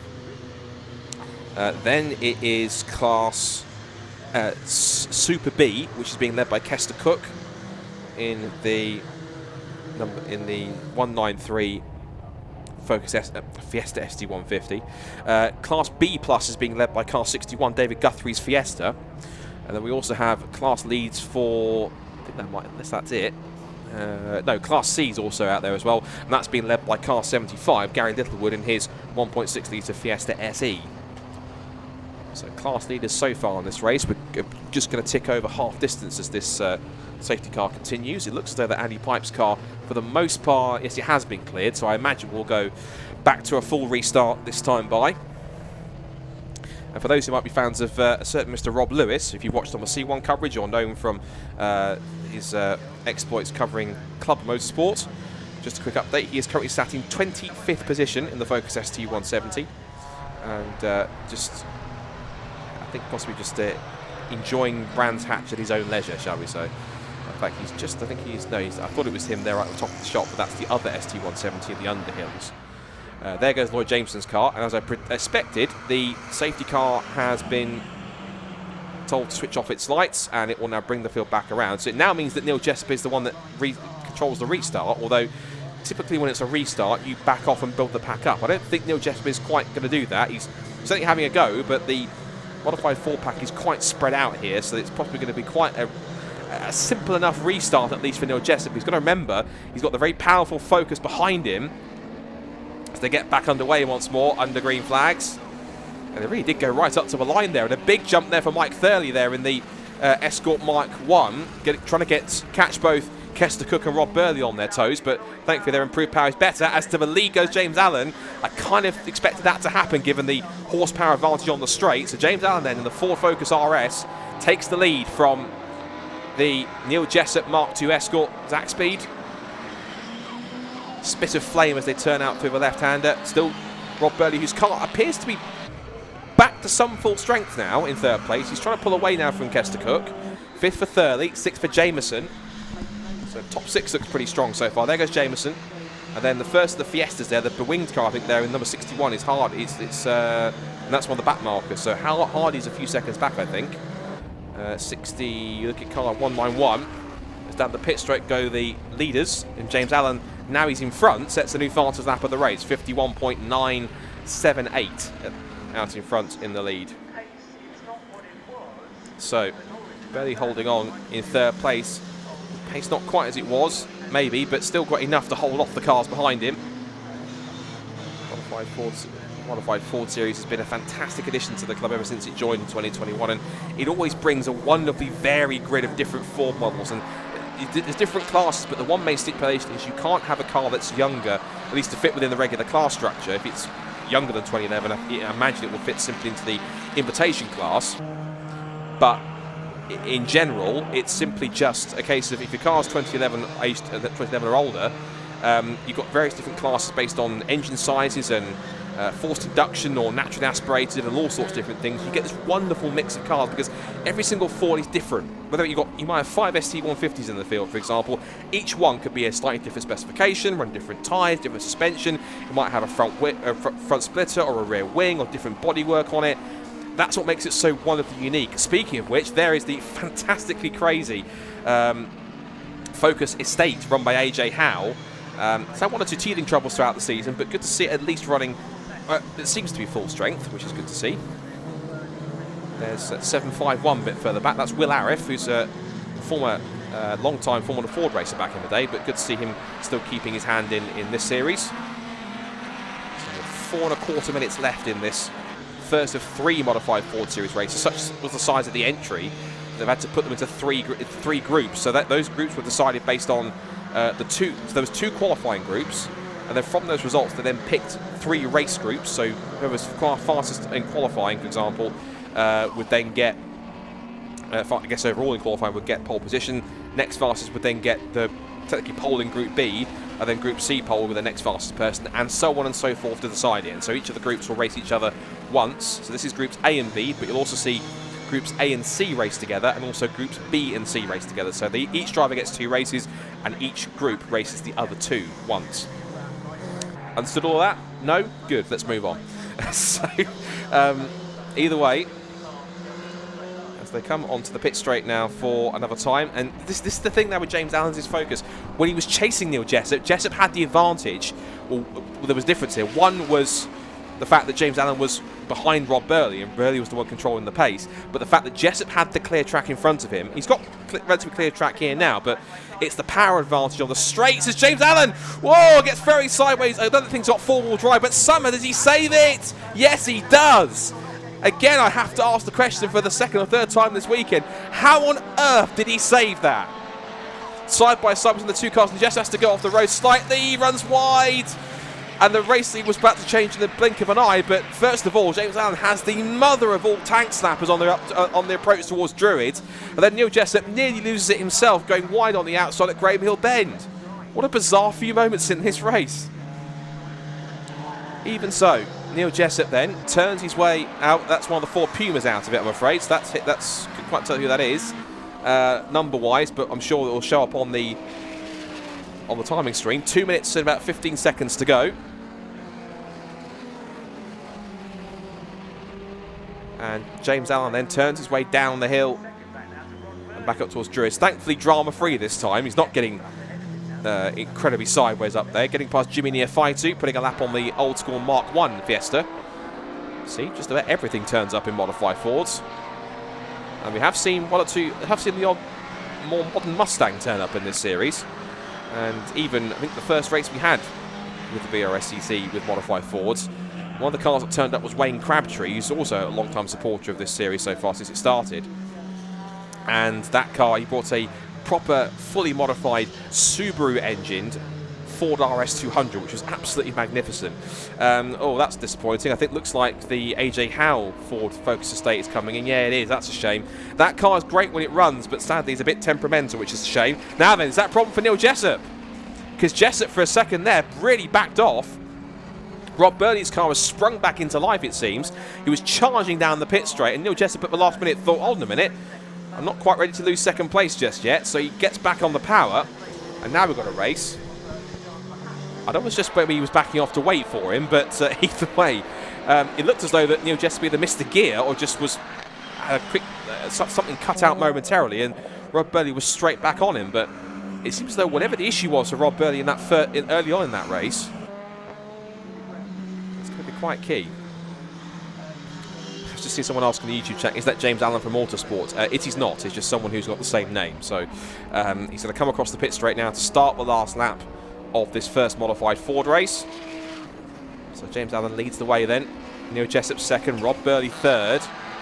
So it'll be Focus from Mark II, Escort from Escort Cosworth on the overall podium.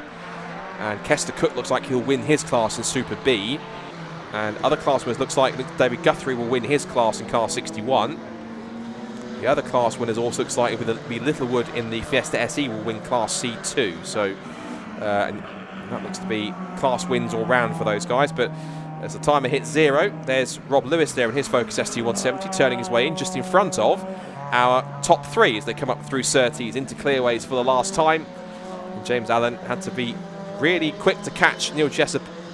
Was on his toes from the get-go, got the pass done, survived the mother of all tank slappers up at Druids. I'm sure Richard will talk to me about that. But before that, crossed the line, a victory for James Allen in the Focus to win race 1 of the weekend for the Modified Ford Series for Groups A and B. Second for the Zaxpeed Escort of Neil Jessup, and third for Rob Burley in the Escort WRC. They're still battling further back. That's one for 9-1. That's one of the 4 Pumas. That's Hardy. And that's for overall position between himself and Lloyd Jameson. I'm not sure what they put underneath the bonnet of that 4 Puma, but that's quite rapid to stay with an Escort Cosworth tarmac rally car. Kester Cook finishes 4th and wins the SB class. It's Mike Thurley 5th, Lloyd Jameson 6th, and then Hardy in 7th position rounds out the top 7, followed by the 117 of Clark. And then we've got David Guthrie wins Class B+, and then it's number 16 of Baker who rounds out the top 10 finishes, Chris Baker. And so 191 is Harry Hardy, Harry in his 4 Puma, 117 being Lewis Clark in his Fiesta ST150 Mark 6. But James Allen, who's seen the series before, and whenever he's got that car working, has been quite formidable. And so that's no wonder it's quite a successful time attack car. But he always seems to enjoy coming to these more southern venues, including Brands Hatch and Silverstone. It's a great effort from him to get the lead after Rob Burley dropped back initially and then had that late comeback. I'm sure that Richard will talk about it later on when he gets to have a chat to him in a second. But I can just see at the top of the screen the top 3 in that race are pulling into our designated podium sitters area, so Richard will be down there to have a chat with them. But before that, I'm sure we'll get the result up in a second to confirm who was where from the first Modified Ford Series race of the weekend. It's great to have them here at the festival.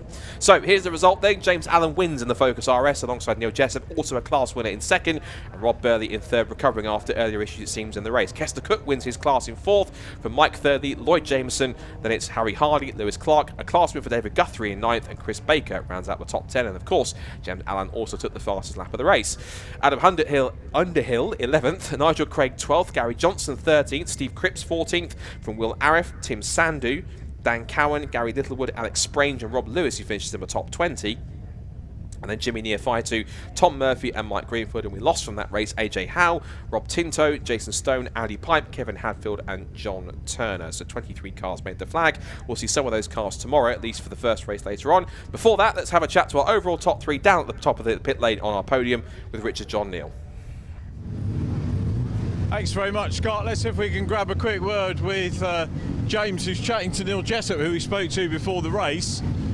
And I think they enjoyed that. It's really fascinating to see. So, James, we'll get you down by your car. Congratulations. Thank you very much. A great win, and the restart helped you a little bit there. Yeah, it allowed me to get behind him a little bit. But I did have a rather big moment going up towards Druids. I thought it was all over. Is that when you were getting into the traffic? Yeah, so I was hoping to go up the inside and the blue Fiesta moved over. So I had to move over and there was grass. There often is. Yeah. Oh wow, I'm surprised I kept that going the right way. Well, congratulations on the win. For our viewers who might not have seen the car before, tell us about the car and the mods. It's a Focus RS Mark II. It was never being modified. And now it's basically a touring car.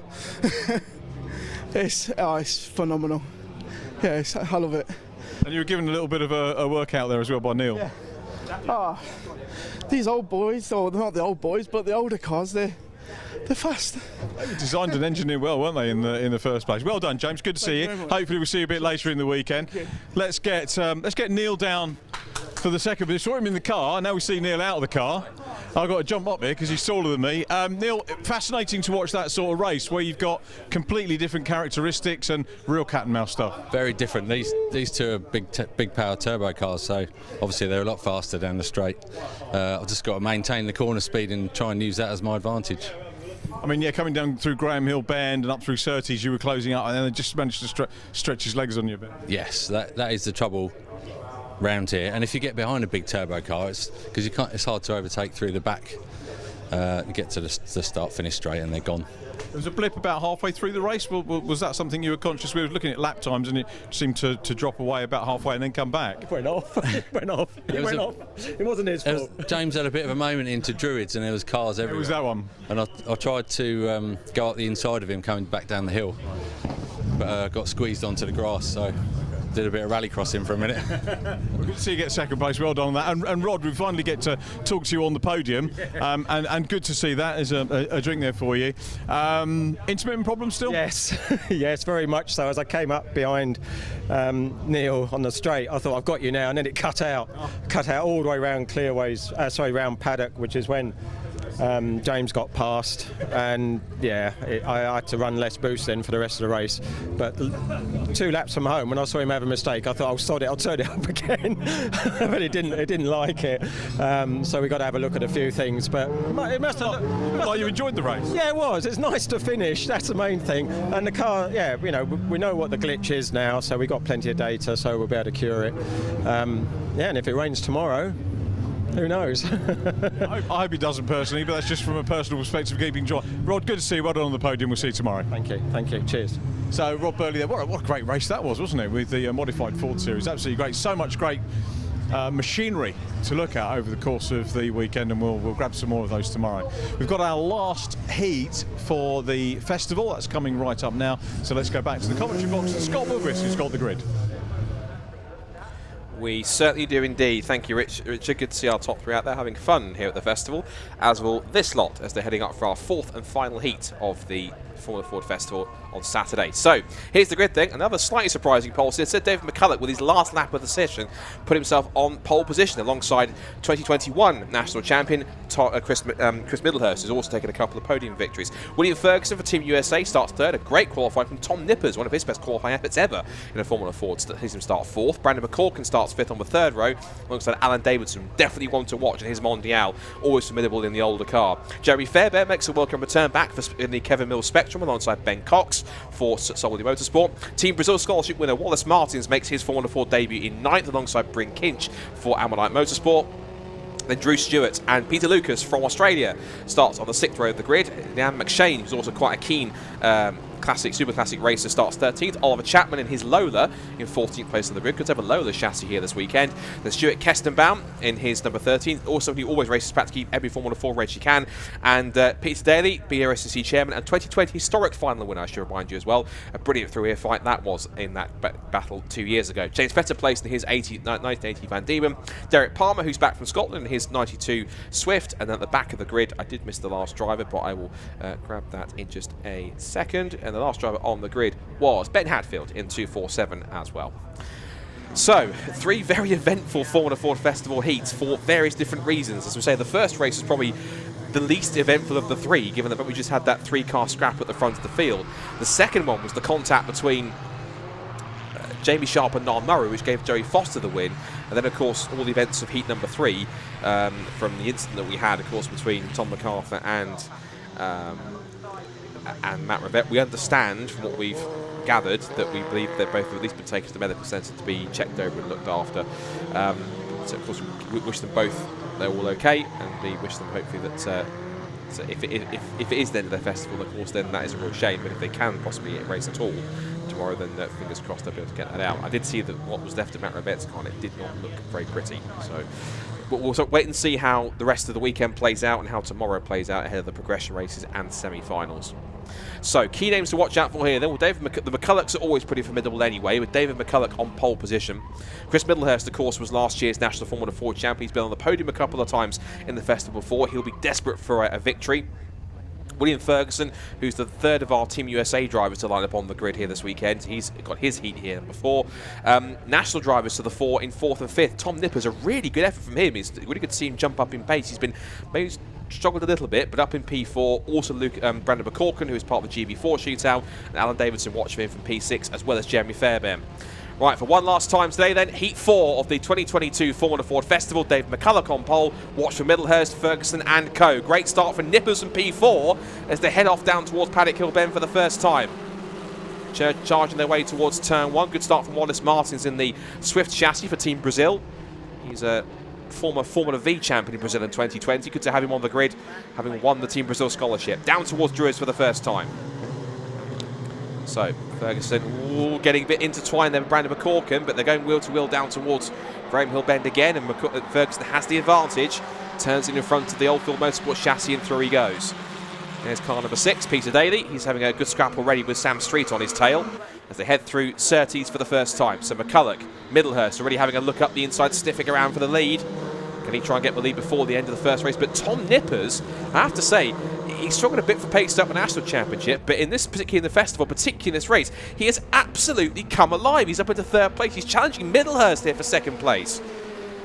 Up towards Paddock Hill Bend now for the first time at racing speeds. In through the right-hander. And now up the hill again.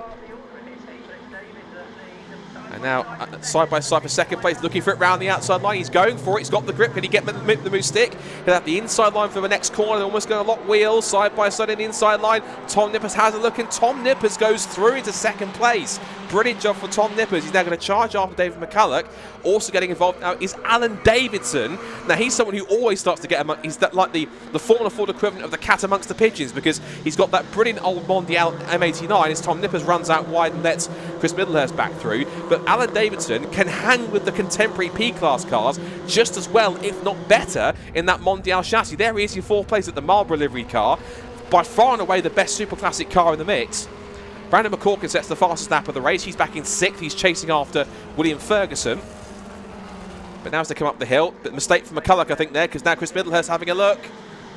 Darting around, but McCulloch had to go defensive. He holds the line. And there goes Alan Davidson swinging around the outside line.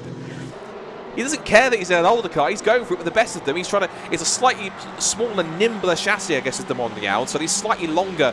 you don't want to call a Formula Ford cumbersome, but these slightly more clumsy, longer cars, if you like. I say that very loosely because they're still very small, nimble cars of Formula Fords. As Chris Middlehurst is proving, he's definitely taking the fight to them and showing some great pace here. Now as they come out through Clark Curve, onto the Jack Brabham straight now for the 3rd or 4th time. Now to start lap 4 now, so 3 laps in the books now. Lap 4 begins. Jeremy Fairbairn's got the fastest lap of the race now in the Kevin Mills Spectrum.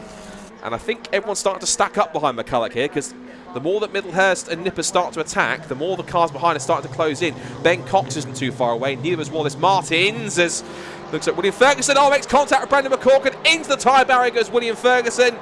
And he's another driver that will have to rely on the progression races, I'm afraid. Into the barriers goes William, and that was again just typical Formula Ford.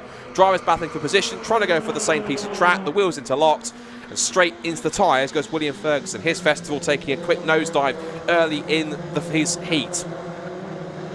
So back at the front, Dave McCulloch still holding on to the lead, putting on a good defensive effort here. Middlehurst in the slipstream. Here he comes to the possible outside line, unless he can squeeze away his way through. Tom Nippers having a great run in 3rd place. He's charging after Alan Davidson. There is William Ferguson off the road. He's moving around. You can see his helmet moving. He's about to get himself out of the car.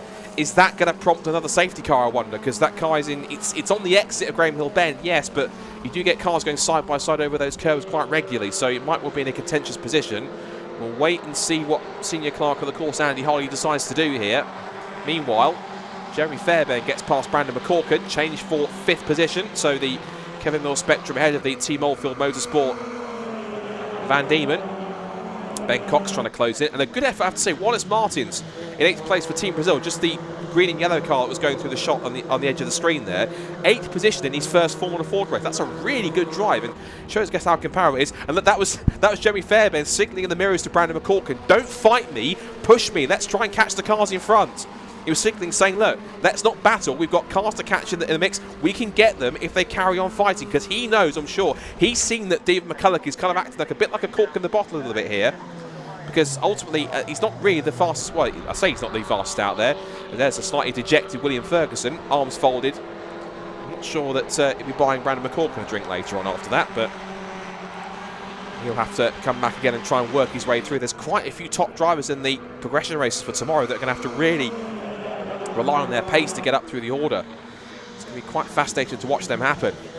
Watching these cars twitch and move around. It's wonderful to see just Formula Fords at their best. The older cars tend to kind of lean a little bit more, but of course these smaller, these more modern, slightly tighter, more stiffer cars tend to kind of bounce and slide around a lot more. It's great to watch them as they have to wiggle their way through. Tom Nipper sets the fastest lap of the race. Could he win the festival heat from before here? He's on the back of Chris Middlehurst. Remember, Chris Middlehurst is last year's national champion. He's finished on the final podium at least twice.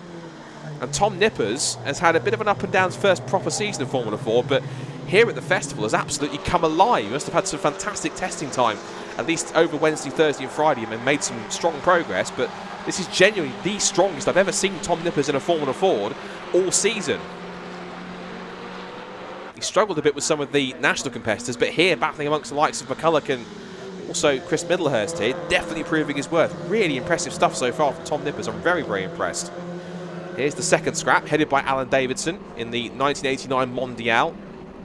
Here comes Brandon McCorkin with a good run. He just swung out to try and have a look at making a move down the outside of Jeremy Fairbairn. McCorkin, in the process, sets the fastest lap of the race.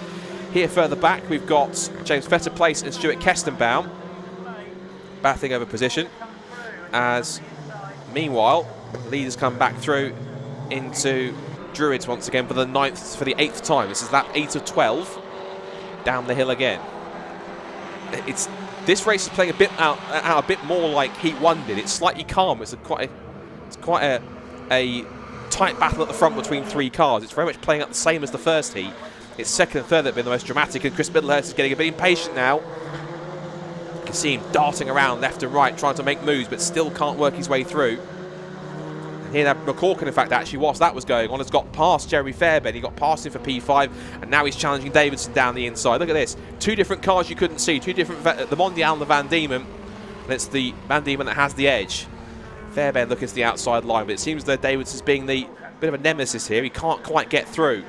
As looks to the inside line, goes onto the curb, puts two wheels onto the grass, kicks up the leaves, but just about holds on. You've got to be careful, because even though it's late in the day, there's still moisture on that grass, which makes it very, very slippery and very treacherous. Case in point, what happened to James Allen in the last race we had for the modified Fords. Went to the inside of somebody, hit the grass, had a massive tank slapper, but only just about caught it. A bit different in a Formula Ford slightly, but still the grass is not where you want to be. Now, McCulloch there was quite out wide on the exit through McLaren in clearways, so he's going to try and go through Clark Curve to hold on to the place. But I have to say, pace-wise, defensive or not, it's been a great drive for David McCulloch. So, fastest lap of the race, it seems. The wider line certainly works. There goes Wallace Martins in P8. What about the rest of the cars for the rest of the qualifying spots? So we've got Drew Stewart in 9th, Peter Lucas from Australia in 10th. There he is. He's being chased down by Bryn Kinch, who's just completed also a full season of National Formula Ford, his first full season of Formula Ford racing.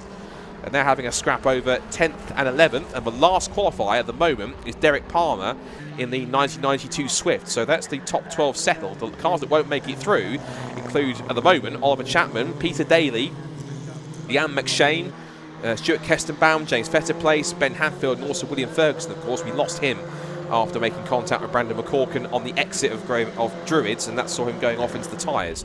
William, of course, is out of the car and just watching rather fed up. Trackside, he'd rather be in this race rather than spectating, but that is motorsport, unfortunately. Spits of flame down the downshifts there from Chris Middlehurst. He turns his way out through the right-hander, and now they climb back up the hill again towards the beginning of lap number 11. They're coming up now onto 247, which is Ben Hadfield's very old school Van Diemen, and the top three just broken up a little bit here. McCulloch's got a little bit of respite, but he's not too far. He's not out of the woods yet. He's got this one and a bit more laps to go. And Middlehurst keeping him honest on his toes here as he comes up through Surtees, Clearways, then through McLaren, and up through Clark Curve to lead them back onto the straight again. This will be the chance he's got now to put himself into the slipstream and try and have a go. So, last lap of Heat 4 of the 2022 Formula Ford Festival. The last Formula Ford action of the day. And is Chris Middlehurst going to have enough pace here? He was fractionally faster than McCulloch, but David has every bit as much pace as Chris Middlehurst does at the moment, so that it's very evenly matched between the two cars here. Through Surtees, sorry, Druids. It's been that kind of day. I'm forgetting corner names. Through Druids into Graham Hill Bend. Now the approach to Surtees begins on the Cooper Straight. Well, there was a twitch there from McCulloch over the curve. Is that going to be his downfall here? He's going to be on the tail of McCulloch here is Middlehurst. He looks one way then the other. Is it going to be a last-minute dive? He's side by side. Does he risk going for the win, or does he just simply sit back and hold on to for the automatic qualifying spot? He's a racing driver, so he'll go through all the way to the line. It's going to be nose to tail towards the checkered flag. But impressively, just like Max Esterson, from lights to flag for David McCulloch, a brilliant drive from pole. He takes victory. It's second for Chris Middlehurst, and Tom Nippers gets third, but he gets a 5-second penalty, so he gets no podium. It's Brandon McCorkle that's on the podium. A 5-second penalty, possibly for track limits for Tom Nippers, and Tom gets relegated down to 6th. So Dave McCulloch wins the 4th heat in the Formula Ford Festival. It's then Chris Middlehurst second, Brandon McCorkle gets promoted to 3rd, Jeremy Fairbairn goes up to 4th, Alan Davidson 5th, Tom Nippers demoted to 6th after that penalty.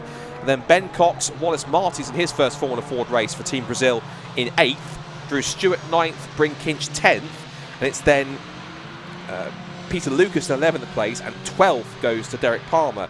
The first driver to miss out on the qualifying spot, Peter Daly. So he will have to try and do so from towards the front of the progression races tomorrow. And I think we're going to get some very jumbled up and very mixed topsy-turvy progression race grids here that will make for some quite fascinating races. There's again the notification that not Tom Nippers gets a 5-second penalty. I'm certain that's for track limits. And also non-qualifies from that race to go into the progression race tomorrow alongside Peter Daly, Oliver Chapman, Leanne McShane, Stuart Kestenbaum, James Fetterplace and Ben Hadfield, and also of course William Ferguson from Team USA, of course, did not make it through due to the contact with Brandon McCorkle. So it's just, that is quite unfortunate, but unfortunately, as they say, that is motor racing.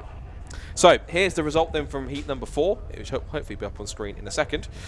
But I can still tell you that it is a win for David McCulloch from pole position on the from the front of the grid. He led every single lap and held off the challenge of Chris Middlehurst to take the victory. 3rd place to Brandon McCorkle, 4th to Jeremy Fairbairn, 5th to Alan Davidson, 6th for Tom Nippers after his 5-second penalty, we think for track limits, 7th for Ben Cox, 8th for Wallace Martins, 9th for Drew Stewart, 10th for Bryn Kinch, and 11th place for Peter Lucas, and 12th for Derek Palmer. Those are the top 12 automatic qualifiers that will go through to tomorrow's semi-finals. The progression race progressees are Peter Daly in 13th place, Oliver Chapman in 14th, Leanne McShane 15th, 16th for Stuart Kestenbaum, 17th James Fetterplace, and 18th Ben Hadfield, along with the only retiree from that race, which is Team USA's William Ferguson. So they will have to come back tomorrow to try and make it through and get one of the important 6 qualifying spots.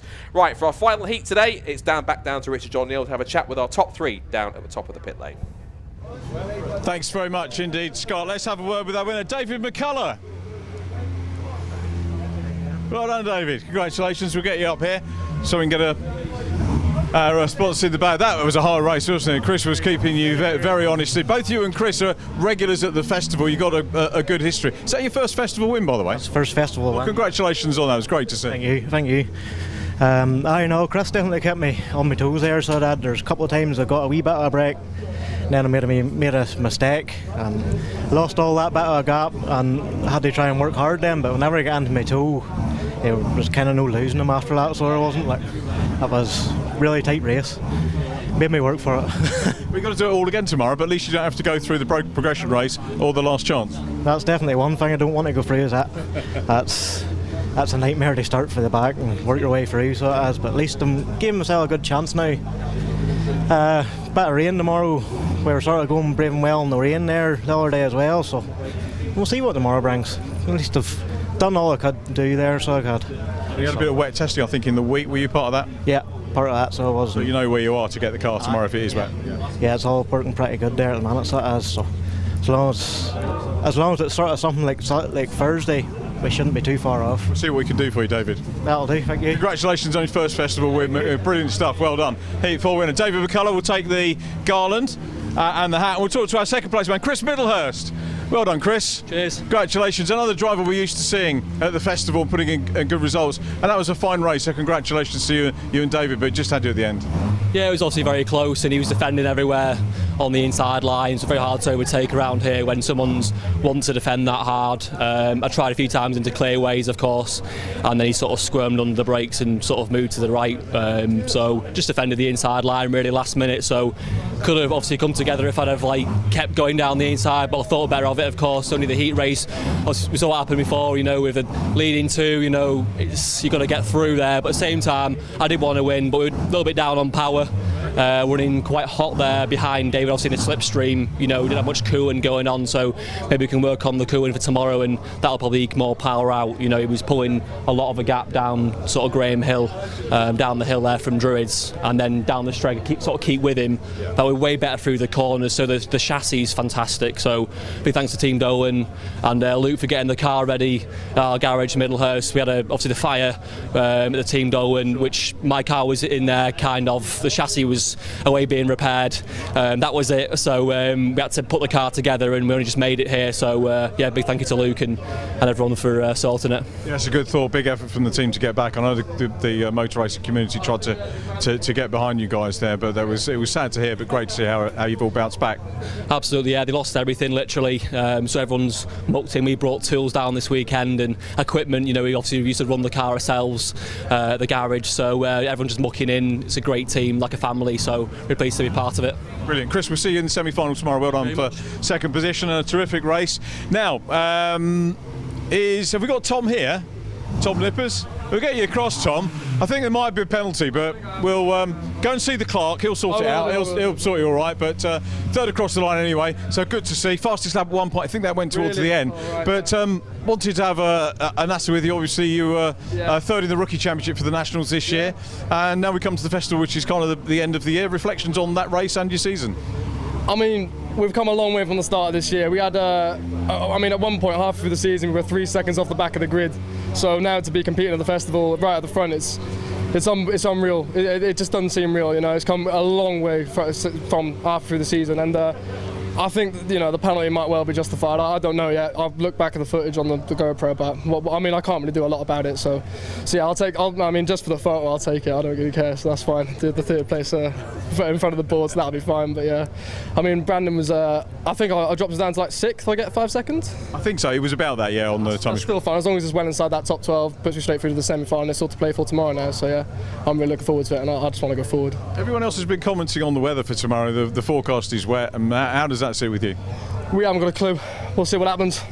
We haven't got a clue. Yesterday we were struggling a bit. I mean, everything that could have gone wrong went wrong yesterday. I mean, we woke up this morning and thought, just top half, 40th will do.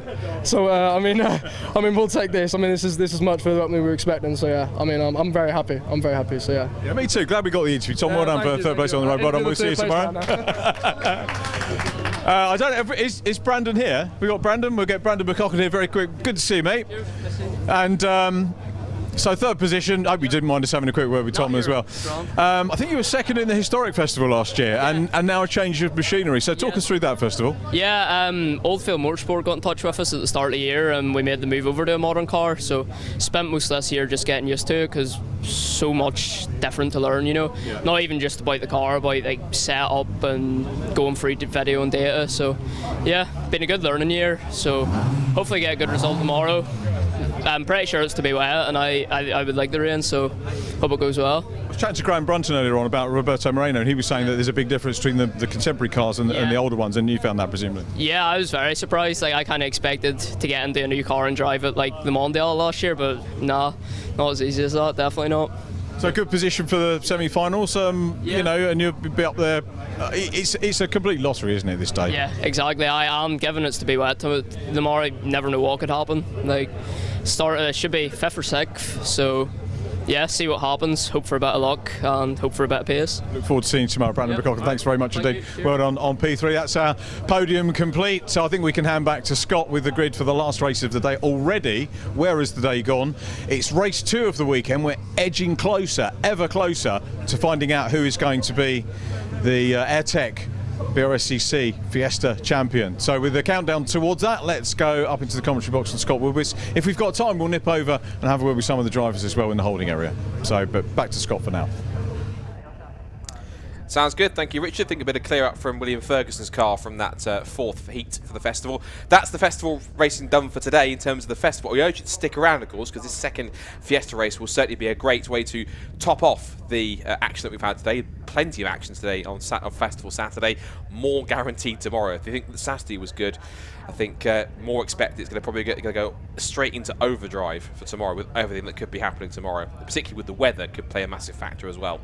So, last race of the day. It almost seems quite sad to say that because it's been quite some great racing. You wish you could race on into the night or never have the day end. But it's our second race of the weekend and of the day for the AIRTEC Motorsport Fiesta Championship, their penultimate race of the season. And from that race, we think that it was only just a couple of points taken away by Alistair Kellett from Jensen Brickley. Jensen struggled in the first part of the race, came back and was able to only finish a couple of places on the road behind. I believe Nicholas Reeve was a guest driver for this weekend, which means that because he's a guest, he's invisible for points, which means that if that's the case, point scoring wise, Jensen Brickley ended up scoring only a couple of points less than Alistair Kellett did, which is probably going to be beneficial for his points tally going forwards. Remember, on this final weekend, you cannot use any of these final three races as a drop score. Every single result in any of these three races has to count towards your final points total. So that's where results are ever critical. You have to stay out of trouble and try and minimise any damage from the cars behind. So we think it's now a reduction of about, we think to 14 points. We'll crunch the numbers properly tonight to look at see how things stand in terms of Fiestas. And we'll be able to give you some more information on that tomorrow when they have their final race to see how it stands and who needs to do what. For the meantime, here's the grid for the second race of the day and of the weekend. Zach Lucas, the grid set by the results of race 1. So race 1 winner Zach Lucas starts on pole alongside Spencer Stevenson in the second row. Then it's Rob Smith and Alistair Kellett who start on the second row of the grid, and then Nicholas Reeve and Jensen Brickley starting back in 6th. Hopefully, if there's any problems with that car, they've managed to get them sorted for race number 2 and get it back to full strength. John Cooper and Mark Marlowe-Cordell come next on the 4th row of the grid. It's also in a pair of ST240s. And it keeps on going with ST240s all the way through, with Jamie Going and William Kellett on row 5 to round off the top 10. Row 6 is Gary Miller and Sean Reynolds. That's Gary Miller and Sean Reynolds in 42 and 777. Good to have Gary back this weekend after a couple of weekends away. Barry John McHenry and Simon Horrobin, P14 in car 14. So a nice bit of synchronicity there between the two. The rest of the pack goes through with Conor Blackburn and Adam Burdis. Then followed by, it looks, I think, possibly going to be Marco Ricci and Luke Bannister. And then Caitlin Main, I think possibly someone maybe starting maybe from the back, I think. Morgan Kidd possibly, I think. Yeah, Morgan Kidd starts the back, as does Caitlin May. So the two ladies in the race right towards the back of the grid for reasons I'm not sure. I'll check the results of race number 1 to have a look. With our ST150s further back, a couple of rows away, we've got Joseph Knight and Nick Moore. Joseph Knight was the winner of the ST150 class going forwards. Followed there is by Thomas Horton, by Nick Moore, and I was going to look at the result, but then for some reason the timing screen flashed through quite quickly, so I couldn't quite catch where it was. So the second grid is actually Thomas Davis and Matt Chambers, then David Nye and Thomas Horton. Now, hopefully, David Nye is on the grid because he had that incident where his front right suspension collapsed. We'll see if he has done in a second. We'll double check and see if he's on there. I'm looking through. Yes, he is on the grid. It's right at the back. The blue and black car right at the rear of the field after he caused the safety car, which forced the race to finish under the safety car effectively and give Zachary Lucas the confirmed win. So, 2 more races left of the championship. It's wonderful to see 20 of these fantastic Fiesta ST240s on the grid. It's come a long way from the last couple of years when we started off with 4 of them when they were in their development year in 2020. And we had the likes of quite a few different drivers test drive these cars, in not just the Fiestas, but a couple of different series. We had Paul O'Neill involved in this, driving this car back at Silverstone, and we had him get involved in these machines. We also had likes of Josh Cook and Jade Edwards, who drove this car and shared it at Croft in a Club Sport Trophy race. We also had an outright, on-the-road outright race win in a Club Sport Trophy race in one of these ST240s for Jessica Hawkins, of course, who's known both in W Series circles and also in TCR UK, who has been campaigning there in the Cupra. Of course, we should mention, of course, a great piece of news that came through in the last couple of weeks. The TCR UK is coming back. It will be back with the BRSCC from 2023. And, of course, as everyone knows, in the last couple of years, it really has exploded in popularity and in grid sizes, particularly at least in 2022 this season, with grids regularly expanding 20 cars. They've got their final races of the season at Stetson this weekend, so of course for everyone at BRSCC UK, wish them all a successful final meeting ahead of the reunification with BRSCC next year. It should be quite an exciting season, full of different developments, all sorts of new announcements, and there's still more announcements and news, things to be unveiled as the winter goes on in the next few weeks, so keep an eye on that. There's also Motorsport Days Live coming up, where the BRSCC has confirmed its presence, so if you want to come and have a look at quite a few of our vast portfolio of championships, including some of our new cars and series that are taking part next year, you can come to Motorsport Days Live. There is information on that on the front page of the BRSCC website. There is an option there to go and click through to the announcement of the Motorsport Days Live attendance. You can then fill out the inquiry form, which then gives us information on the on to possibly get involved and maybe even get yourself behind the wheel of one of these cars. Now, I think they're giving them a second formation that because when they did race earlier on this morning, it was quite damp and greasy conditions. It's now practically bone dry now that over the course of a day it's continued to stay dry and not rain. And thankfully, the newer parts of the circuit, particularly the relayed tarmac, both at Paddock Hill Bend, you see the little divide there between the new and the old tarmac in the middle of the screen on the track as the cars make their way around again. That looks as though it's dried up pretty significantly to the point where we're having full dry races here, so it looks as though it's worked out quite well. And so therefore, because there is a change in the weather conditions essentially, or change in track conditions from what they raced in earlier on, it does mean essentially now that they have to have a second formation lap to allow them to get slightly more acclimatised before the start of the race. So, of course, the main two drivers that we have to keep an eye on are both Alistair Kellett and Jenson Brickley, but of course there's still stories up and down the grid. Of course, you know, William Kellett's had a great run. There's just him going through there in the white car, number 66. He had a great run a couple of times. First couple of appearances in ST240. He has been quite prominent in Irish Fiestas, and of course had a couple of runs in ST150 last year. This year, in a newly built Kellett Motorsport ST240, which they now have 3. Now, of course, it's William, of course, his father, Alistair, former champion, battling for the title this year once again, as he was last year. It was a 3-way scrap between Luke Pinder, who was planning to run the season this year, and then right in testing at the very first round in April, very sadly had an accident which I only saw his car up on his roof.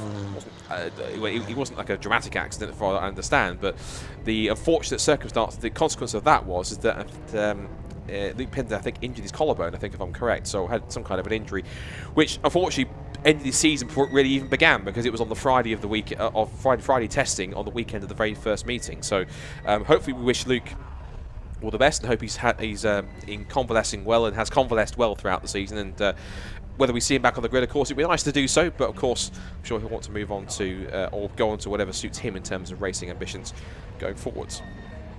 So cars warming up.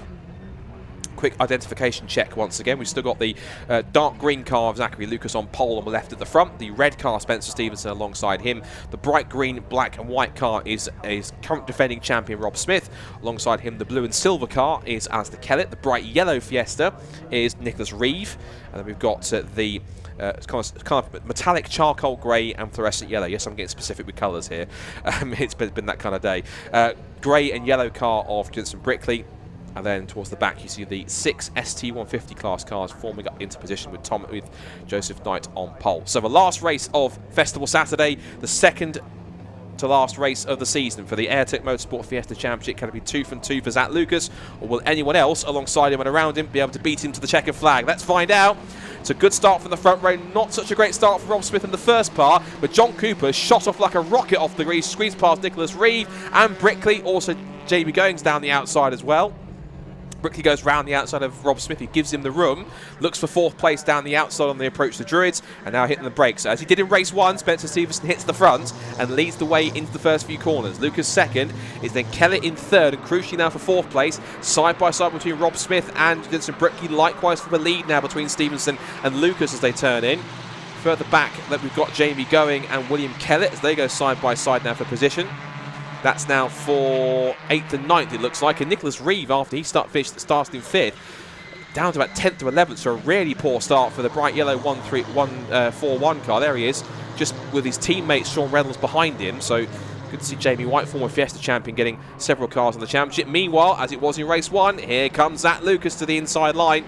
And through he goes, side by side across the line. Only just gets his nose in front, but this time, crucially, Alistair Kelly is going with them, and so is Jensen Brickley. Now he's clear of Rob Smith. His key task has to be to get after the top 3, and ideally, if he can, get past Alistair Kelly, and here he comes. The grey and fluorescent yellow car. Watch for him on the outside line, just the right shot. There he is in 4th place. As Stevenson runs out wide, Lucas completes the pass and gets to the lead, and now the 2 championship contenders are now nose to tail, both all over the back of Spencer Stevenson. Now that Zook Lucas is in front, he can start to escape. Is Stevenson going to be the cork in the bottle here, inadvertently, and allow Lucas to get away, and the rest of the pack to start stacking up behind him? Behind him, we've got, that's John Cooper just shutting out Rob Smith. And now he's got his 2 Jam Sport teammates, Jamie Going, the team boss, just behind is his young protege, Marlo Cordell, as they come up through. So that's Jam Sport cars nose to tail. They have a top 4 getting away, and it looks like whatever issue that Jensen Brickley had, they seem to have fixed it at 2010, because he's now on the tail of the top 3 and going with them. Zach Lucas then sets the first proper flying lap, fastest lap of the race. So Stevenson 2nd, Kelly 3rd, 4th for Jensen Brickley, 5th for John Cooper. He had a really strong start, and he's someone who's got practically more mileage in one of these cars probably than anything else, because when they were first developing the ST240, he did a lot of the development testing on these cars, and it's no surprise that at the first championship race for the ST240s in 2021 last year at Croft, he actually won both races. So the first meeting, he took the victory, and some thought it would set the tone for the rest of the week at the season, but everyone else was able to figure out the cars pretty quickly. Since then, from the 4 cars that we've had, 20 of these brilliant ST240s. It is a real rejuvenation of the Fiesta paddock with the brand new Fiesta Junior car and now the new ST240 turbo cars. It adds a new element to this championship, and it really is the proper Fiesta Championship battles reborn here in this series. Gary Miller diving up the inside. Ooh, did he make contact with Sean Reynolds there? Were they side by side looking in the background? No, they managed to keep out of each other's way. Speaking of keep out of each other's way, these 2 can't, because it's Alistair Kelly and Alistair Kelly and Jensen Brickley. They are now nose to tail for 3rd and 4th position. Again, points-wise, it is advantage Kelly. He will take a couple more points out of him, but still, the championship lead will go to Brickley, it seems, on that point. Meanwhile, in the ST150s, Nick Moore battling with Joseph Knight, and I think he's just taken the ST150 class lead from the race 1 winner, so watch out for him. And now they turn their way out of the right-hander at McLaren, now through Clark Curve. Lucas trying to get away, Stevenson leading the charge after him. Kelly and Brickley quite evenly matched. Here is the scrap going on for ST150s. Now David Nye's got into the mix here too. He's there in the blue and black car there. I'm certain, possibly, that is either just an older David Daniels Motorsport car, or it might be the old, possibly Bryony Davis's old Fiesta that she had. Fiesta, of course, Bryony Davis, a former Fiesta Junior and Senior racer. So I think maybe it might be hers, possibly. I recognise the colour scheme of blue with black bumpers, but it could either be identical or it could be exactly the same machine. But in the right hands, it's certainly quite a good piece of kit. So, ST150s here. David Nye trying to take advantage of Nick Moore, who ran out wide on the outside line. Now defending here. Nick Moore, of course, is the man who is the highest placed ST150 class car in the overall points. If he can stay there, essentially he becomes ST150 class winner for the season. So, let's keep an eye out for that. He wants to try and consolidate that and just have some fun racing out there. Nick's very active on social media. He loves the championship. He loves the ST150s. He loves battling hard with anyone that's in the same class as him. And he's had a brilliant year so far being run by Misty Racing. So they've certainly enjoyed it this year. Back with our leaders. I'm not quite sure Kelly and Brickley are enjoying the tension here between these two. Spencer Stevenson, though, is enjoying himself in his own race here at the moment. Seems as though he's holding station well.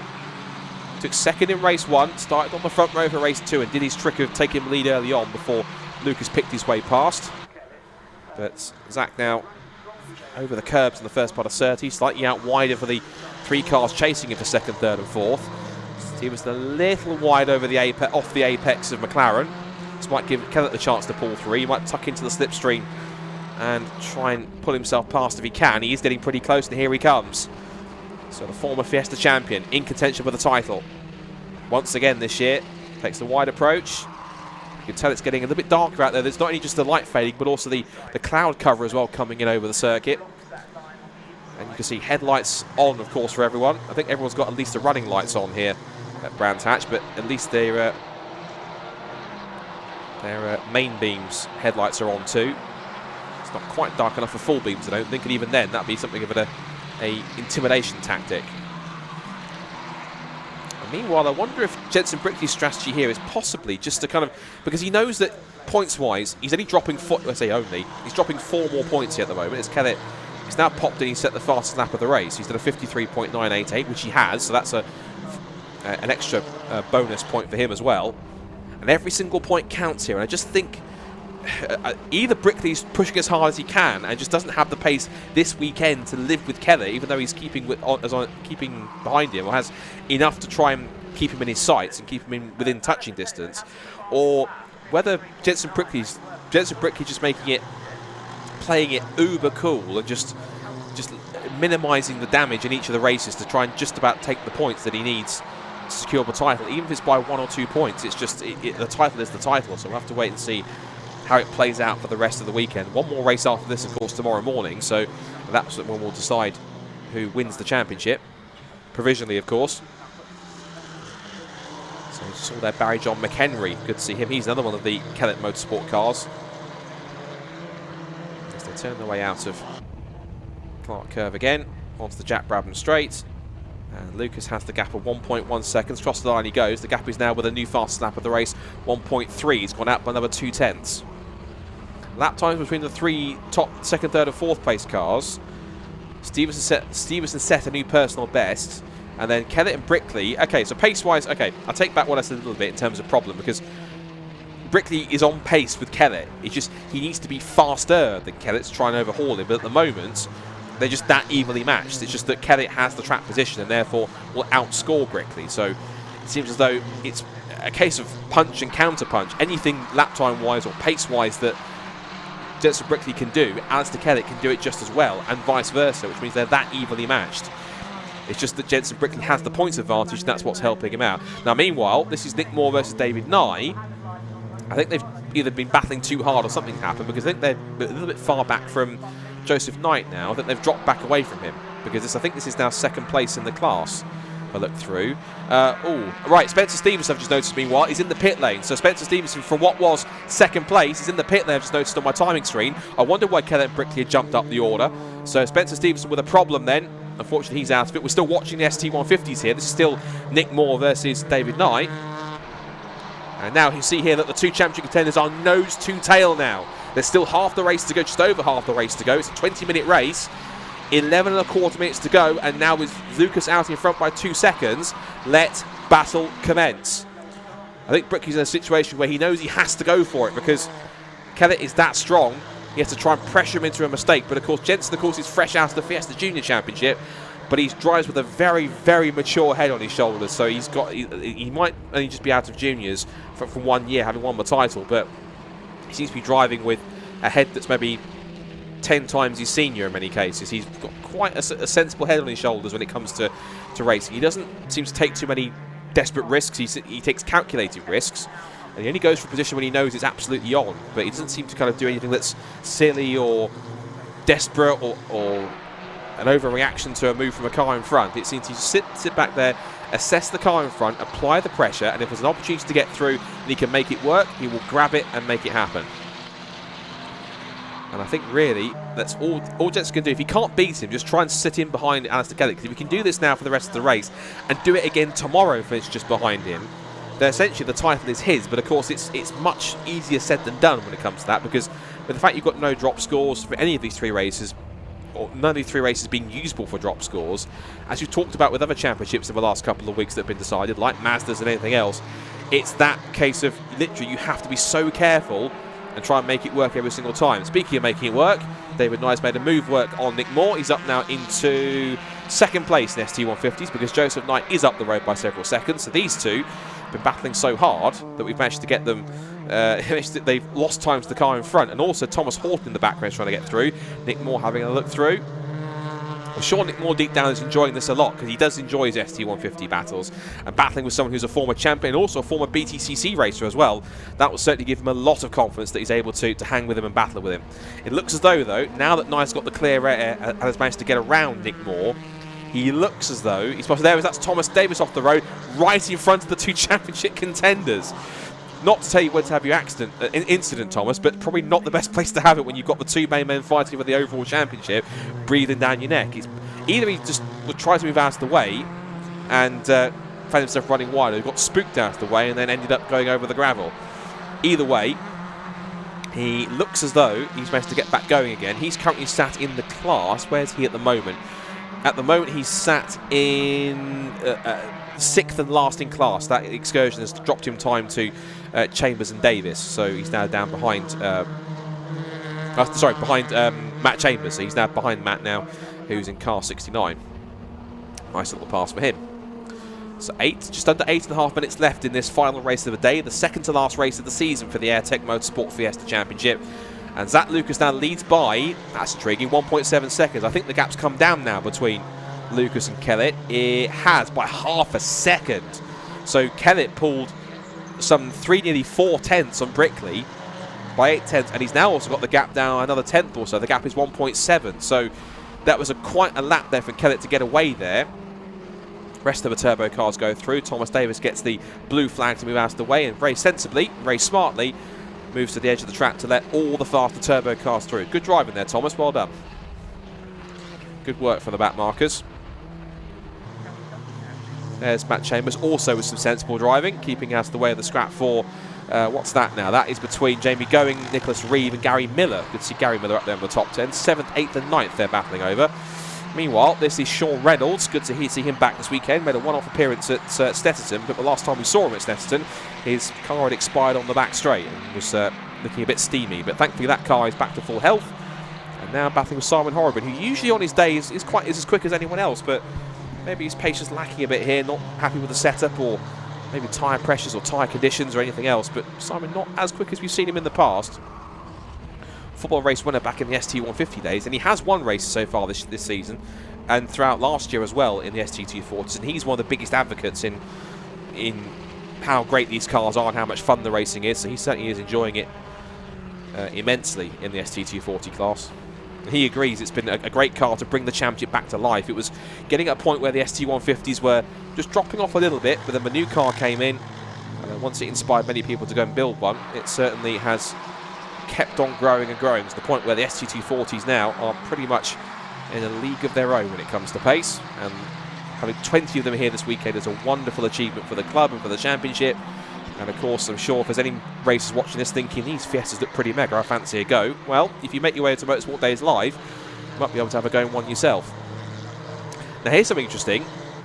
Now, Alistair Kellett has just set a new fastest lap of the race. He was 3 tenths quicker than Zach Lucas, and a further, how much quicker? That's 7 tenths or so quicker than Jensen Brickley. So Jensen really has dropped back now to 1.7 seconds back. So Kellett is closer to Lucas than Brickley is closer to him. So the gap is bigger between Kellett and Brickley than it is now Lucas to Kellett. And I wonder, with the pace he's got, if he can possibly try and work his way through here. Back with our ST150s, that was Nick Moore and Thomas Horton, and they're going to be now caught by our race leaders. And there's still 5.5 minutes to go, and the pace that Kellett is showing, there's a good chance he might catch him here. Lap times across this time by another new fastest lap of the race, 53.7, another 3 tenths taken out of him. So the gap comes down now to just over a second. Headlights flashing. That's Zach Lucas saying, come on, I've got the race, I've got one of the championship contenders trying to catch up with me. You need to move out of the way, guys. But of course, they're that caught in their own battle. They might be rather preoccupied. Thomas Horton very smartly moves out of the way. Compromises his battle with Nick Moore a little bit. Now that David Nye is driven off up the road. But looks like both are keeping out cleanly out of the way. Yeah, Nick Moore allows Lucas through nice and efficiently. Likewise, Horton for Kellett. This might lose him a bit of time here, but he can at least gives Lucas a bit of breathing space here to be able to get that gap back out by another couple of tenths.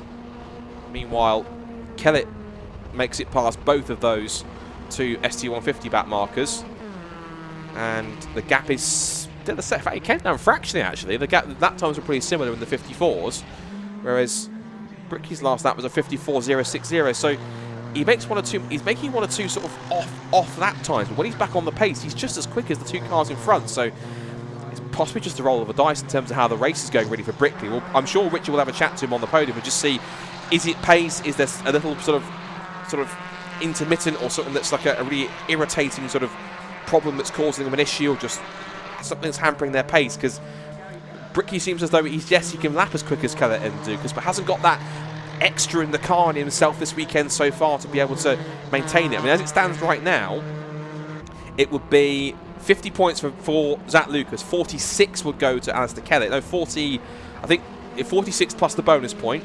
42 would go to Brickley, so that's another 4 or 5 points taken out of him, so that gap comes down again. So I think it'll be down to roughly around about maybe 5 or 6 points. That'll make it very close for tomorrow, and it'll be all the pressure really on Brickley rather than on Kellett, because Kellett's been the one that has had the better track position and therefore had the ability to pull the gap away from Brickley and catch up to the cars in front.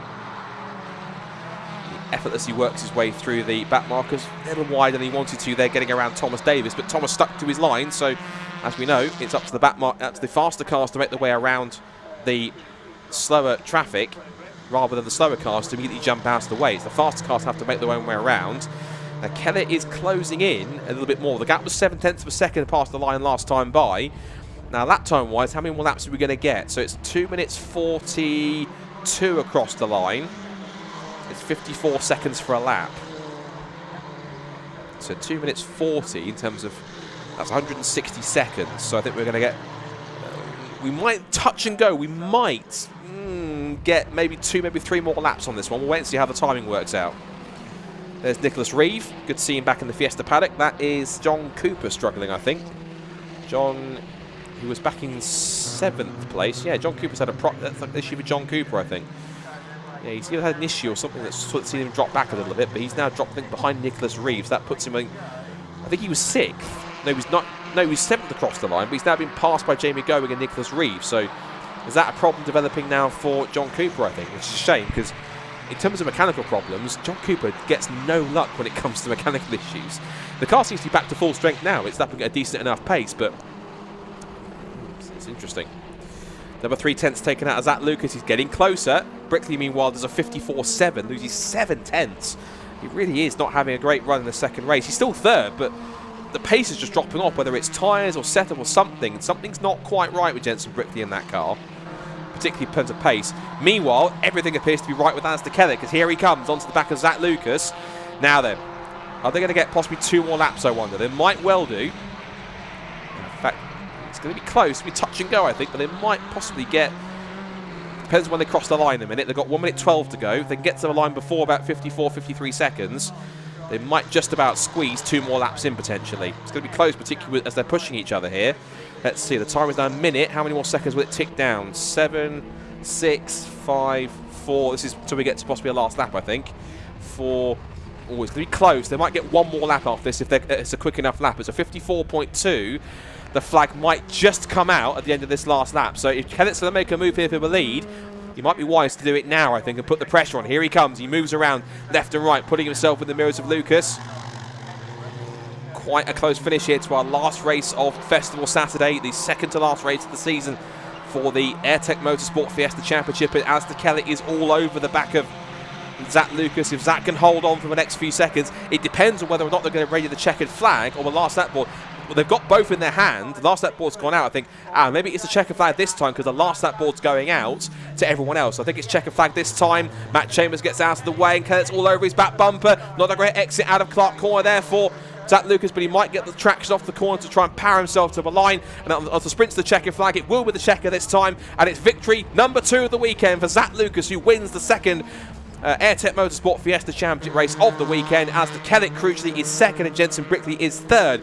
But Jensen finishes 4.9 seconds off his main championship rival, and that's more points taken out of him. I think it will still give Brickley the lead by about maybe 5 or 6 points, but it's going to be very tense going into tomorrow, of course, with the title on the line between both of them.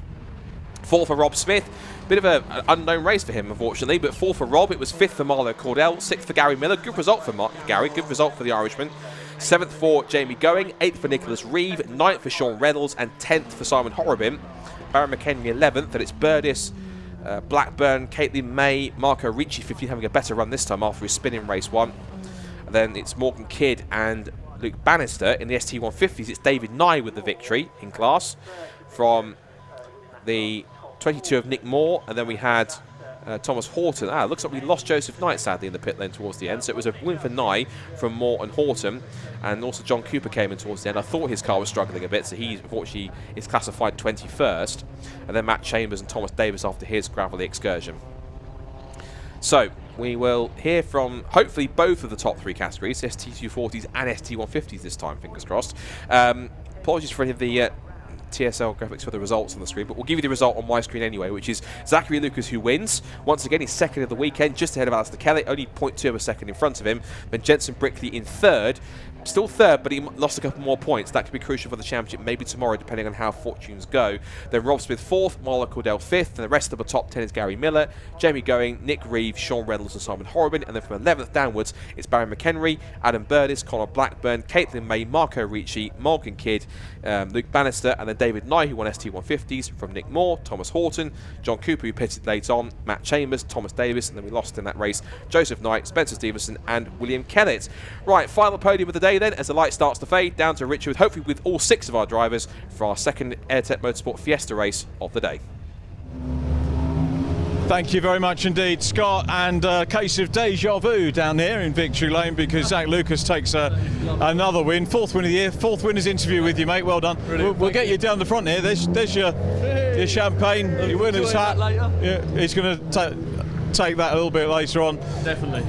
Zach, a double is a super way, isn't it, to start the weekend, and one more race tomorrow, which I think is a reverse grid for you as well. So that'll be a different complexion, but easy enough for you, that one?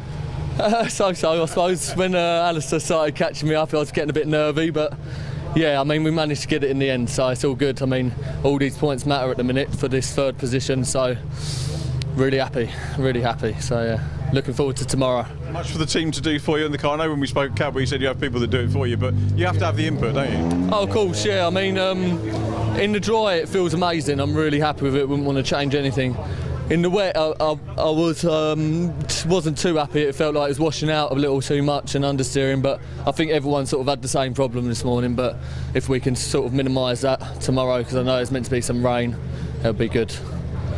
Obviously focusing on 3rd in the championship. Do your thoughts start to turn to next year? What are you going to be doing? You come back and try and get further up that podium? Yeah, of course, I would like to. There's lots of things I've been looking into. I've been looking into the minis and a Belgium series called the BGDC, which is an endurance championship. So I'm sort of toying between them all, but at the minute, as it stands, I think I'll be back here next year. Well, it'll be good to see you back. Well done. 4 wins this year. Well done, Zach Lucas. And 2nd position goes to Alistair Kellett. Alistair, well done. Let's get you here in the appropriate position.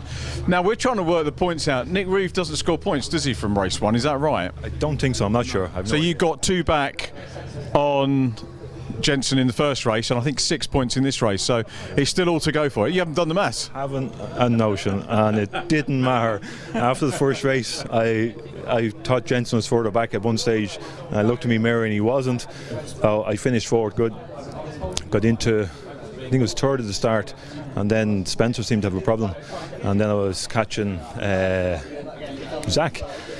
And I thought, I'll just settle for 2nd. And then I was catching him. I said, no, I'm going for the win. And I drove my heart out. And I did catch him, but it's very hard to pass. Was there a little tap at Clearways? He got blocked by a back marker. He was slowed up, and I just came in and I ran into the back of him. But I actually probably helped him. I pushed him on. So yeah, we could see it wasn't a deliberate one for sure. No, it was more. I think I helped him by pushing him on. So anyway, I finished 2nd, and that's it. So we'll see where we finish tomorrow at the reverse grid. So it's still all to play for. It's great entertainment for everyone watching, isn't it? I mean, for you guys as well. I mean, obviously you don't want to sleep this night worrying about it, but yeah, it's great to be in a championship that goes to the wire. Look, it's great to be here. It's great to be in the chance to have the championship. I had the chance last year, finished 3rd, might finish 2nd this year, might win it. Who knows? We'll find out tomorrow. Just love the fact you're enjoying it. Well done, Alistair. Always a pleasure. Thank you very much. Well done for 2nd position. And 3rd position, Jensen Brickley. Well done, Jensen. Thank you. Right, and the usual, he doesn't know about this, so we've got to go and shot. I have to jump for Jensen because he's taller. There we go, we've got that out of the way. That's embarrassing, isn't it, doing that, really? Well done, yeah, okay. 3rd position, and what's that, 6 points he's taken? Have you done the maths? That's 4 points, I think. Fastest lap. So he's 8 points ahead, which means that in the last race... No, you're 8 points ahead, aren't you? Yeah, sorry. So he's 8 points behind, which means I have to finish behind him in the last race. Pretty much, yeah. What was the plan there? I mean, is it to keep him within your sights? I mean, that would be the kind of logical thing, or? Yeah, well, we had a bad qualifying, and then in the first race we realised that we had literally no power down the straight, so we were literally limping at home. We lost a load at the start, just being careful, trying not to get took out, and then yeah, so we tried to work our way back up. We got up to 6th, and then I realised that the one in front of me was actually a guest, so that's extra points for me as well. And then, yeah, I think we've sorted out the straight line speed a little bit, but we're still not quite there. That's why they're pulling away from me down the start-finish straight. But there's nothing you can do, really. I've just got to hope that I have a good race through. It's nervy, isn't it, when you've got to count every point this weekend? Yeah, it is nervy, but I came into this year not even thinking about winning the championship, so it is what it is. I'm already the rookie champion, so yeah, we'll just see what happens tomorrow. Congratulations, Zach. What does it mean to you about stepping up from Fiesta Juniors is highly relevant, isn't it? And to take that title and then move up and be instantly competitive, that must be good. Sort of underlining about what the BRSCC are doing the right things. Yeah, it just shows that the Fiesta Junior Championship is a good ground for learning, really, because even I didn't expect to come in and put it on pole in my first meeting. Like, it's just unbelievable, really. Well done. I'm going to let you have a quiet evening and you can reflect on what you've done today and also what you've got to do tomorrow. Jensen Brickley takes 3rd position. Let's move on to I think we've got a 150 podium, and the winner was David Nye.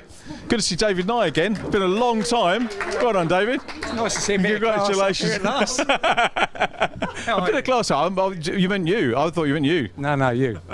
Nice to see you. Nice to see you too. And I was talking to someone said with Janetta going off of touring cars, and I said when I started to say Cooper was there and you were one of the drivers in there. They're too old. So all right, but this is kind of like full circle for me, really. And anyway, great stuff. A class win. Talk us through the race. I've never enjoyed it so much. It was it was fantastic. Just absolutely flying around there. I've never had so much fun racing. It was great, and they play very fair at the back, so it was good fun. That's mega to hear from someone who's been on the Toka package, raced touring cars, but we love seeing you here, and the fact that you enjoy it so much, that's a real testament to what the club does. Can I just say a hello to Polly, or Vanessa Daniels, as she knows. She's not very well in hospital in Canterbury. Very good luck, and get well soon. Yeah, get well soon for sure. Okay, yeah, no, it's a great race. Absolutely enjoyed it. Why haven't you raced one? Bottom ball joint went, so the wheel just couldn't do anything with it, but sat. But easily fixable, these cars? Yeah, very easily fixable and cheap. Just take it off another one and put it on. Not a word you hear too often in motor racing, is it, Dave? No, it's good, but really good racing. Brilliant, well done on the win, congratulations. Might see you again tomorrow, hopefully. Great to see you. So David takes the win, and 2nd position goes to Nick Moore. Hi Nick, well done. Good to see you again too. And another P2, is that championship? I'll go and check. Yeah, I need to check that as well. I feel like it might be, but I don't want to get ahead of myself. I don't know where Tom finished. We turned up this weekend only needing to finishing the race, all 3 races, and we could finish last, unless Tom was finishing at the front of the field, which is pretty much impossible unless all the turbos retire. So hopefully that's it, and we can just have fun tomorrow in the rain and the wet conditions. But everyone keeps on about that. We're looking forward to it. I think I've not done a wet race properly since 2019, so I'm really looking forward to it. And I've had a set of wet tyres that I haven't used for a couple of years now, so I want to break them out and use them. But no, really pleased, and I think I've been lucky with my results today. But as I say, we turned up just wanting to survive basically and gather the points and hopefully come away, as champion of the class. And hopefully that's it now. And if not, we'll go again tomorrow and just survive in the. Yeah, tomorrow anyway. Though. Yeah, 100%. Yeah, we'll come back again and hopefully put on a show for everyone here. And it's also been a dream of mine to come and race at the Formula Ford Festival. It's such a historic event. It's great to have the Fiestas back, isn't it? Absolutely. I think a whole package of Fiestas and Fords are supporting the Formula Ford Festival, I think is brilliant. So yeah, it's great to be a part of that, and hopefully we can wrap it up. If we haven't now, we'll wrap it up tomorrow. Look forward to seeing you tomorrow. Nick Moore, thank you very much. Well done on P2. Let's have a word with our third place man, and it's Thomas Horton. Well done, Thomas, congratulations. Oh, you get a round of applause as well. A standing ovation from the crowd. And Talk us through your race. It looked pretty frenetic out there, and particularly when the Class A runners start to come through, you have to look in your mirrors as well as looking forward. Just a little bit, yeah. Yeah, it was pretty interesting. Having been disqualified from the previous race for overtake on the safety car, which was my fault, so I was starting last place. I was always a little bit kind of against the odds a little bit, but got a decent start. Managed to get the position into turn 1 on P5. P4 then followed, and I was hounding down Nick right at the end there, and then what I didn't realise is that unfortunately P1 had a problem, which promoted me to P3. So a bit of luck involved and a bit of good racing, but no, all in all, just really good fun, clean racing all round, and I loved it. I absolutely loved it, and I've just got to give a big shout out to my mechanics, all the people who have been supporting me this entire time, people watching the live stream right now. Just I couldn't be here without them and their support, because it is all down to them, and that's the only reason why I'll be standing here right now with this. So thank you to everyone, and yeah, just really appreciate all the effort that's gone into this. Tom, well done for you for pedalling, mate. Great drive out to third place. Thomas Horton takes third position there, and that wraps up our final podium of the day. We've had 8 terrific races that we've all enjoyed down here in Parc Ferme and in the holding area, and of course we do the same tomorrow. We've got the Formula Ford Festival continuing with the progression races, which will give everyone a chance to get on the back of the qualifiers we've already had today, the top 12s who go through from the heats into the semi-final. Then we've got the progression race drivers, and then we've got the last chance race, the historic final as well, to where they'll be competing for the Brian Jones Memorial, which means so much to us here at Brands Hatch. Someone else who I know that means a huge amount to is the man we're going to hand over to for close down today, and that's Scott Woodwith. So from me, Richard, John, Neil and Jeremy, who's been looking after me here, camera duty, it's good night, have a good evening, and we'll see you tomorrow. In the meantime, over to Scott. Many thank you, Richard and Jeremy. Fantastic work all day, as usual. Ever consummate professionals. Yes, indeed. Of course, that will be part of tomorrow's racing, of course. The battle for the Brian Jones Historic Memorial Trophy, of course, as I mentioned at the top of the broadcast, someone who I was privileged to have as a friend, and as someone who I could learn a lot from. And I know that everyone at the club definitely misses him a lot. But of course, I'm sure if he was looking down today on today's action, I'm sure that he would have been smiling and enjoying it, and he would have enjoyed it all the same as anyone else. But of course, that is just Festival Saturday. It ain't done yet, because of course, if you thought today was dramatic, wait until tomorrow, because it's going to keep the drama's going to turn all the way up to possibly over 9,000, to use a bit of an anime term. So what could be in prospect tomorrow? Well, we've got drivers, of course, who are top drivers, like incredibly Jamie Sharp, one or two of the Team USA drivers, Megan Gilks, one or two Team Canada drivers, who are going to be out of place, having to pick their way through the progression races. They're going to have to really hope that they can get their way through and get into one of those final top 6 spots to get themselves onto the back of the semi-final grid, and then and try and get their way through to get into the top 12, just to even get into the final without having to get to the last chance race. That could be pretty dramatic. Watch for those. There are the progress race is certainly going to be quite topsy-turvy grids, with drivers and cars of all different makes, all a very different jumbled up order. Even then, when we get to the semi-finals, there are drivers looking very strong off the bat, particularly the likes of Max S. Dave McCulloch looks like a possible surprise. Also other heat winners like Joey Foster, and also others on top of that as well, including Sean Rashid. But there are, of course, others that will line up and try and push their way through. This possibly could be looking for an even more unpredictable Festival Sunday than we even had last year with their epic final. And I have a feeling possibly we could be building up for something that could be just as special as it was last year for the 50th. But that all comes tomorrow. If that's not a reason to hit the subscribe button, hit like and hit notifications, I don't know what is, because tomorrow you do not want to miss it. Weather, of course, permitting, of course. We hope that if it is going to be wet, it isn't going to be an absolute downpour and possibly a complete washout. We hope it's not. We fingers crossed, but of course the rain, the forecasts have all been saying is going to be quite a lot of rain for a lot of the time tomorrow. So fingers crossed it's not going to be too bad, and we can get racing through with little to no interruptions. Also, of course, as we mentioned, we have to finish off the seasons for both the AIRTEC Motorsport Fiesta Championship and the BRSCC Fiesta Junior Championship. We will crunch the numbers tonight to give you, you know, who needs to do what in the last few races tomorrow. Of course, we'll also have action as well from the modified Fords as well. 2 more races for them on top of that. But the main contest is, of course, to figure out who will walk away from the season, both with the historic final win for the Brian Jones Memorial Trophy, and also who will write their name onto the trophy for the 51st running of the Formula Ford Festival for the Neil Shanahan Trophy. From all of us here at Brands Hatch, thank you for those who've been watching. You put some very kind comments in the live stream. All of you've been enjoying the quality of it and the commentary and everything and the presenting, everything to do with this weekend so far. We really appreciate that one. If you want to show your support by subscribing and hitting like and hitting notifications, please do so, because it helps the club and helps get a bigger reach. It gets it out to more people. It helps people learn more events about more about events like the Formula Ford Festival, to come and see it in person or watch it online. But be with us, I'm sure, at some point. They're at about roughly 25 past 10 tomorrow morning. What will be, I'm sure, be an epic festival Sunday. Championships to be decided and a festival champion to be crowned. As I said in Motorsport News, no one chooses to become the festival champion. The festival chooses you. Who is the festival going to choose this time to win the 2022 edition? Tune in tomorrow to find out. But from all of us here at Brands Hatch, thank you for watching, and be sure to tune in for what should be an epic festival Sunday. But until then, good night, and we'll see you tomorrow.